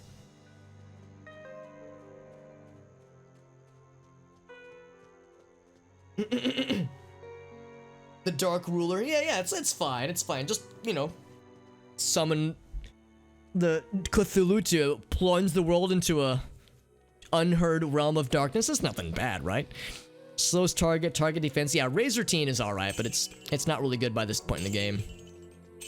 By the time you get to this part of the game, it's like weapons like that are just pretty much right into the wood chipper, just because they're not as good. TKO, yeah, TKO is a lot of fun. So freaking good. Make an Amazon. Yeah, that's one thing, because we were saying that, I can't remember who it was. I think it was it Grand Talabasso was saying that, yeah, that the vanilla Diablo 2 Amazons never really got buffed very well, whereas other classes did, so they kind of fell out of fashion. I'm hoping that with this mod, that was like an opportunity for them to say, like, yeah, let's go ahead and give these guys like proper justice, because I always thought Amazons looked so cool, but I never really gave them a proper chance back in the day when I played vanilla D2. Find the discs and reinstall. If you wanted, if you had your CD key, there's actually a way where you could just redeem a digital copy, I think. Because you could just download the installer, and then when it asks you for a CD key, you can just type it in there without having the disc on hand. Because I'm playing the digital version of the game that doesn't require the disc. But I recognize if you're not sure where your discs are, you probably might not know where the CD key is either. You can, if you wanted to, you could purchase a digital version on Blizzard's store. I think there's a classic games section of the store, not on Battle.net, but on their digital store. That's a pretty good sprinkler. My goodness, really good damage. I'd be tempted to re-roll it, but I don't think that I will. But yeah, if you wanted to, I think it's $10 for the base game of Diablo 2 plus another $10 for Lure of Destruction. So, there are options if you can't find the keys, obviously, but it'd be a shame to have to repurchase a whole game that you already own, unless it's necessary. For an entire stream. Well, I can tell you I do have limits on how many can be redeemed, and of course there are cooldowns for many of them. But it's true, you would wield a lot of power with that many channel points. I know Whale has been on quite a bit, and Whale has mentioned that, yeah, he's sitting on a pretty good pile of channel points, and it could single-handedly cause a lot of hydrations if obviously there wasn't an upper bound on them. Also, pretty good damage there, but I think Stuff we have is better. Put that to good use. Yeah, the stuff we have right now is way better, so we'll sell that one. That's how I am on a lot of channels I'm in. Like GV's chat, for instance, I've probably got like 170,000 channel points, and I don't really spend them on a lot of stuff. I hoard them like a dragon. Like Smaug in his castle, on his golden hoard. Although it's a little bit self-serving to compare myself to Smaug when I'm supposed to be the Hobbit. Okay, well then we've spent a bunch of money. Oh wait, I wanted to look at that. Oh shit, there was a great mall I wanted to look at too. So no, I tend to just like hoard my channel points, and I don't know what I'm saving it for. I don't know. I'm weird, but it makes it easier to boost people when they get that opportunity, which is nice. So have a good night. Yeah, I think Gamerval. Thank you again for joining in with GV's very generous raid. And honestly, thank you everyone for joining in. This stream is already having a good time, and the big old raid we got just made it even more fun. So I appreciate everyone who's helping us out, and hope to make this a fun old time. Check the demon head and this wand. The wand is all right. Demon head's pretty good too, so we'll sell those for some monies. Haven't spent so much, yeah. I mean, we have a lot of things that I'm really happy to exercise when people redeem them. Like I love the MS Paint challenges, which are always turn out very strange and very weird. At one point during TKO, I heard GV say out loud, "It's like, man, with all the MS Paint stuff I've done, you would think my illustration skills would be better." And I was like, "Yeah, I feel that." Like I was busy drawing, but I remember thinking like, "Yeah, I feel that." Like I've done a lot of MS Painting over the past year and some change, but yeah, these things frequently turn into disasters. You would think I would get better, but I think the cursedness of them is what makes them fun. 1.2 million oh, and Lobos, yeah. That's how I am, and maybe not 1.2 million, but definitely like six figures at least for a number of channels. What would happen if it was redeemed? I don't actually know, honestly. The reason I made the Summon Cthulhu redemption is to make an impossible redemption goal that just cannot be reached, because I don't think any single human being would be alive long enough to acquire that many channel points. Even if I started doing a lot more predictions, which I'm happy to do, but I don't usually do myself. I trust the mods do it whenever they want to. For Diablo 2, there's probably not a lot of exciting prediction stuff, but for RimWorld, there could be some cool prediction stuff we could do with that once we start streaming that after Diablo 2. Meaning not tonight, but like sometime in the future once I've had my share of Diablo 2. RimWorld will be the next big thing that I stream. But even then, I don't know if it's really humanly possible to get 1 billion channel points, or 999 million channel points at least. Unless somebody were to somehow get rights to my channel that made them considered a streamer for the channel. Because I have infinite channel points for my own channel. So I could redeem Summon Cthulhu and, plunge the world into darkness. I could do it. I could fucking do it. I could end reality as we know it and heck us all over for an eternity of chthonic darkness. But I won't, because I'm a nice guy. But yeah, it's just there for fun. And the reason why I don't have something like less silly is because, like, what if somebody finds a way to game the system and like gives himself temporary streamer rights to my channel and then redeems it, and I had something like, I'll delete my channel, or I'll delete my bank account or something like that. Like, what if I had something where it's like, oh, now it's weird? Obviously, I wouldn't do something that was literally harmful for me, but I feel like it's less fun if it's like, oh shit, someone actually managed to do it. I guess if someone did actually manage to redeem it, I would do something. I would do something silly. Like, I would like, all right, I have an IOU for some ridiculous stream thing I would do. Maybe I would like get my Magicka costume out. Maybe I would like make a fun themed stream with like candles in the background with the lights off, and I would play like Eternal Darkness or something like that. I don't know. I would do something. But it's not something I really have to think about, because it's like, it's probably not gonna happen. Found StarCraft and Warcraft, but no Diablo though. Yeah, I think I actually have the StarCraft battle box somewhere in my closet up there. The StarCraft like battle chest, because I got it years ago and I never got around to playing it. And now StarCraft Original, I think, is just freely available on Blizzard's website. So it's like, well, I guess it really wasn't necessary. But yeah, I think I still have it somewhere in that closet behind me. Yeah, if you just abused predictions, yeah, it would take some serious grinding, some serious dedication, honestly. 31 years, yeah. Yeah, that's the thing. Like, the average human doesn't live, I think the average human lives for like 2 point something billion seconds. So it's like, it would just be absurd. So we're probably in the clear. Summoning Cthulhu wouldn't be harmful. I mean, it wouldn't be directly harmful to me because I'm the one summoning him. Probably. You know, maybe he would like make me, you know, a lieutenant in his army of elder abominations that, you know, that violate all principles of like Euclidean mathematics to exist.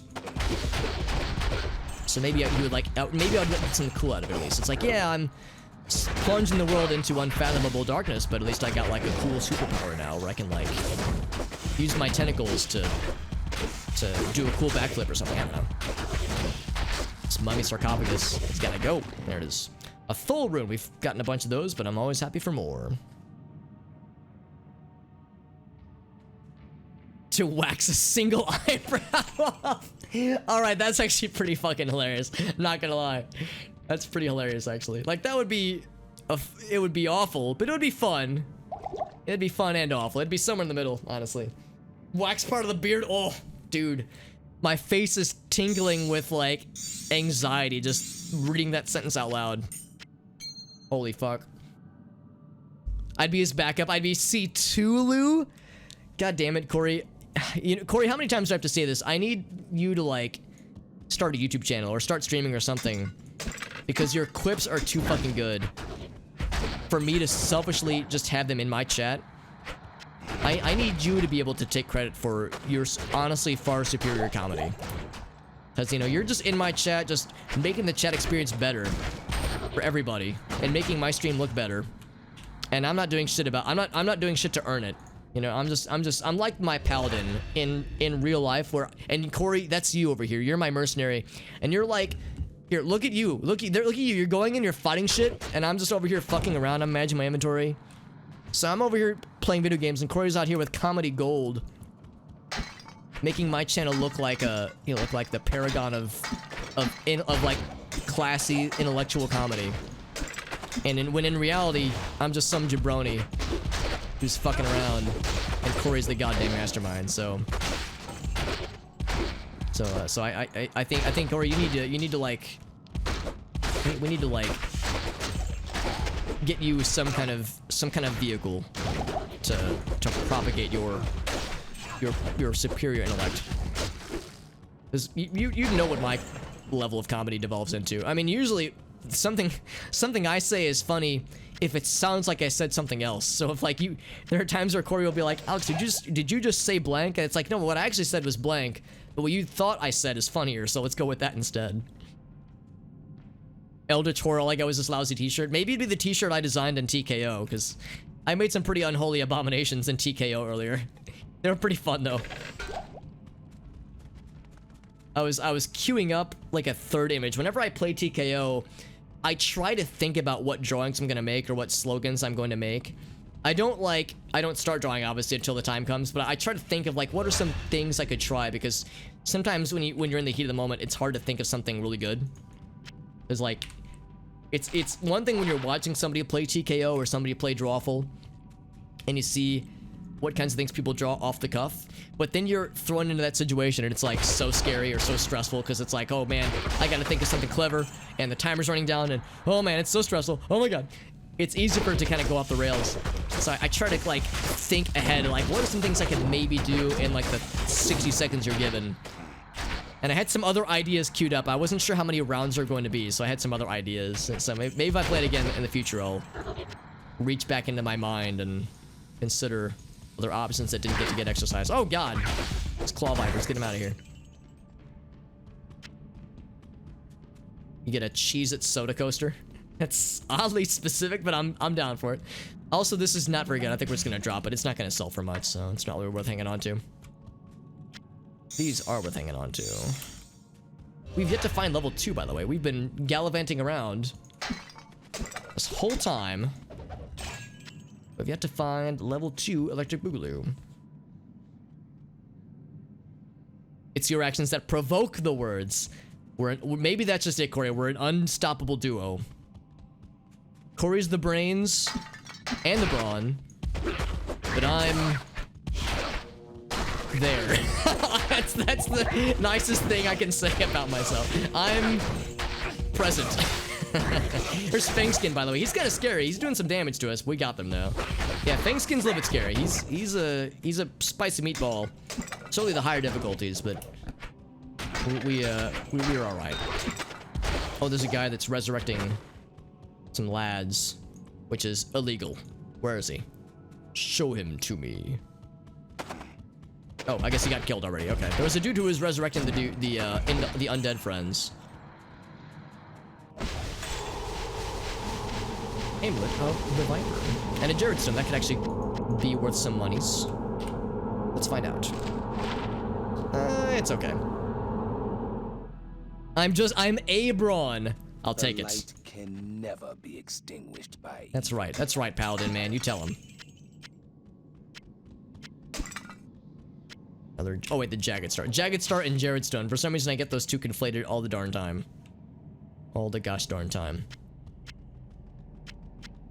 Anything else cool? Of course, we killed Fangskin and a few other monster friends, but nothing really exciting dropped. Nothing that I can't live without. I had to use 2 potions, though. Oh, buddy. 2 healing potions. So, you know things were getting, I wouldn't say desperate, but a little bit scary, just because that was a not small fight that we just had just there with the Fangskin lad. Let's sell a bunch of crap. The Viper. Just keep clicking just to skip over all of it.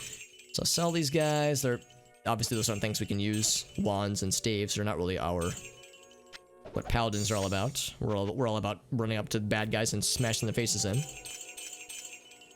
So lots of monies. Lots of monies, which is nice. We'll go ahead and refill our keys. Good day. Already have anything cool for us? She can repair our stuff for a lot of money. Man, these repair costs are getting out of hand, but I think it's just how it goes. I think it's because of our weapon in particular. I think it's because it's a tier 3 weapon. Shit is expensive. Expensive to maintain. Alright, now we get this cool moment right here. Check this shit out. Whenever you combine the staff and to make the Staff of Kings, get this cool animation. Check this shit out. Whoa. So shiny. So the Roderick staff, it's not a very good staff for us to use exactly, but it's good as it's required as a quest item. So we'll use that a little bit further down the line here. We have 3 of these puppies. We can go and combine this. This will be our 7th flawless diamond or perfect diamond? 5th perfect diamond. I don't know what I'm gonna do with those things. I guess if I could get a really cool shield, I would cram the shield full of diamonds, because diamonds have good resistance improvements, so it's good for elemental resistance and such. Otherwise, I think that'll do it. Let's go and deposit our golds. And then we're gonna head over to the palace and delve into those places. Is there any trick to installing D2? Not particularly. D2 used to be a little bit squirrely on Windows 10, but it was patched a few years back out of nowhere. People were like, holy fuck, Blizzard actually patched Diablo 2, what the hell? It didn't really add anything. I think all they really did was they made a few changes under the hood to make it run a little bit smoother in Windows 10. Excellent. I can tell you one limitation that vanilla Diablo 2 has is that it does not allow widescreen resolutions out of the box, at least. So you'll notice right now I'm playing in widescreen resolution. It's great. It looks pretty good, I think, at least. And if I go into video options, you can see the resolution is not perfect, obviously, but it's at least something. However, this is something that the Project Diablo 2 adds in. So vanilla D2 doesn't have that, but PD2 does. Project Diablo 2 does. So if your goal is to play Project Diablo 2, then you would have the widescreen resolutions. But yeah, otherwise, it installs pretty easily. I had no problems getting it set up on my end. And I've even played Diablo 2 before, on Windows 10, that is, before the patch that I'd mentioned. I have heard. So now we go in this way. So yeah, I would say you should be pretty good. And I don't think you'll hopefully have too many issues, if any. Go and get rid of that lesser potion so we can get the super one.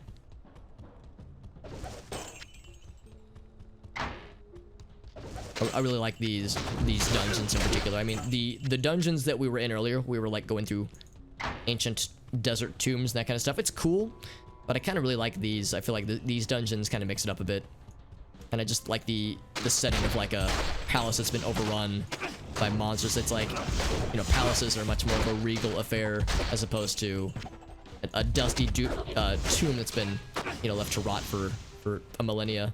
Now it's like, ooh, now we're like, ideally this is like a kind of place where like, yes, humanity would have been like, you know, doing shit with this. Civilization would be doing shit here, except for the whole monsters existing problem. Where's my mercenary? Oh, he's stuck on a wall, by the way. Fancy poleaxe. That could be neat. He's stuck over here. He's trying his best. Also, I like the music. Really like the music for this area. The percussion always sounds really cool to me. So, we'll get this identified. I'm not going to get my hopes up. I don't think it's going to be very good. Poleaxe is just the tier 1 poleaxe, so it's going to be so-so. It's neat, though. I mean, even if it's not something I'm going to use, I always like how the legendary weapons or the unique weapons look in this game. So here we go. Let's see how it looks. Okay, so it doesn't have a cool visual element to it. The damage is all right. It's faster attack speed, which is neat. But yeah, we're just gonna sell it. Even if we had an Act 2 mercenary, which uses pole arms, I don't really think it's that good. That would have been great in normal difficulty, but in nightmare difficulty, it's like, it's just really doing it for us necessarily. Oh, I'm out of mana. Well, that's no good. I'm still walking, hopefully that we can... There we go, we get our mercenary back in, because eventually he'll just teleport to you. So I was waiting for him to rejoin us. There's level... Oh, the next level, rather. I'm gonna explore a little bit more, just because I really like this dungeon. I kind of like to milk it, so to speak. I really like to enjoy this area. Ouch. But also just for the heck of it, just because I'm in no hurry. Gotta stop and smell the roses, or dead humans or something. I don't know. Stop and smell the roses, I say, as I approach a corpse that we can loot, stealing a dead man's gear.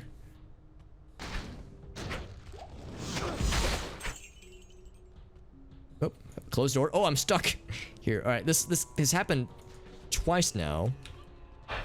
I'm stuck. Oh god, can't move. It'll eventually time out, right? Shit, what can I do about this? Oh god. I can't use that. Can I town portal? I can town portal. Oh god, but I can't walk to it. Oh no, I'm stuck. Oh no. Step person, I'm stuck. Help me. Help me, I'm stuck. What do I do? Can I drop stuff? I can drop stuff. I can't pick it up though. Oh god. What do I do? This happened once earlier. Here, what else can I do? Can I smite? No, can I... Move only. No, that doesn't work. Look at my guy over here. He's bouncing around. So this happened earlier, and I eventually came unstuck. But what I did to do it, if I could find a bad guy, I could joust to them. Oh no, I can't because I don't have points in a joust. Never mind. Is there anything else I'm not considering here? Unsummon. Can I unsummon my buddy? I could just kill him. Holy fuck. I could just telefrag him. Yeah, can't do...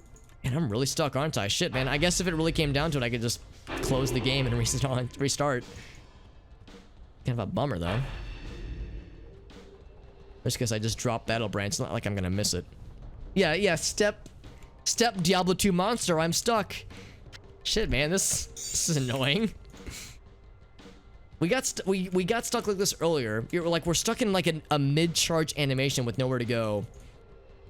But I don't know what the fix is. I don't know how we got unstuck the last time this happened. I think we just got lucky and it just kind of timed itself out. But it's been more than twice the time of last time.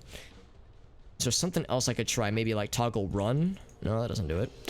Maybe... Is there a thing? Control click. Here we go. Is there something I can do with this? Resync maybe? Oh, that's not it.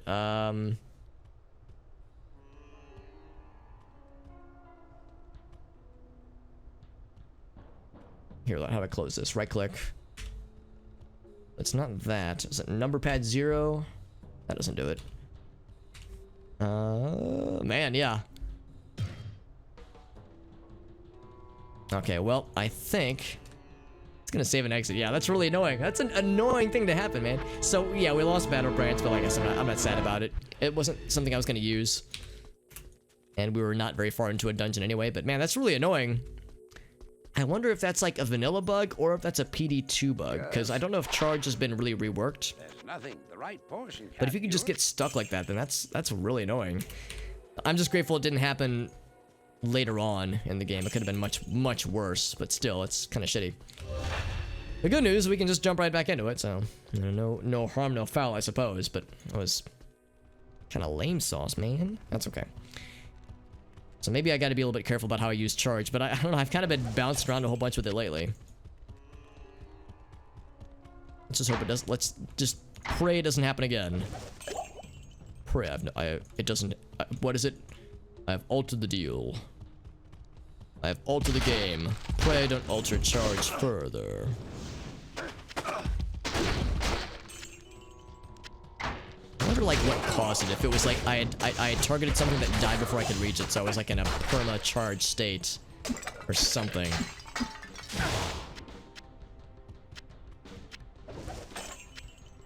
Build plate, I'll check it. 2 seconds, not really worth it.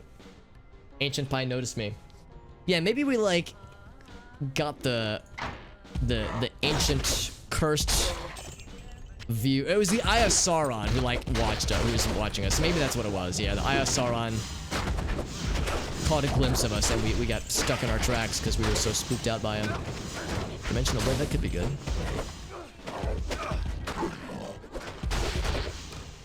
I know we had also gotten frozen at one point. Maybe we like got frozen mid-charge and that goofed it. Like the cold damage, that is, when I say frozen. Oh, I know you could just walk up to the beds. That's cool. Walk up to the beds and like get their stiffs. That's kind of neat.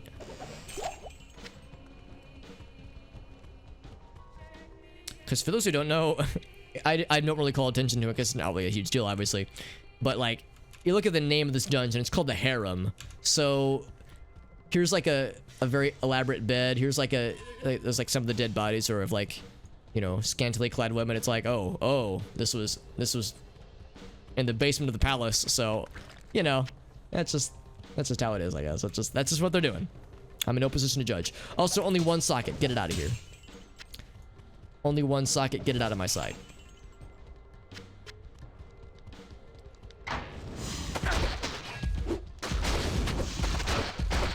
These lads and a level up, nice. And a bone wand, maybe nice. I don't know. Maybe it'll be worth monies. Nothing else here. Let's open the doors. We can unleash our barbarian friend. Hell yeah.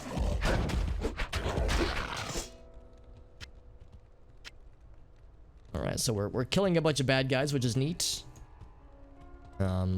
I was saying that I wanted to go up to the top areas. I think right around here was where we got stuck earlier, which was annoying. Whatever you're into, yep. That's how I feel about it. It's like, who am I to judge?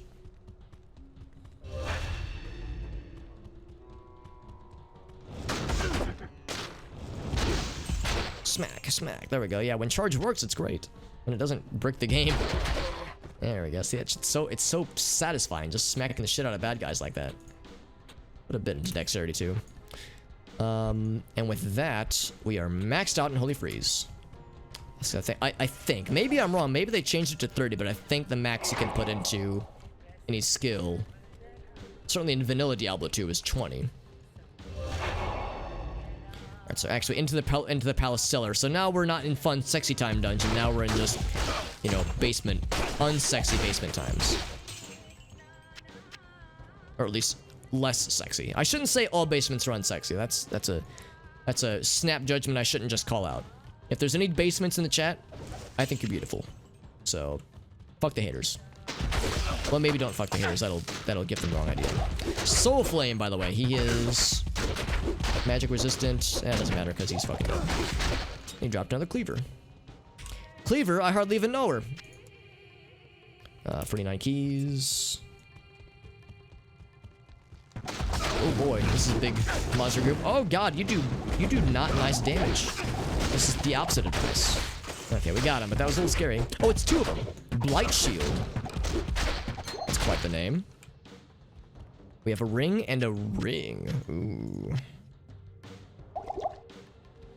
So I had to drink a potion. Imagine.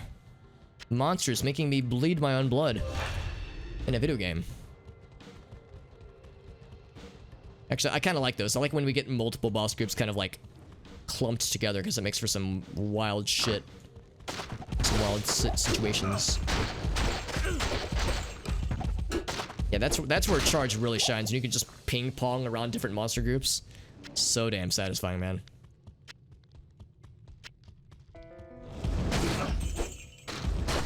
And our mercenary friend is trying to figure out how walls work. Honestly, walls stump me in real life, so I wish I had more advice for you, Emund.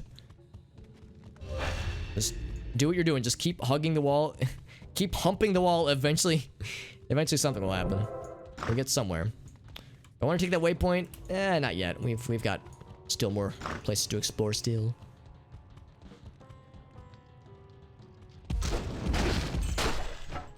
Partisan. Partisans can be neat. Let's see how many sockets it has. Socket to me. One socket. Never mind. That is not neat enough. There's the next level above. Let's go ahead and go for that. I think we've explored this area pretty thoroughly. I say that as I find more monsters to kill. I don't have to clear everything though. It's not like I'm trying to go through every floor of every level with a fine-toothed comb. I like to explore a decent bit, but I also don't want to like languish for too long in one place just because that gets boring after a minute.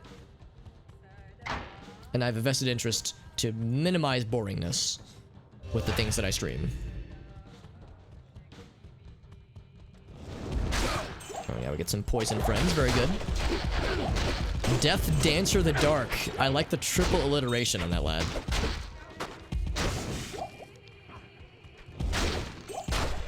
Also, him and his friends are dead. Hell yeah. Bing. Zombie head. Flawless amethyst. A lot of things that are neat.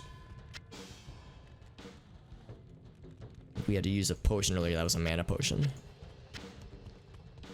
Ancient sword. I think that's the tier 2 war sword. It is, and it's only one socket. Oh wow, high dexterity requirement too. That's a little bit shocking. Eventually, I'll probably need to start putting points back into dexterity. I've kind of been slacking on dex lately because we haven't really needed to put points into it, but it wouldn't be a bad idea probably. Because eventually we're gonna have weapons that will require it. So there's the next level. I'm gonna explore a little bit more. Just a little bit. Whenever I see the name Invader, I think of the Iron Maiden song Invaders, which is a really weird song. I like Iron Maiden a lot, and the album from which that song comes, Number of the Beast, is arguably their best one. Certainly one of their best ones. But that's such an odd choice for an album opener. I almost wish they wouldn't have opened with that album, or with that song. I would have picked a different track off the album to open it, because I think it's not like, I want to say it's a weak track, but it's just, there's so much better tracks on the album. You want an album starter to grab the listener's attention, especially for an album-oriented rock band such as Iron Maiden.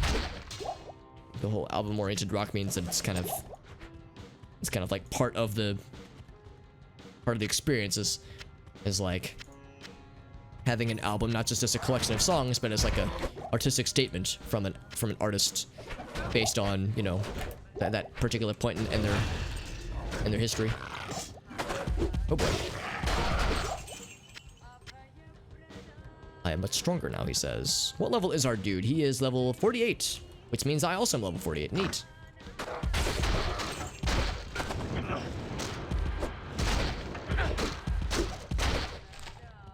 Avenger Guard.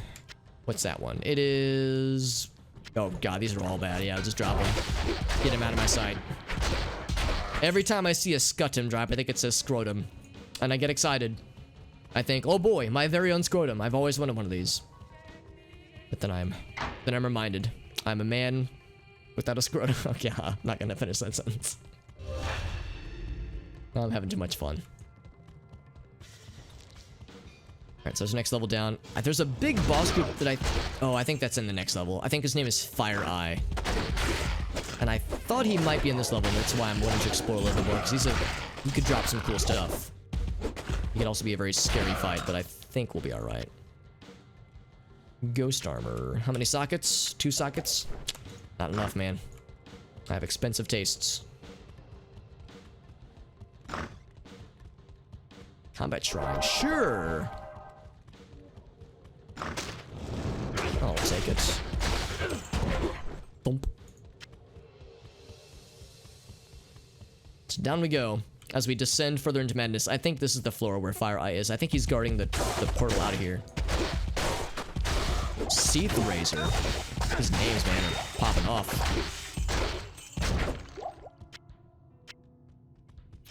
Lawless Sapphire. Bone Wand is pretty good. I'm a little bit curious about that plated belt. It could be neat. And I hope it is. But I'm not gonna get my hopes up. Okay, so the rooms like this is where charge really shines, because you can just ping pong around like different groups of enemies, and it's so satisfying. It's like fucking Cleave in Dungeon or yeah, D&D. Or if you're like murdering things with each hit, it's like Great Cleave actually. Where you can just tumble around and fuck shit up. It's very satisfying. Sexually satisfying. Just so we're all clear. Lightning, sure. Now we hit good and we not lightning good. Cursed lightning enchanted. Ouch. There we go. Oh, how'd this guy sneak past us? See, look at that, man. That's so fucking cool. Just bouncing around and slapping shit. So satisfying, dude. What more could somebody ask for in life other than just good charging slapping powers?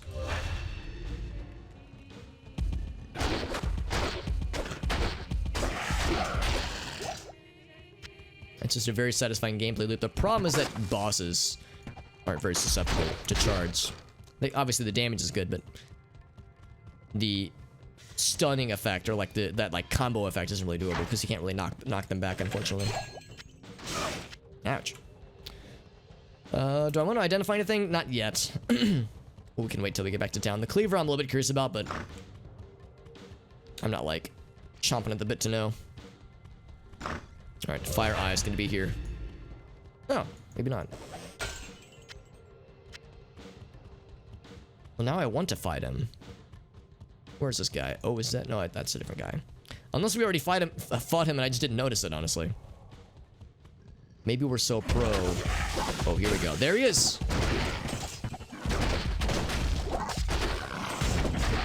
And he's out of there. Alright, well that was very quick. And a little bit underwhelming, but that's fine. I mean, I didn't think it was going to be a super hard fight, but he can be, and certainly in the higher difficulties. And I guess when I say higher difficulties, I mean hell difficulty. So it's the two-handed sword. Not really worth it. There's a boss group over here that we saw earlier. Blight Puss. Oh god, that's a fucking name. Blight Puss. That just sounds unpleasant for everybody involved, honestly. I am overburdened. Two-socketed shield. I was looking at shields earlier for different rune words. We were looking at rhyme, and let me check actually. I think actually no, we were looking at rhyme, but I think we determined it wasn't worth it. Oh, we were looking at splendor. Oh, and rhyme. We were looking at both. Let me check the rhyme rune words. Maybe I'll be surprised. So shields. I remember we looked at splendor, and it was not that exciting. Rhyme is better. Yeah, rhyme's pretty good. So this is rhyme. So we would lose. It's all resistances plus 25. So we would lose a bit of resistances.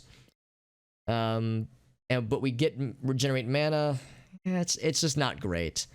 It's good for like physical damage reduction because you get more blocking. But yeah, less elemental stuff. I think we're gonna stick with what we have right now. So with that, I will not hang on to this barb shield. It's not bad though. It's just hard to get excited about it when we got much better stuffs.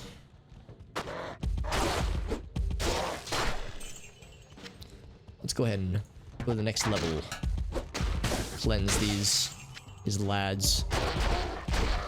Let's free them from the from this earthly realm and down to the the Arcane Sanctuary. An area that looks really freaking cool and has a cool vibe, but it's kind of a pain in the ass to navigate. This surely is the product of a twisted mind. A twisted mind. Let's go and identify some stuff just because our inventory is filling up a bit. Good day. Good day to you, Kane. It is an honor to serve you. Whoops.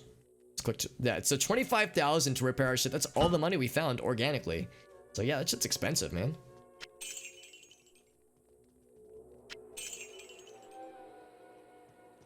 Wait, did that say weird Grand Scepter? I wish I could have seen it. I thought it said weird Grand Scepter. Maybe that wasn't the prefix. What's this one? Good defense, fire resist. Yeah, hit recovery though, man. Hit recovery is so useful for us. This one's got hit recovery and some resistance. Yeah, now this one's not that good. I was hoping for something better. That's okay. Here's the cleaver. That's just so-so. Casting rate, and there's this guy. Oh, all resistance is +4. That's not half bad. So compare that to the Eye of Mordini is so good. Let's compare this to Entropy Ring. Whoops. Entropy Gyre, rather. So a few resistances are great. Lifesteal per hit is much better. You know what? As I looked at this, yeah, this isn't very good. I think I'll stick with what we have. Lifesteal per hit and the resistances are really nice for us. In fact, what is our lifesteal per hit right now? Life leech is 13 right now, so that means the 3 we have from this guy. Oh, that's mana stolen per hit. Okay, because I know that this adds a 10 to that guy. So 13% lifesteal per hit is pretty dope. If we can get more, then we'd be even more strong. So if we could, I would readily switch out the Eye of Mordini if we could find a really good lifesteal per hit, but it would need other cool things to sweeten the pot, because replenish life is nice. Mana Stone per hit is nice. Regenerate mana is good. I mean, that's a pretty solid ring. But it's not perfect. Any cool armor that I desire? Not particularly. Nah, I think we'll stick with what we got right now. Let's deposit that guy. And a lot of things. A lot of gems. My goodness. Thank goodness for this stackable gems situation that we have right now, because man, this would be a mess to navigate otherwise. There we go. Let's see if Drognin has anything for us, but it seems like he's Good evening. not usually having stuff that we really want. They look impressive. I mean, look at all the text on this weapon. It looks neat at first glance, at least. Yeah. Yeah, we're really to the point where the merchants don't really have things that we really want that much. Let's see. Yeah, should I just pick a random direction? I'm gonna say bottom right. Let's go bottom right. See if that'll be it. I think last time we had to do the fourth way. The fourth way Arcane Sanctuary, which is to say it took us all 4 attempts to find the correct direction.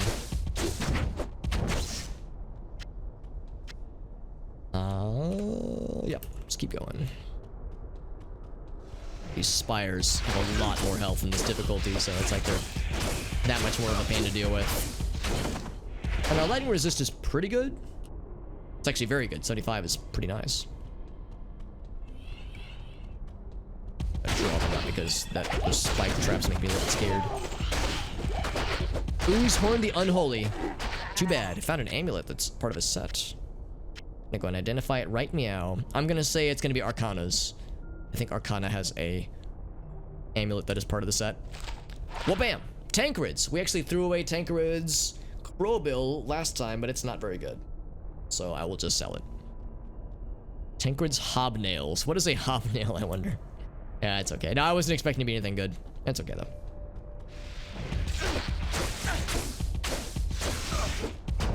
Yeah, Tankred's is a okay set for, like, normal difficulty level characters. Relatively early level characters, but when you're, level 48, it's like, yeah, you're getting past the point of certain sets being really worth the darn. Wrist blades, man, this is the third unique, or not unique, but rare yellow text wristblade we've seen tonight.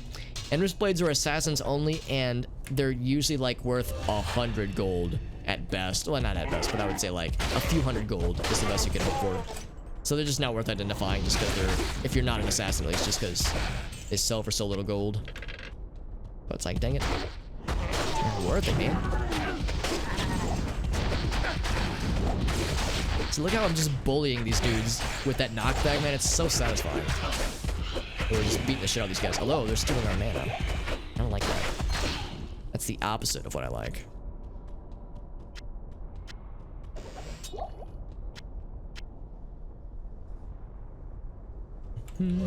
Alright. Let's chase down that one lad who escaped our wrath. Which, of course, is illegal, as we all know. Get this spire out of here. Actually, here, I'll deal with this guy. You deal with the spire. There we go. Look at that. Dream team.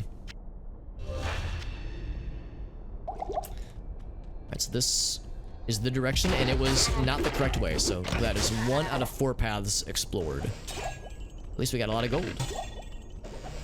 And potentially disappointing chests. That's fine. I'm not worried about it. The gold is nice. The drops are nice, but what I'm more excited about are experiences. And also standing in fire. That's also a good thing to do. Yep. Warms the soul.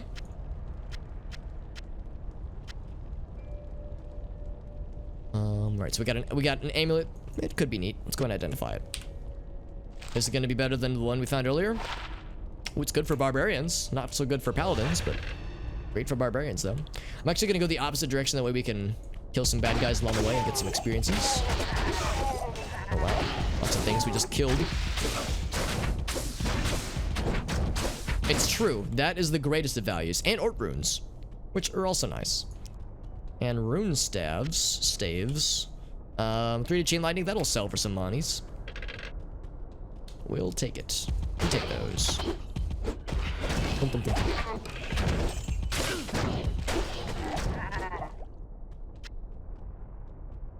I need that guy. Nothing else dropped that I care about. Nope. Let's keep going.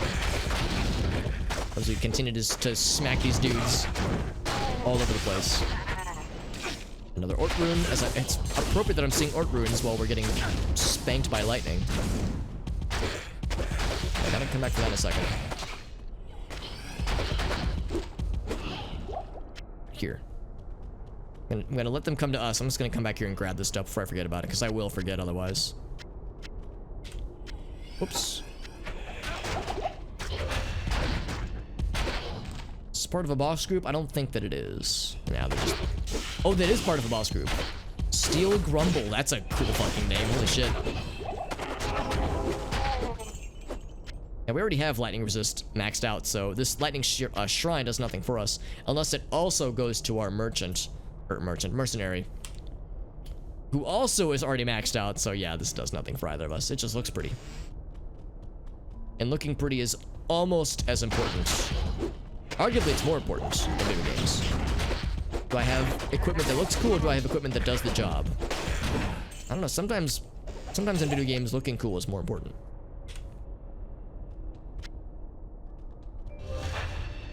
Alright, so that's one direction explored fully. Not the band, but you know, literally one of 4 directions. Oh god, that globe is not very good. We'll just drop it. So we have top right, top left, and bottom left. I'm gonna go top left. The one with the portals, my least favorite one. That's okay though. There we go. Yeah, Undead Drain's mana. For anybody curious, you can tell that a bad guy is part of a boss group if it says the word minion under their title. If it says minion, then it means that they're part of a boss group, and they've probably inherited some part of the boss groups, or of the boss's properties. So if you see like a stone skin boss followed by minions, there's a decent chance that their minions will have like improved defense. Maybe not the full stone skin treatment, but pretty good treatment. And minions are cool to fight in this game because, for one thing, you get cool drops if you kill the boss, but also you get a lot of experience for fighting minions and their boss groups. So much so that some speedrunners will ignore anything other than minions because you get like you get more bang for your buck that way.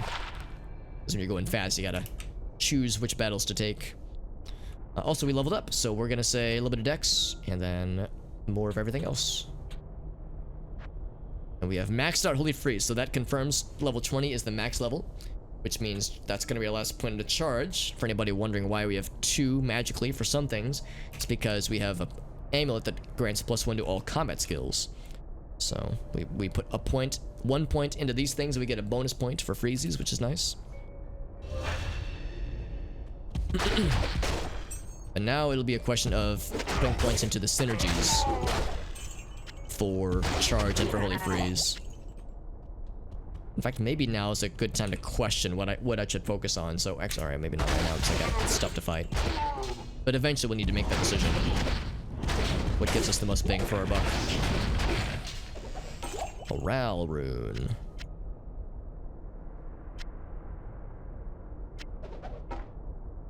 Yeah, so let's look at this. So with charge, it's just a flat damage increase per level.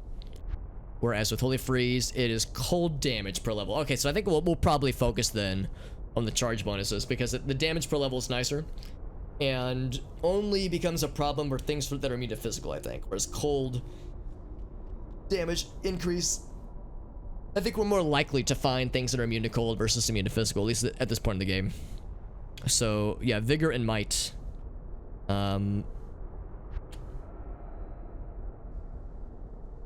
However, if I put points into resist cold, we get other bonuses. Yeah, maybe I should look at that. So with Might, there's no other passive bonuses that come with it. I think with Vigor, you get faster run, like faster, like you run faster, but that's about it. Yeah, 1% faster run walk. Yeah, it's just kind of so-so, honestly. There's Salvation, which doesn't really have like any passive bonuses. However, resist cold does. It's the maximum cold resistance goes up. Then Salvation. Oh wait, no, not Salvation. Blessed Aim, 10% passive attack rating. Oh, that's kind of nice. Yeah. So in that case, nah, I think we'll still stick with stuff we were talking about earlier, but that'll be something to go for next. Blessed Aim will be the next one to go for, because that bonus to attack rating will be helpful. Attack rating is like accuracy, how your likelihood to hit your bad guys you're targeting. So it's nice. It's nice to have, as we say in the industry. The industry of playing video games. I got these guys. There we go. It's like, it's easy when you can knock them backwards, but when they're compounded against each other, it's a little bit trickier. Oh shit, I'm going the wrong way. I mean, I'll go ahead and kill these guys, but yeah, I shouldn't have gone backwards. I should have just stayed the course. Composite bow, get it out of here. Should have gone this way. Now we're talking. That's using your ass.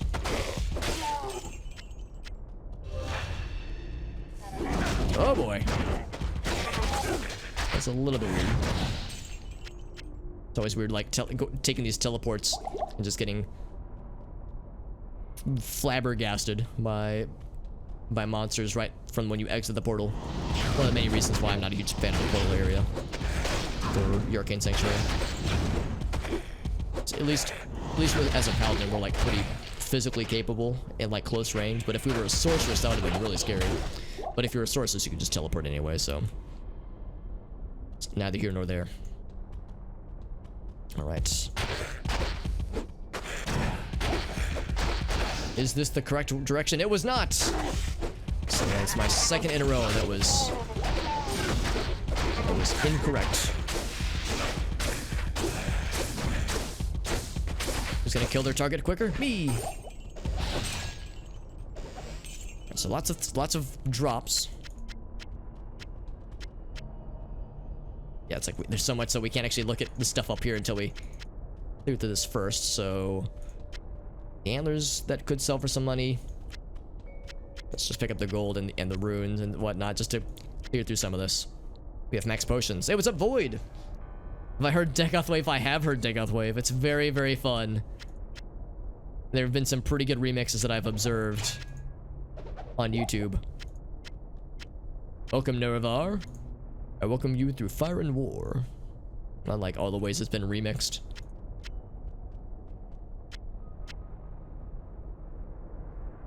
Good to see you, by the way, Void. Hope you're doing well, buddy. Hope your Friday was pretty chill. We'll grab the antlers. I don't mean to grab the hard leather armor. It's not going to be very good. War sword, that's the standard one. Yeah, that's not going to be very good either. I'm looking for things that would be maybe neat, but the answer is not very many. Not very many things are maybe neat, so we'll just move on. Move on with our lives. And so I'll carve a war path going the other way, so that way we can at least get some experiences along the way. Morrowind shitputs in your recommended videos. It's weird how that happens sometimes, where it's like maybe you watch something that was recommended to you that was like had some other recommendation adjacent to it, and it just keeps popping back up in your mentions. Because yeah, there have been a few instances where we would do like a YouTube redemption that we would watch together, and I would watch it while logged into my YouTube account, and it gets added to my algorithm, so it's like it's influencing my recommendations for better or for worse. And there are times where a video will be in my recommendations for like days or weeks, and then I'll finally watch it, and I'll more often than not be like, wow, that was actually pretty cool. I like that thing. It just took a while to get around to it. Something from YouTube. Yeah, exactly. Or maybe it was a trending thing. That's the thing too, is that sometimes you'll get a recommendation, not because it's something that they think you like, but just because it's popular otherwise.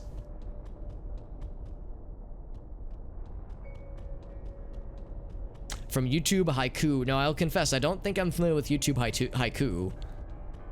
Is it a thing where it like gives you a collection of YouTube videos or something? Like 3 YouTube videos in a pseudo haiku form or something, maybe? Let's go bottom left. One with the staircases and health shrines and strangely geometric little containers.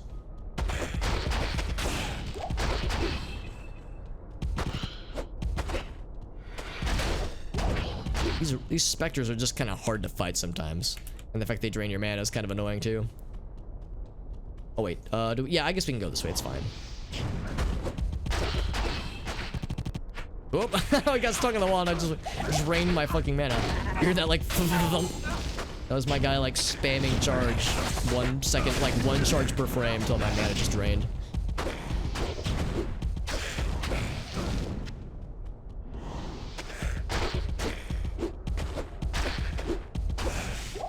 Got his ass, yeah, so let's drop that.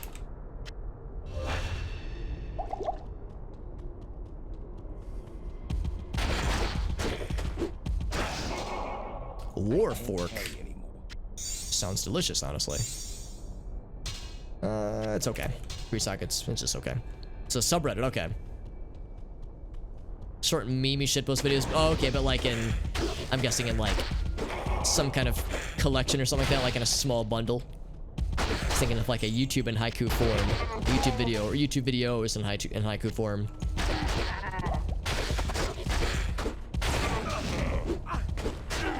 Ouch. There we go. Warhammer. I'll check that in a second. Splint mail. No, thank you. My guy's getting his ass kicked slightly. Maybe I should help him. Wouldn't be a shabby idea. Ancient armor, we could get that. Oh, it's 4-socketed, but it's ethereal. Shame. That's also ethereal. Man, I'm just striking out with this. I will take the ancient armor. I might get that charsified. The Charsi imbue.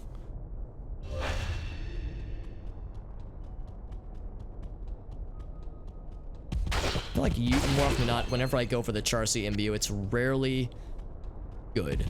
Usually it's like, it's just okay. I mean, I'm sure it can happen. I'm sure Charsi can imbue stuff and make it really good, but I feel like more often than not, I get unlucky, but maybe that's been rebalanced in the mod. Only one way to find out. I hope so too. Yeah, it's because it has done really well for us, and it makes for a very strong build. But yeah, the one thing I'm worried about is what if we get stuck again, because that was shitty. What if we were to get stuck in a place where like a bad guy's kicking the shit out of us? And we're just fucked. Also, I'm sad that he's against the wall now, so now I can't like juggle him like I've been doing. Also, I like how my guy's just bouncing over here like a doofus. Oh, we're definitely winning this fight. I guess if that were to happen, I would employ. I actually haven't really talked about this, but I'm gonna stake my claim and say that if I'm in a really bad spot, I'm not gonna do this. Pause and save and exit the game. If I'm about to die, whoops, I clicked the wrong thing. If I'm about to die and it's like, oh fuck, you know, can I hit escape and save an exit in time? You know, we would lose progress obviously, but we would lose the character. I'm gonna go ahead and say that yeah, if things are looking dire, I'm not gonna do that as like a cop out. However, I will do that if we get stuck and I can't get unstuck, especially if things are scary, then I'll do that as a cop out. It's like, I'll say that's my one instance where I will allow myself to bugger out of there. Oh yeah, sounds good. Sir Machakra, thank you again for hanging out, my friend. Hope the rest of your evening goes well. I know it's really late where you are, so very much appreciated, my friend.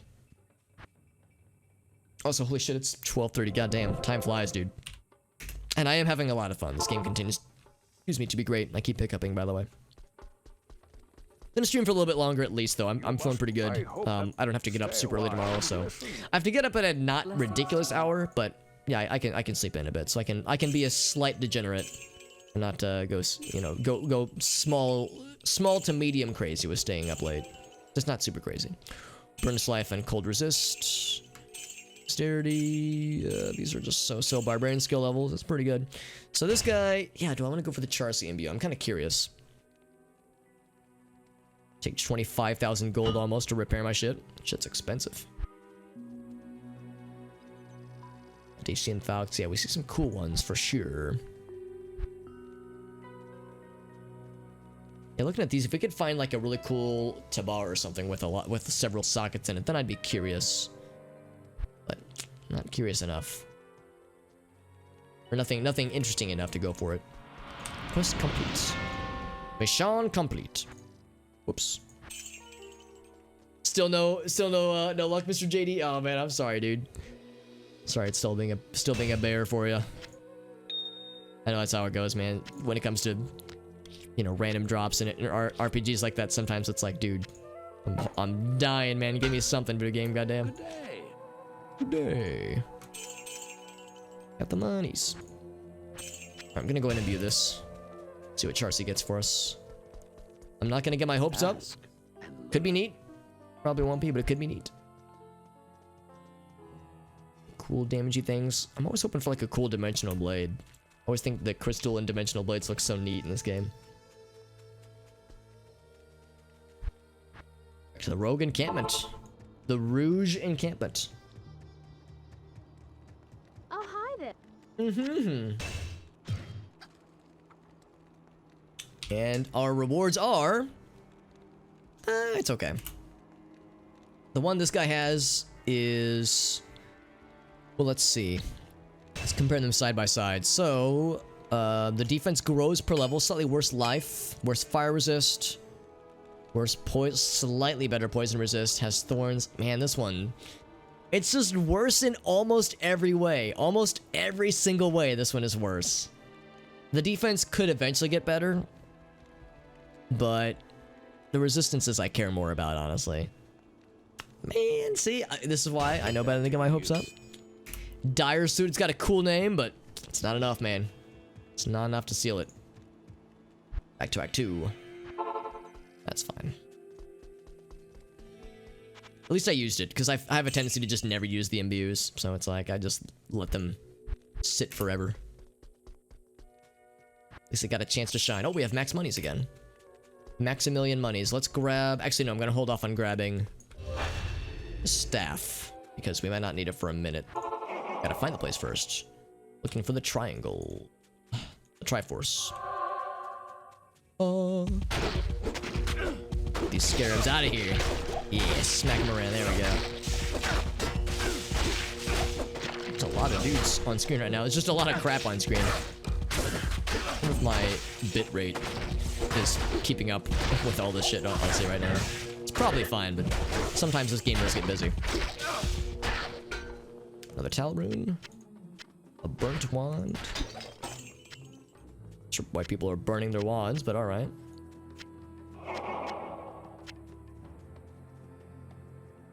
Yeah, it's alright. Yeah, like I like the idea that whenever a thing like that happens, like you complete one of those quests where you're given like a rare yellow text ring as a reward, or you're given like, yeah, like somebody like with Charcy Imbues, she gives you like something that's considered a pretty good piece of equipment that's on par with your level, more or less. And yeah, we look at it and then we go like, eh. It's this like legendary thing, or maybe not legendary, but this thing that is supposed to be like a very good reward. It's just kind of so, or even better if you like just sell it back to them, back to the person who gave it to you. Because in Act 3 that shit happens when Ormus gives you the yellow ring and he goes, this magic ring does Ormus no good. And more often than not, it's not going to be very good, so you just sell it back to him for like 5,000 gold. Like, you could just give me the money, dude. Saved ourselves both some embarrassment. Gotta say, I really like Canyon of the Magi. We've already found the exit, but I kind of want to fuck around a little bit more. I kind of want to fuck around, and I kind of want to find out.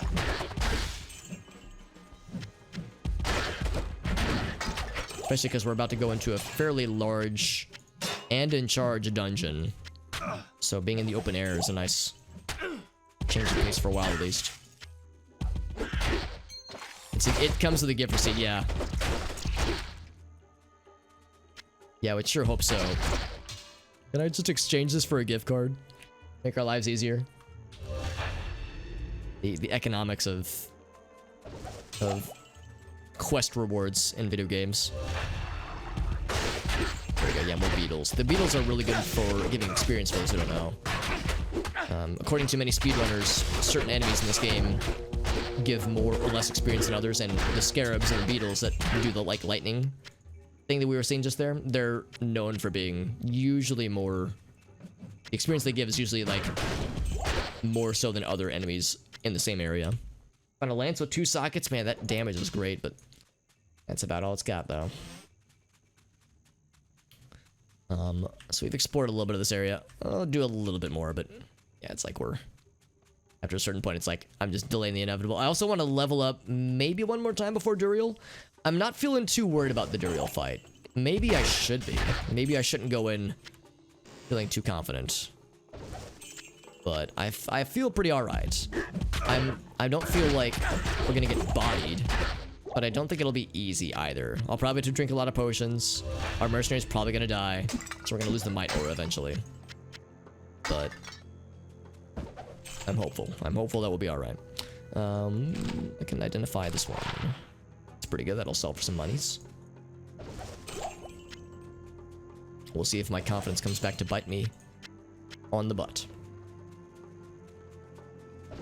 And with this, I think we've strayed far enough. I say, whereas I find more bad guys to fight. Or lightning explosions. So, found a stamina shrine that we don't need. I'll grab it. I'm not gonna say no to a stamina shrine, but we don't need it per se. Let's head upwards. Fly directly to the forehead. Was it this one? It was not. Right here. The real Tal Rasha's tomb. The real Tal Rasha's McCoy. This is a minion group, so it's part of a boss group. Star Call. Cool name. Immune to physical. Too bad. I fucked him up anyway. That kind of makes sense for a ghost to be immune to physical. Kind of fitting. I think that's what happens in Hell difficulty. I think all those ghost type enemies all automatically get immune to physical forever. Unless you decrepify.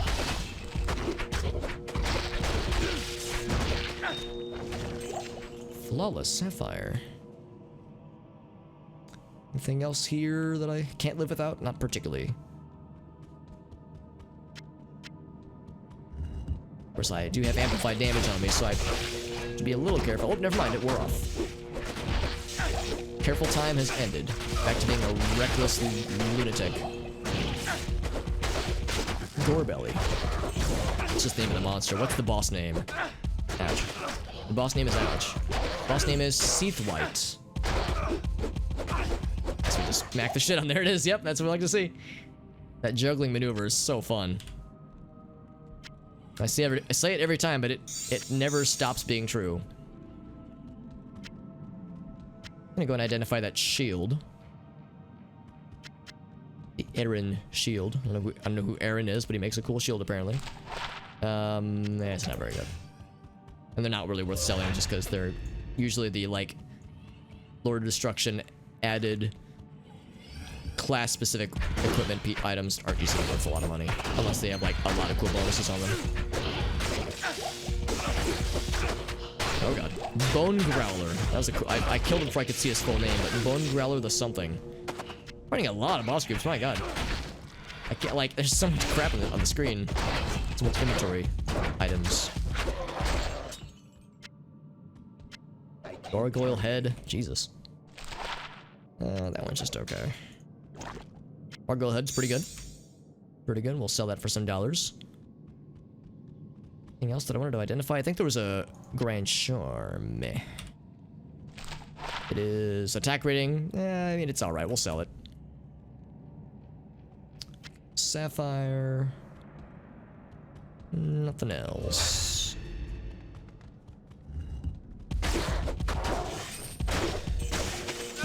More scarabs, which is good. More levelings. And we're actually 60% to the next level, so we wanted to. We could grind out a level. What if I want to, though? If I want to grind it up, or if I just want to YOLO it. I'll try to be careful. You'll be dead. Protector shield. 1 socket. Oh, man, that would have been awesome.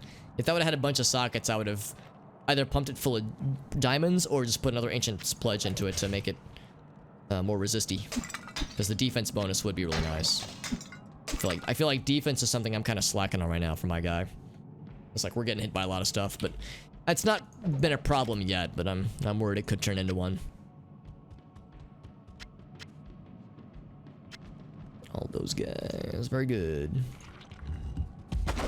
More scarab friends.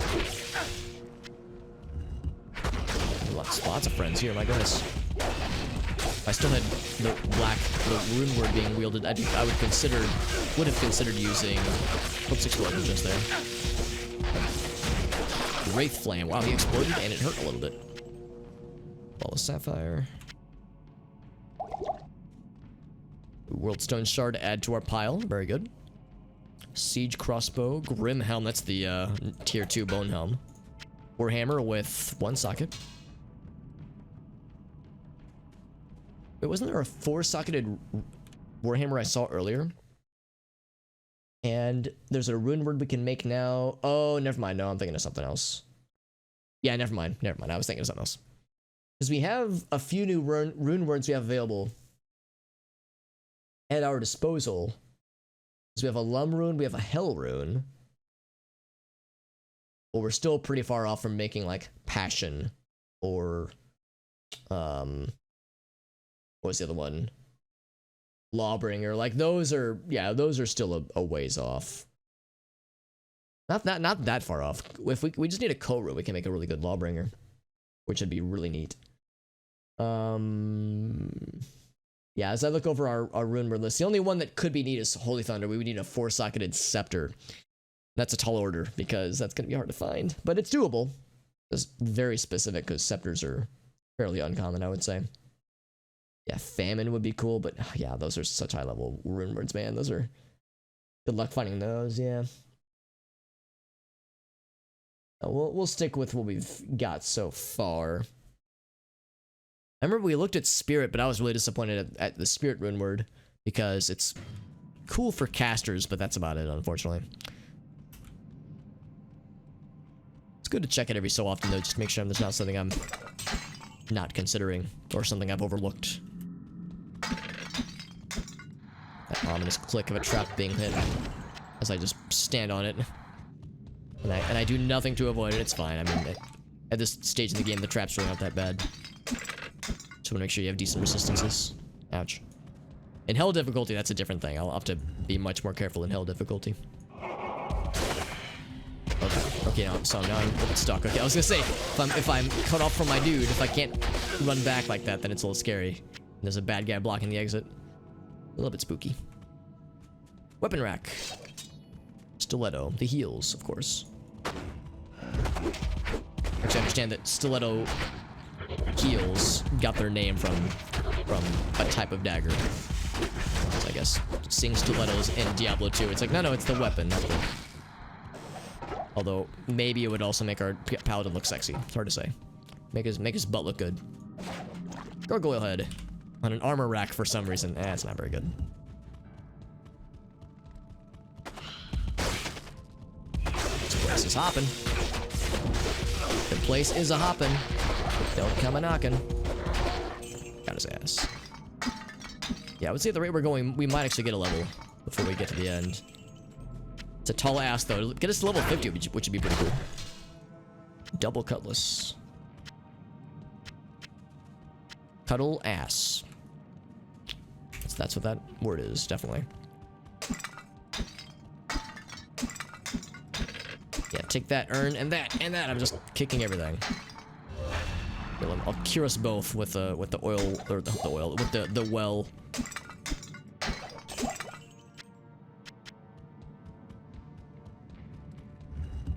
Like how, yeah, when you drink from the well, it cures any status ailments for you and your party, which is kind of nice. So I guess the implication is that they all take a big old sip as well.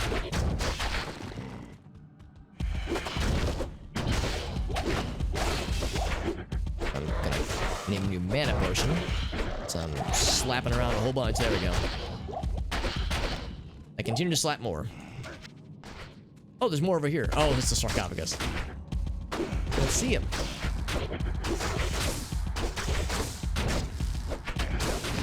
There we go.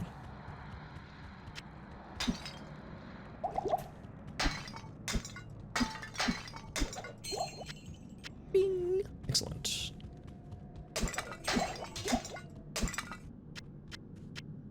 Twin axe, that's the tier 2 double axe, which is just a so-so weapon, but I remember with the first paladin I ever made back in the day, I think in hell difficulty, I found a really good rare yellow text twin axe that had like over 100 minimum damage, and I was so excited. Which in hell difficulty isn't that exciting actually, but I remember being like, oh man, this is so cool. I remember that was like the weapon I used. Probably the longest for that character.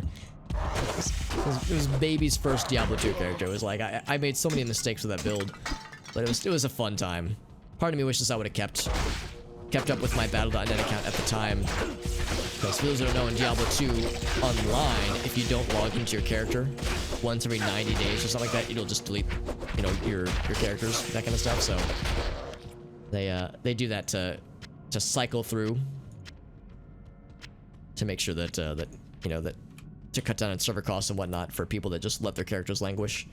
Active characters, obviously, they keep those around, but yeah, that's the thing that Blizzard does to clear out old, forgotten characters. So it's like, yes, I have no way to retrieve those old, not so great characters. I mean, I guess you could respec them and just find better equipment for them. So no characters are like beyond salvation, but still, it was a simpler time. I guess it's beyond salvation if you don't have any respecs left, because you only get 3 of them, once per difficulty, so it's not a ton.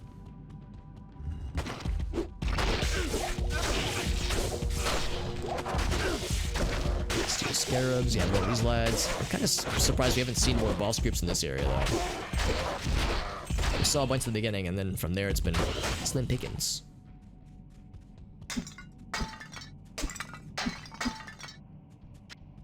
So we cause more urn destruction. Urnal destruction, not urinal destruction. Don't kick urinals. It's not worth it. Believe me, I've been down that road. It's not worth it. Or if you're gonna kick an urn, just don't break it. I bet this is the exit. Oh, I misspoke. Yeah, it's just a dead end, which is almost the same thing. Yeah, it's not it. Excuse me. Hold resist is 73, so yeah, we're gonna be in really good shape for Duriel. We won't have to stock up on thawing potions like we did last time in normal difficulty.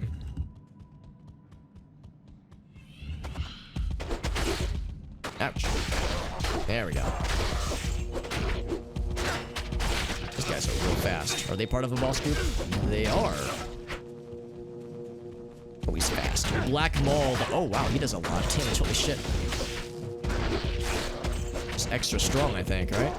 Extra fast fire enchanted. Yeah, that guy was kind of gnarly, actually. Did like half my health bar in damage.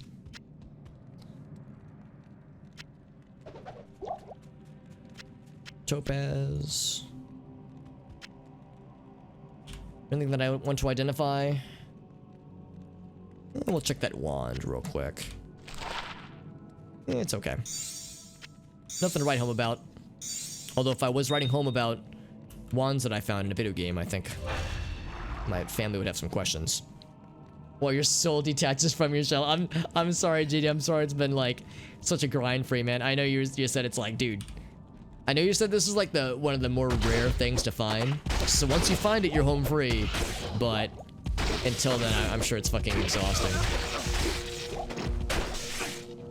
You're doing what I used to do when I played games that had a bit of a grind to them, where I would like have something on it as background noise. I'd be listening to music, or I mean, I guess back in the day, live streams weren't really a thing, but maybe having YouTube videos up or something, just some kind of way to help distract my brain from the monotony of the thing I was trying to grind down. That can be soul destroying sometimes. We're getting tantalizingly close to a level, dude. I'm so excited.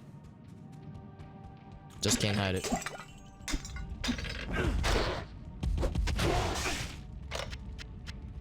Spiky traps, got nothing to do with them. Emerald. You mean the Chaos Emeralds?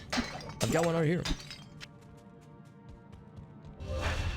Swing. Stun attack. This room's gonna do the level. Call it. Level up incoming. Oh, gamer! Hell yeah. Got it. Awesome. So now we can find Duriel with the utmost confidence. And by utmost, I mean a non-zero amount of confidence. There is a way to make it happen, and it takes about an hour to prepare it. Okay. So I guess that's like... I guess that's the question that it's like, yeah, it's like the... Is it worth the hour of investment to like have it be a guaranteed thing?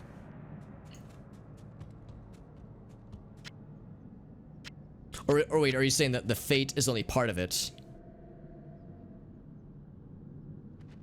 Oh, I got you, yeah. Yeah, looking for like opportunities where it's already been set up.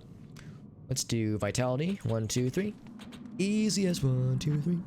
And then we'll do... We can't do charge or holy freeze anymore, so now it's coming down to synergies. So yeah, I'm thinking with this guy, I guess we'll do vigor. I feel a little bit weird maxing out vigor. Maybe it would be more worth to max out, not concentration, blessed aim, because of the passive attack rating bonus. You only get 12 bonus per, and it's cold damage. So again, I feel a little bit bad about putting all of our eggs into the cold damage basket.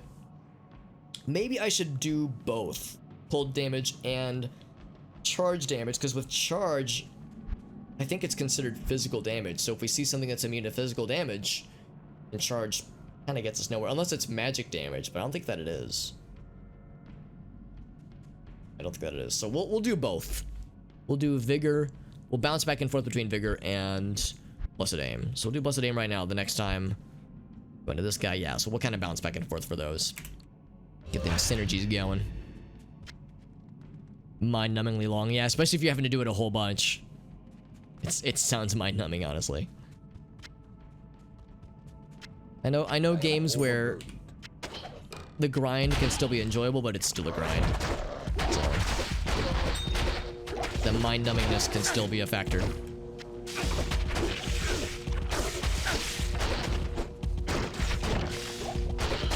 Hell yeah, flawless sapphire, get that shit.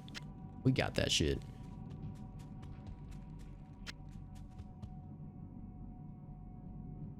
Kind of curious about this charm we just found. 6 to life. Nah, it's not very exciting. Man, this is a very large dungeon, much larger than the normal version we did, you know, several streams ago. My inventory, of course, is filling up mostly rapidly.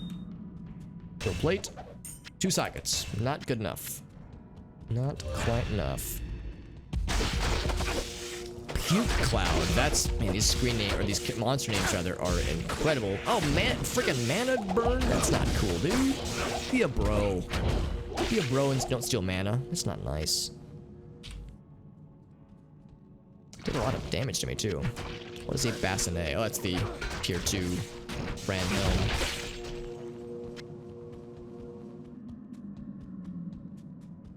whenever I see the word Helm, I sometimes think of Levon Helm, who is the drummer and singer from the band. And you might think to yourself, what the fuck is the band? That's actually the name of the band. They were the ones that did The Last Waltz, which is a really cool concert film that was really big in the 70s. And I really like them. They're a cool band.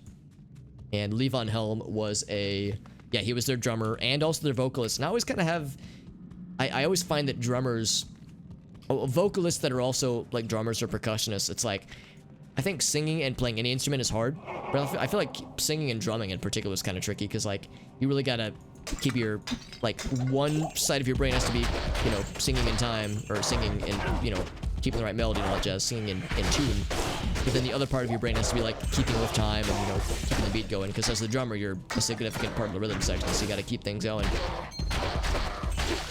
So whenever I think of like musicians that did that very well, Levon Helm is one such example. Also, Moniker, what's up, buddy? It's good to see you, buddy. We're playing some more Diablo 2, as you can guess, and we're getting close to Duriel. Nightmare Duriel, too, which is as exciting as it is scary. Although, you know, I'm really not that scared. I don't think, at least. Not yet, at least. I'm fooling myself into thinking that I have nothing to be afraid of. I am overburdened. So we really haven't had a lot of issues. Not a lot of close calls. We've been hanging in there. Overburdened. But I'll have to be careful when it comes down to it, because Duriel can be a spicy boy. Inventory is as full as it could be, and we've yet to find the goddamn pedestal. Every time I'm entering a room and I think this is it, it's not it. In fact, I think we've explored. I think this is gonna implore us to explore the entire dungeon, as I think it's gonna be this last little nook right down here, right down this way. I bet this is it. Okay, maybe not this room, but the next room. Oh, what? Okay. Did I miss something? Oh, I did miss another room. Yep. Dang, dude, we're having to freaking lick the walls to find the exit, or not the exit, but the boss room. More scarab lads. More experience. Can't complain. A lot of EXP. Yeah, we're level 50, which is gnarly.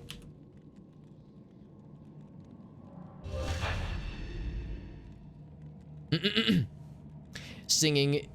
Oh, it's tough. Yeah, it's like sometimes that's a good point too. Yeah, sometimes when you're singing, it's not like you can combine in your mind when you're trying to keep time. It's not like you can combine certain movements with your arms and legs with, you know, playing the drum kit alongside singing certain things. The same could be said for like playing guitar and singing or playing bass and singing. You know, like that, like you just said, JD. It might not go alongside the rhythm super well, so I think it makes it difficult for anybody. But yeah, I feel like drummers in particular have a tough time with that, or would have a tough time necessarily. You got a first hardcore character? Yo, that's exciting! Holy shit! What? Yeah, I'm kind of curious to what kind of class you're going for. There's nothing the right. That's so exciting, Moniker. I've had a few friends and like, you know, regular viewers pop into the chat saying like, oh, by the way, you know, you playing Diablo has inspired me to get back into this game. And I can tell you, as a streamer, that's one of my favorite things to ever hear, is whenever somebody says like, you playing this game or you talking about this game has you know, implored me to get back into it or reinstall this game. It's not like I want to, like, you know, I'm trying to be like, oh, I want to be an influencer or like anything fancy like that, but it's just, it makes me smile when people enjoy my game choices, if nothing else, and think to themselves like, ooh, this is a game I want to try again, or I'm reminded of it. So that's one of like the nicest compliments that as a streamer that I feel that I will get sometimes. It's like, well, I inspired somebody, or maybe inspire is an overly flowery term to use, but I like the idea of somebody being nudged based on, you know, my hopefully fun game choices. I try to pick things that I know I enjoy, but I know it's not everyone's cup of tea necessarily. Yeah, we were level 20, I want to say like maybe less than a week ago, maybe last Thursday we were level 20, because yeah, we've powered through a lot, especially over the past weekend. We played this game a lot, so yeah, we like got probably 15-20 levels from last weekend alone. Yeah, no, I can't imagine, JD. I never played percussion, any percussion instruments. And I never sang back when I was a musician in my past life. So I never had any singing lessons or anything like that. I just played stringed instruments. But I can't imagine. I mean, I would have a hard time like saying words amelodically while playing, you know, like stringed instruments, much less singing, keeping in tune and in time. Like, fuck, man, that sounds like how do people do it? Honestly, that shit's wild. It's a hard skill. Necromancer, yeah.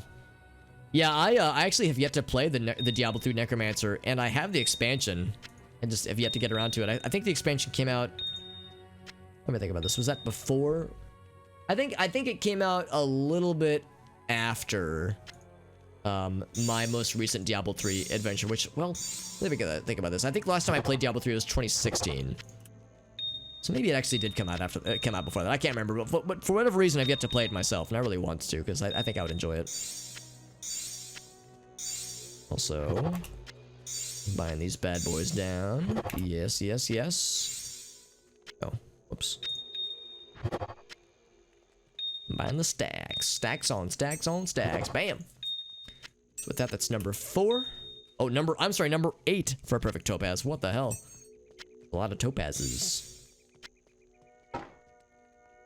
Topaz, more like nope paz. Actually, no, topaz are pretty good. They're not great for damage for weapons, because the lightning damage is just kind of so-so, but the magic find they add for helmets is delicious. It helps you to pull. Oh, that's really nice. I like hearing that, Ponica. It's very generous of you to say that. Looking for some D2 content. That's really sweet of you to say. I appreciate the kind words. And like I said, I think it's really nice that, like, oh, I colored somebody's game choices. I don't want to say that I, like, influenced it, just because, again, I don't want to, like, give myself a big ego. But it's nice. It's nice when people enjoy these things. When your gems cascade. Oh, dude. It's that meme of the guy doing this. Oh, that's how I feel. So good. So satisfying, yeah. Cascade is a good word for it. I was thinking like unwind or maybe rewinds. So nice though. Yeah, then you see shit like this, man. 2+2 to necromancer skills. Oh, dude. Disgusting. Love it. Love that. Love that ish. Alright, so big scary man. Big scary Duriel man. Can we do this shit? I believe we can. I believe we can do it. Is there anything that I want to do differently? Let's think about this. He'll do cold damage. We got really good cold resistance.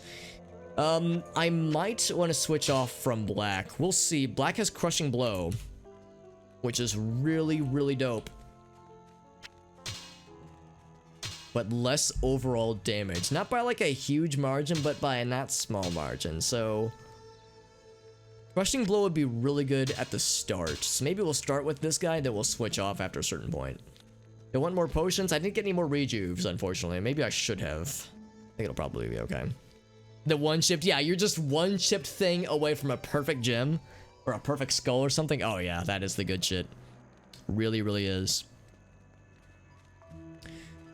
I think that's pretty much the only other considerations I need to make. I think what I might do. We can always town portal for more potions if we need it. I will put down a safety TP. Oh, we're actually not there yet. I've still. Oh wait, no, there we go. Now we've got it. Now we've got it. Yeah. So technically we hadn't got it, but now we got that shit.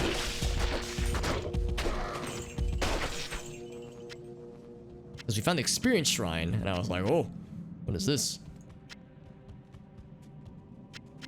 I said, oh, whoa, what's this? Notice your experience shrine. Can I put this in there? Nope. The pedestal accepts one and only one thing. Ladies. There we go.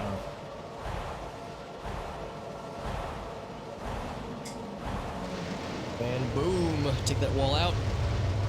Alright, so I will grab that experience shrine. Bold of me to assume I'm gonna win this quick. But here we go, friends. Safety TP. Down. Murder begins. And of course, this guy is doing crazy damage. I didn't mean to drop the potion. I want to give it to my buddy. Keep him alive. Unsurprisingly, my damage is not the bestest. Collectively, our damage is not the bestest. feel like I'm missing every attack. See, he's slowed, but you wouldn't have guessed by looking at him.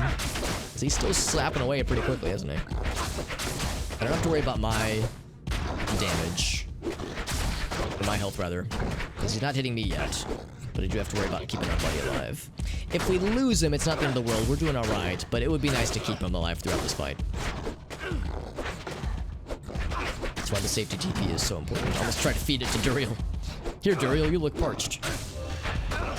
Actually, I probably don't have to worry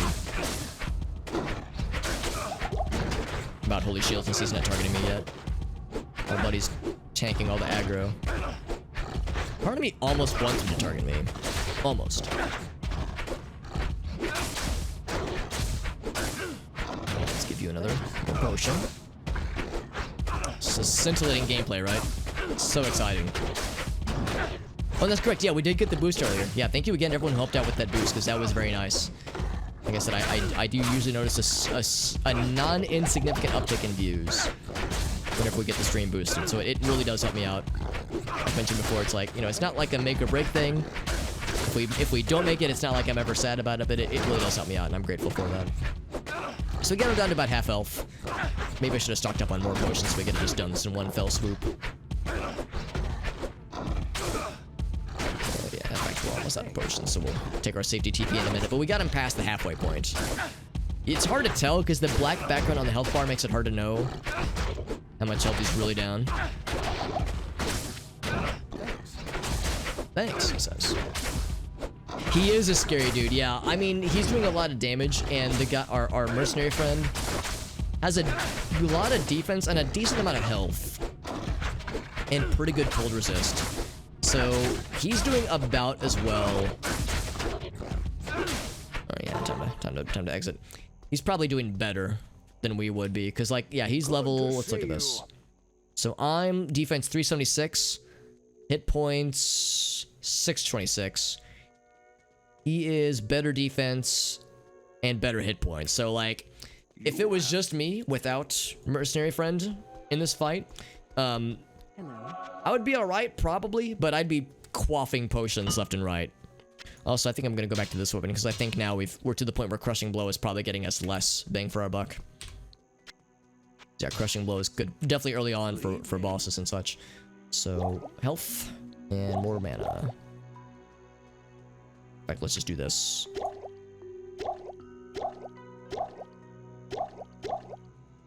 So we have some extra mana potions to feed to our buddy. It's a shame we couldn't get the experience shrine worked out, but that's fine. Alright, so prepare ourselves. Oh, whoa. Safety TP, that's why I put that down ahead of time. And alrighty, this guy needs health. His lips reaching back behind us. Yeah. And I'm just like somehow feeding them to him. I'm not gonna question the geometry of, like, the physics of how this is possible in this game, because you can feed them from a distance. I'm just like tossing it to him, maybe, or he just has like his open mouth and I'm just tossing it to him and he's just devouring the potions, glass and all, like a fucking machine. Oh, okay, here's another one. Like earlier, how when I was throwing ooh shit, it's enough. I gotta keep feeding him. I was throwing potions at him and I kept missing, and I just kept throwing them on the ground. It's like, yeah, I'm gonna just drop this. Yo, are you gonna like... Are you gonna not die, please? Thanks. I think he's just... Oh, there he goes. Apparently super potions really do make all the difference. Who fucking knew, dude? Just gotta... I need an IV. Just an IV that I can just supply forever. Full of health potions. Corey, it's like when we played Killing Floor back in the day, man. Corey would be out here with fucking Berserker, and I'd be the healer trying so desperately to keep him alive as he just flings himself into flesh pounds with not a care in the world. While I'm over here, I'm over here like, as your health provider, I encourage you to please make it safer choices. And Corey's like, what? I'm sorry, I can't hear over these chainsaws that are inside of my mouth right now from this fucking scrake. Fond memories. Good times. Good times, great oldies. Alright, last healing potion. Maybe there's a timer? There might be. There very well might be. Here we go. We got this. Easy. Easy money, easy life. Twisted Essence of Suffering. I think that's for making the, what's it called? The Ubers. I think that's for creating an Uber boss. So I'll grab it. Everything else about this is pretty disappointing. I'll grab it. But I don't think I'm gonna ever do anything with this. But it's neat. It looks neat. And it sounds badass. Like, it sounds very impressive. Impressive. It was good times. It was a good time. And it worked. It worked, because a very well-leveled Berserker can get very scary. I always felt Berserker was kind of tough early on, but unless you got a full group, it's kind of tough to level, but you can make it pretty sweet. Pretty swanky. I'm sorry, This is Everyone's like, oh, Duriel's dead, but at what cost? Battle Scythe. It's just so-so. Sell it. Get that guy out of there. This guy. Hailstone Suit. That's a cool name. That's about it, though. The Cudgel. No, thank you. That's not very good. Cold damage, yeah. The gear was awful. Duriel rarely drops good stuff in my experience, but maybe if I had better magic find, I'd be singing a different tune. Hello. Hello. Right, well, nobody died. Somehow, I was expecting it to go tits up in many ways, but the tits stayed at ground level, at healthy level. That's all I can ask for. In that case, let us proceed. Let's go talk to Jaren. He says, good job. And then we talk to Meschief, and he says, hey, let's get the fuck out of Dodge. I'm gonna play a little bit longer, although it is getting a little bit late, so I'm probably gonna wrap up in maybe 20-30 minutes or so. It's getting up there, but like I said, it's not a school night, so I can be a little bit irresponsible and be a slight degenerate. Also, we get the cutscene. Always a cool time. Alex, you've seen these cutscenes dozens of times. Don't they get old? Strangely not, oddly enough. My companion drew in the dank, cold air of the Dank! tomb. It's our reward. It seemed to strengthen him. I won't talk over every line, I stood in the promise. doorway between light and dark. What was left of my sanity implored me Lord, not to enter. I said I wasn't gonna do it, then here I am. But that voice was just a whisper now. As I'm we with you, worked Void. our Yeah, way I think down, I've talked about this before. It's like, deeper into the I know crypt, they don't I began look to perfect by today's see standards, a but they still hold up change all right. in my companion. He Yeah, I'm with you. seemed I'm to with be you. I'm vague a and sucker for frank. nostalgia, but I love I it. could hardly see in the gloom, but my companion seemed to know the way.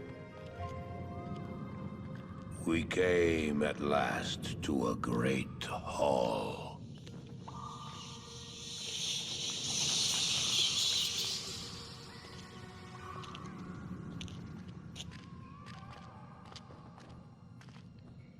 So ominous the way it sets the scene up.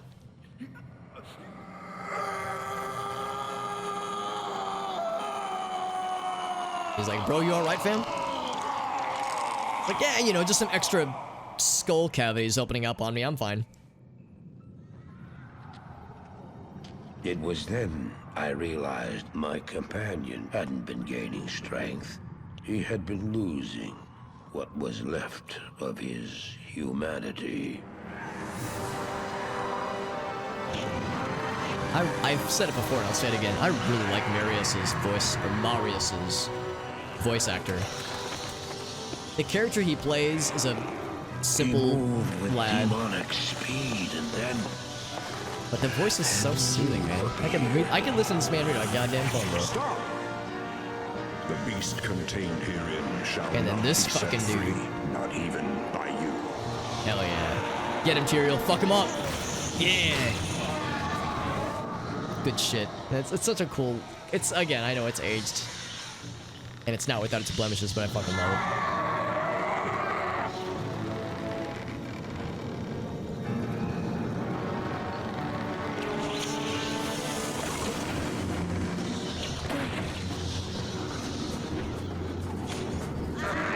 Also, it's worth noting that Tyrael is like kind of fucking with him a little bit. It's like, dude, just hit him. Just fuck him up with the sword, man. And he's like going for the grabs. He's going for the slow approach. He's like, yo, don't milk this shit, man. This is fucking literal Satan you're fighting. Just fuck him up. Make all of our lives easier. It's the opposite of. Well, the Mega Satan over here has plot armor. That's what it is. Hurry. Please hurry.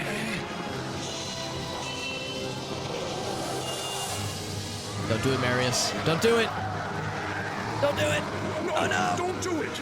Don't do it. He did it. Fuck. You always hope it's gonna go different, right? You have just ensured the doom of this world. You cannot even begin to imagine what you've set in motion this day. Go to the Temple of Light in the eastern city of Karast. There you will find the gate to hell opened before you. You must find the courage to step through that gate, Marius. Take the stone you hold to the Hellforge, where it will be destroyed. Now run. Take the stone and run. As a kid, whenever I would watch movies or TV shows that had like sad parts, or parts where like, you know, something bad happened to the protagonist, sometimes in my head I would be like, oh, but what if it's different this time? And of course it wouldn't be. I was such a weird fucking kid. Like I'd be like, yeah, what if it's different though? What if it doesn't? What if bad thing doesn't happen? But it always would. Bad thing would always happen. Greetings. Good day. Welcome to Nice of Hrotley to Good greet us at the docks. What a nice homie. And cool here. Lots of weapons that we can't use, obviously, because we're not of the right class. Probably gonna start finding great mauls pretty soon, which is pretty great. Or whatever the tier 2 maul is called. Grand crowns, that's in our future probably.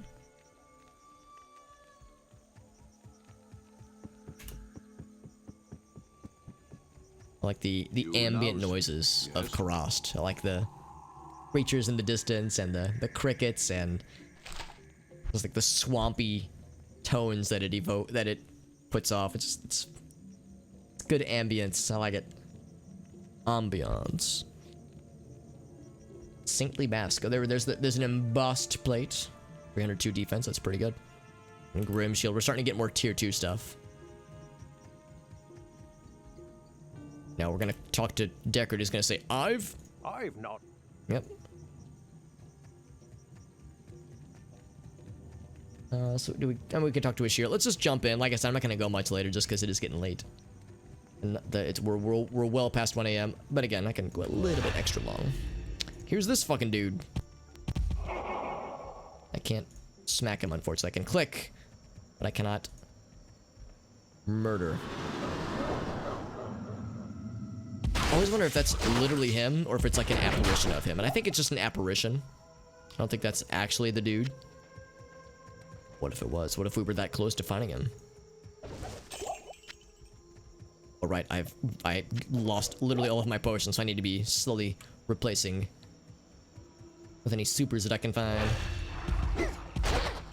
Super Pooper Scoopers are only legend. Stonebreak the Hunter. That's a cool fucking name.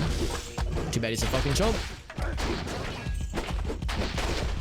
These Thorn Hulks are beefy. Ouch. Oh, they're a minion group or a boss group. I'm gonna get Stone Skin, Fire or Magic Resistance. We're also dead. Also a jade figurine. Perhaps I could trade this for something more valuable. Something more valuable, like a health increase, for instance. What are the stats in the Barbed Club? Just so-so. Refilling Shrine. Grab it. Let's quest numero uno. Wow, soul and tier. Whenever I think of tier runes in Diablo 2, I think of the tier rune in Eternal Darkness, which empowers your spell. So the more tier runes you get, the more it's like it just makes it strong, more gooder, more better. Ouch! Oh, that was a boss group. Man, I'm not even noticing the boss groups half the time. We're starting to see them so often now.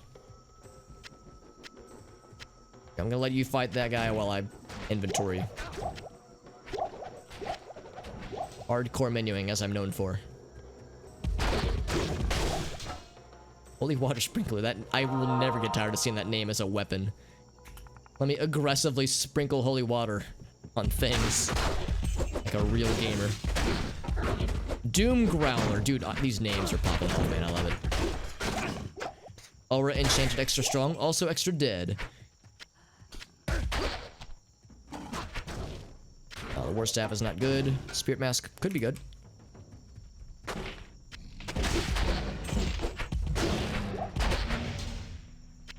Very nice. And more healing potions. Need to refresh my collection.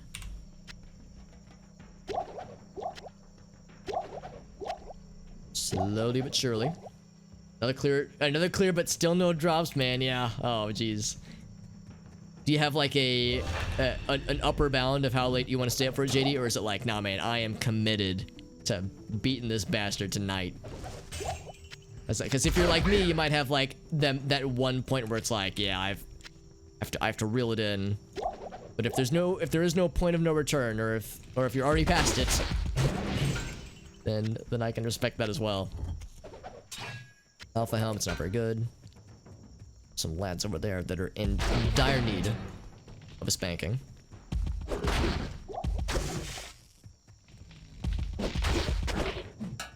Whoop.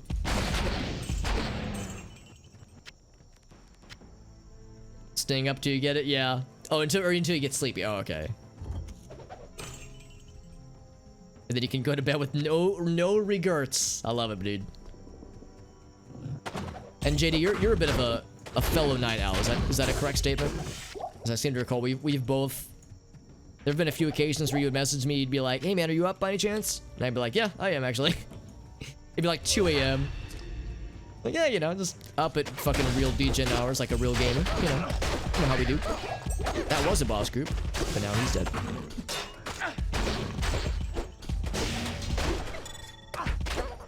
So a few things dropped. Much like my mixtape.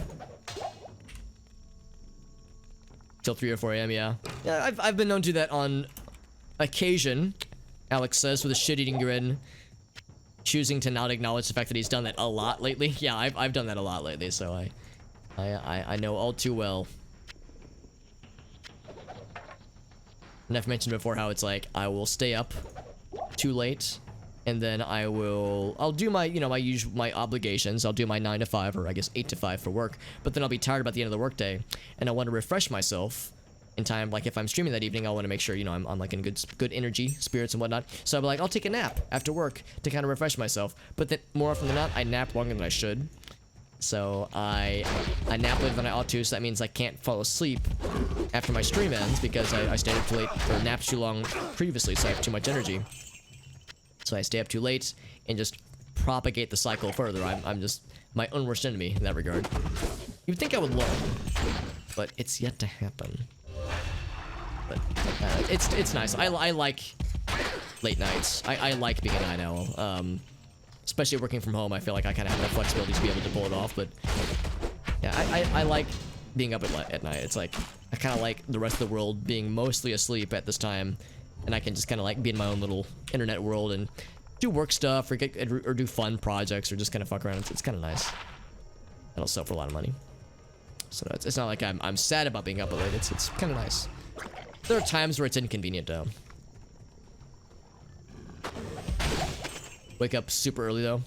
Oh really? Yeah. I would say if for my job I would say I have to get up and you know do my 9 to 5. But then if I'm able to, I like to sleep in. But yeah, Monday through Friday that's not usually an option.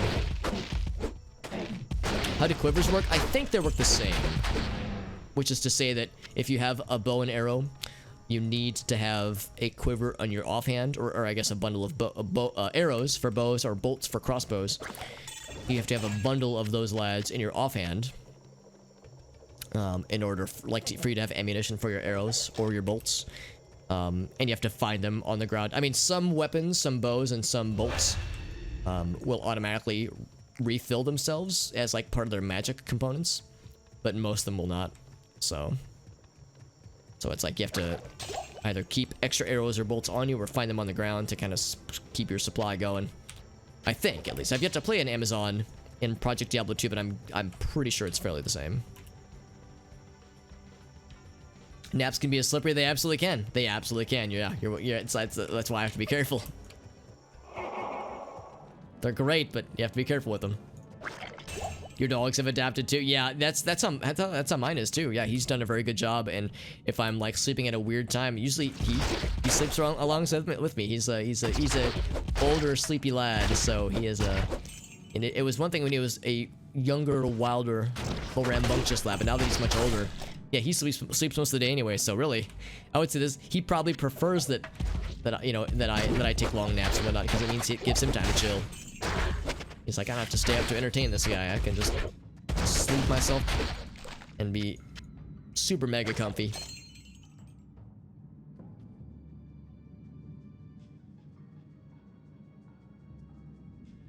Might get there eventually, yeah. Don't think they have quantities. Let's double check. Arrows. Oh, you're right. Item level 50. Yeah, maybe. Yeah, maybe you just need arrows. Yeah. Interesting. I never even noticed that. Oh, you can switch back and forth. That's neat. Wow, yeah. In that case, I have no idea. I have no clue whatsoever. I would have to check the wiki to see exactly how it's supposed to work, because it seems like it's functionally quite different. There's Blight Crawler, by the way. Lightning and Champ extra strong. That's kind of not a nice combo. He's dead though. That's an interesting find, Lauren. That's a very good thing to point out, because I would have not noticed it had you not pointed that out. Sleep in bed with you, yeah. Yeah, my doggy used to like doing that. He doesn't like doing it as much nowadays. His vision is starting to go a bit, and he gets kind of nervous if he's not like at ground level. So he likes to in like short periods of time, but I can tell he gets a little bit anxious if he's up like on a couch or a bed for too long. So of course I don't force it, obviously. Like he likes getting like some cuddly attention, but he definitely has an upper bound what he's comfortable with. They have an item level though, yeah. Yeah, they have an item level. So that's an odd thing too. Yeah, what were those arrows again? Let me double check. Or the bolts rather. Item level 1. Okay, so presumably that means you can use them anytime. Maybe all items have an item level now, and that just gets tacked on, because level 1 is what you start your character at. Oh, item level 50. Oh shit. But now it's 1. Okay, I have no fucking idea. I really don't know. Yeah, I'd have to check the wiki. I have no idea how it's working. Bed privileges, yeah. Yeah, some animals, cats, dogs, will be cuddle monsters. Gracie has 2 kitty cats, and they're both very sweet and cuddly critters. One of them especially has an infinite... has a cuddle meter that has no upper bound. Like, she is always down for cuddles. The other one, has a limit, but it's still a very generous limit. But yeah, of her 2 kitty cats, one of them is like a fucking cuddle monster, and it's wonderful. She's not like she demands cuddles, but she's always down. She's always like, oh hell yeah. Give me the attentions. Always in season.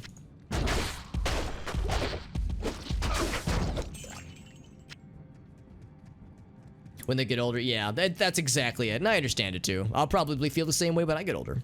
When I get his equivalent years in human years, that is. I'll probably be like, I don't want to get up high, I'm scared. I won't be climbing ladders when I'm in my 80s, probably. Granted, I don't climb ladders when I'm in my 30s right now, honestly. I choose not to if I have that as an option. Is Zark in here? Is Zark the Burning? Because that's the big Spider-Man I'm waiting for. And with that, all of our potions have been upgraded.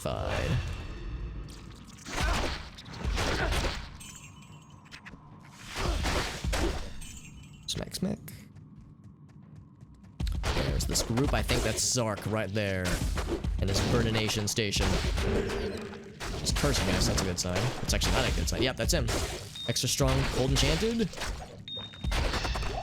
Okay, not too bad. A little scary, but... just because cursing is always a little bit scary in this game, but we got this. Tristled armor. It's about that.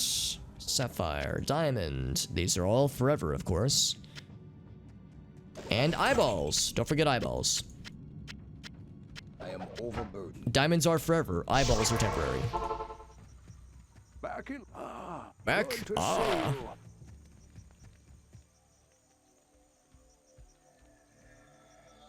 Thinking of trying a no lookup playthrough, but it might screw you in the end game. I would say that, like, it's up to you, obviously. I mean, I'm in no position to tell you how to do your playthroughs. I would say that for something that's unfamiliar, like a community mod, there might be features that you just don't know about that could, make the game more enjoyable. maybe easier is one thing, but just more enjoyable is another thing.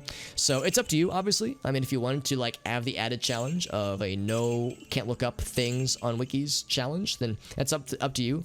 But I would say being able to look up things on the wiki has made the game, has kept the game fun for me. I feel like there hasn't been anything where I've like cheated myself or like I've like, oh man, I spoiled something for myself. It's yet to happen to me at least. So I would say there's no shame at all in looking stuff up, but it would be an extra challenge, especially if you know vanilla Diablo 2, that is, really well and wanted to like really hardcoreify the experience as much as possible of like really discovery, like not self-discovery, but really discovering everything with this game, with this mod, that is. Because back in the olden days, and you know, in the before times, before wikis were common, yeah, playing Diablo 2 was like, shit, man, like, I don't know, I don't know anything about this game. I'm just gonna make a character that's horribly unbalanced or unoptimized, rather, and then be surprised Pikachu face when normal Diablo kicks the shit out of me. So it depends on, I guess, how old school you want to go with it. Does this game demand research? It doesn't demand it at all.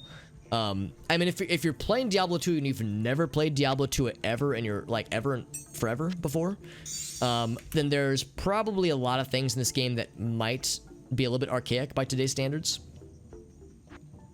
Talk to Mischief. So I love it, and I grew up with this game, at least partially, but I would say it's not always abundantly clear when certain things work well together, when certain like skills work a certain way, or damage calculated a certain way, or how health works in certain instances, how some curses work. Some things I think it helps to be able to look things up. Does it require it? No. Does it demand it? Certainly not. But I would say it helps quite a bit. Makes just a more smooth experience. Project rebalances. Yeah, exactly. Yeah, because I've gone in mostly blind, and there have been a few things I've looked up. I certainly have looked up a lot of rune words to know, like, you know, how to build them together. But yeah, I would say more often than not, I'm pretty much freewheeling it, and I'm just going based off of what things I want to level up based on what I'm seeing and the skill trees, that kind of stuff. I've looked up a lot about mercenaries. That's been a big thing where I've had to do some digging to like find what kind of mercenary I wanted to spec into and stick with, and I think I feel pretty good about the choice that I've made. But that was one thing that took a bit. Yeah, if you don't know the game inside out already, it's totally your call, but I would say there's no shame in it at all. I'm not gonna be standing here and be like, oh, if you look stuff up, you're not a real gamer, because it's like, nah, man. This is an old, kind of an archaic game, and I say that lovingly, of course, but it's not always abundantly clear, especially if you've played other Diablo likes like Path of Exile or Torchlight. Those games have much nicer, more modern nuances. Like the whole thing about sockets, how you can't take a socket out, at least not easily, without very expensive maneuvers to oh yeah, item level 55 now. I don't get it. Maybe it says item level 55 because that's the level I am. Well, not level I am, but the item level I'm around right now. So maybe the item level is just always built in forever. Or maybe it means that like a level 50-ish person bought this. So if I were to give this to a less level like 20 person, maybe they would have a restriction. I don't know. Yeah, I have no idea what item level really means. I'm thinking with a single player character, probably doesn't matter too much. Didn't play copiously, never finished. Yeah, and that's understandable too. It's an old game. It's a lot of time to forget things. Also, Toshi, good to see you, friend. You think your grandma can pick it up pretty easily? I would say that like picking it up and playing it is pretty easy. I think anybody who just kind of slaps a character together, you'll be able to get through normal without too much trouble. But if you want to get through nightmare and hell difficulty, then yeah, some extra knowledge does help. But you're right. If you just want to like play it without grinding, without like having a super optimized build, and like not really worried about making something that's really amazing, then yeah, you can actually make it a pretty casual experience. So the game, I would say normal difficulty in particular is pretty forgiving. Obviously Diablo is a tough fight. Duriel is kind of tough, especially for like, you know, when you fight him at the level that you fight him. So some parts there are some pretty gnarly difficulty spikes, but you can usually figure it out. Yeah, I would say it's not too hard to get into for sure. So the wikis are there if you want them. By the way, I think I'm done with the night because it is pretty late. The wikis are there if you want them, but by no means is that an expectation. Real casual, yeah. Now, yeah, it's kind of how I feel too, Moniker. Like, I've looked some stuff up, but I'm not gunning to make like a top tier build. I would like to be able to make it through some part of hell at least, but I honestly won't be heartbroken if we lose this hardcore character to the Ancients and Nightmare, or if you lose to, I don't know, Duriel in hell difficulty or something, or Bloodraven, because Bloodraven is kind of tough. Or at least she's tough in this mod. This mod's great though. I'm really enjoying this, and thank you everyone for joining in. This is a lot of fun.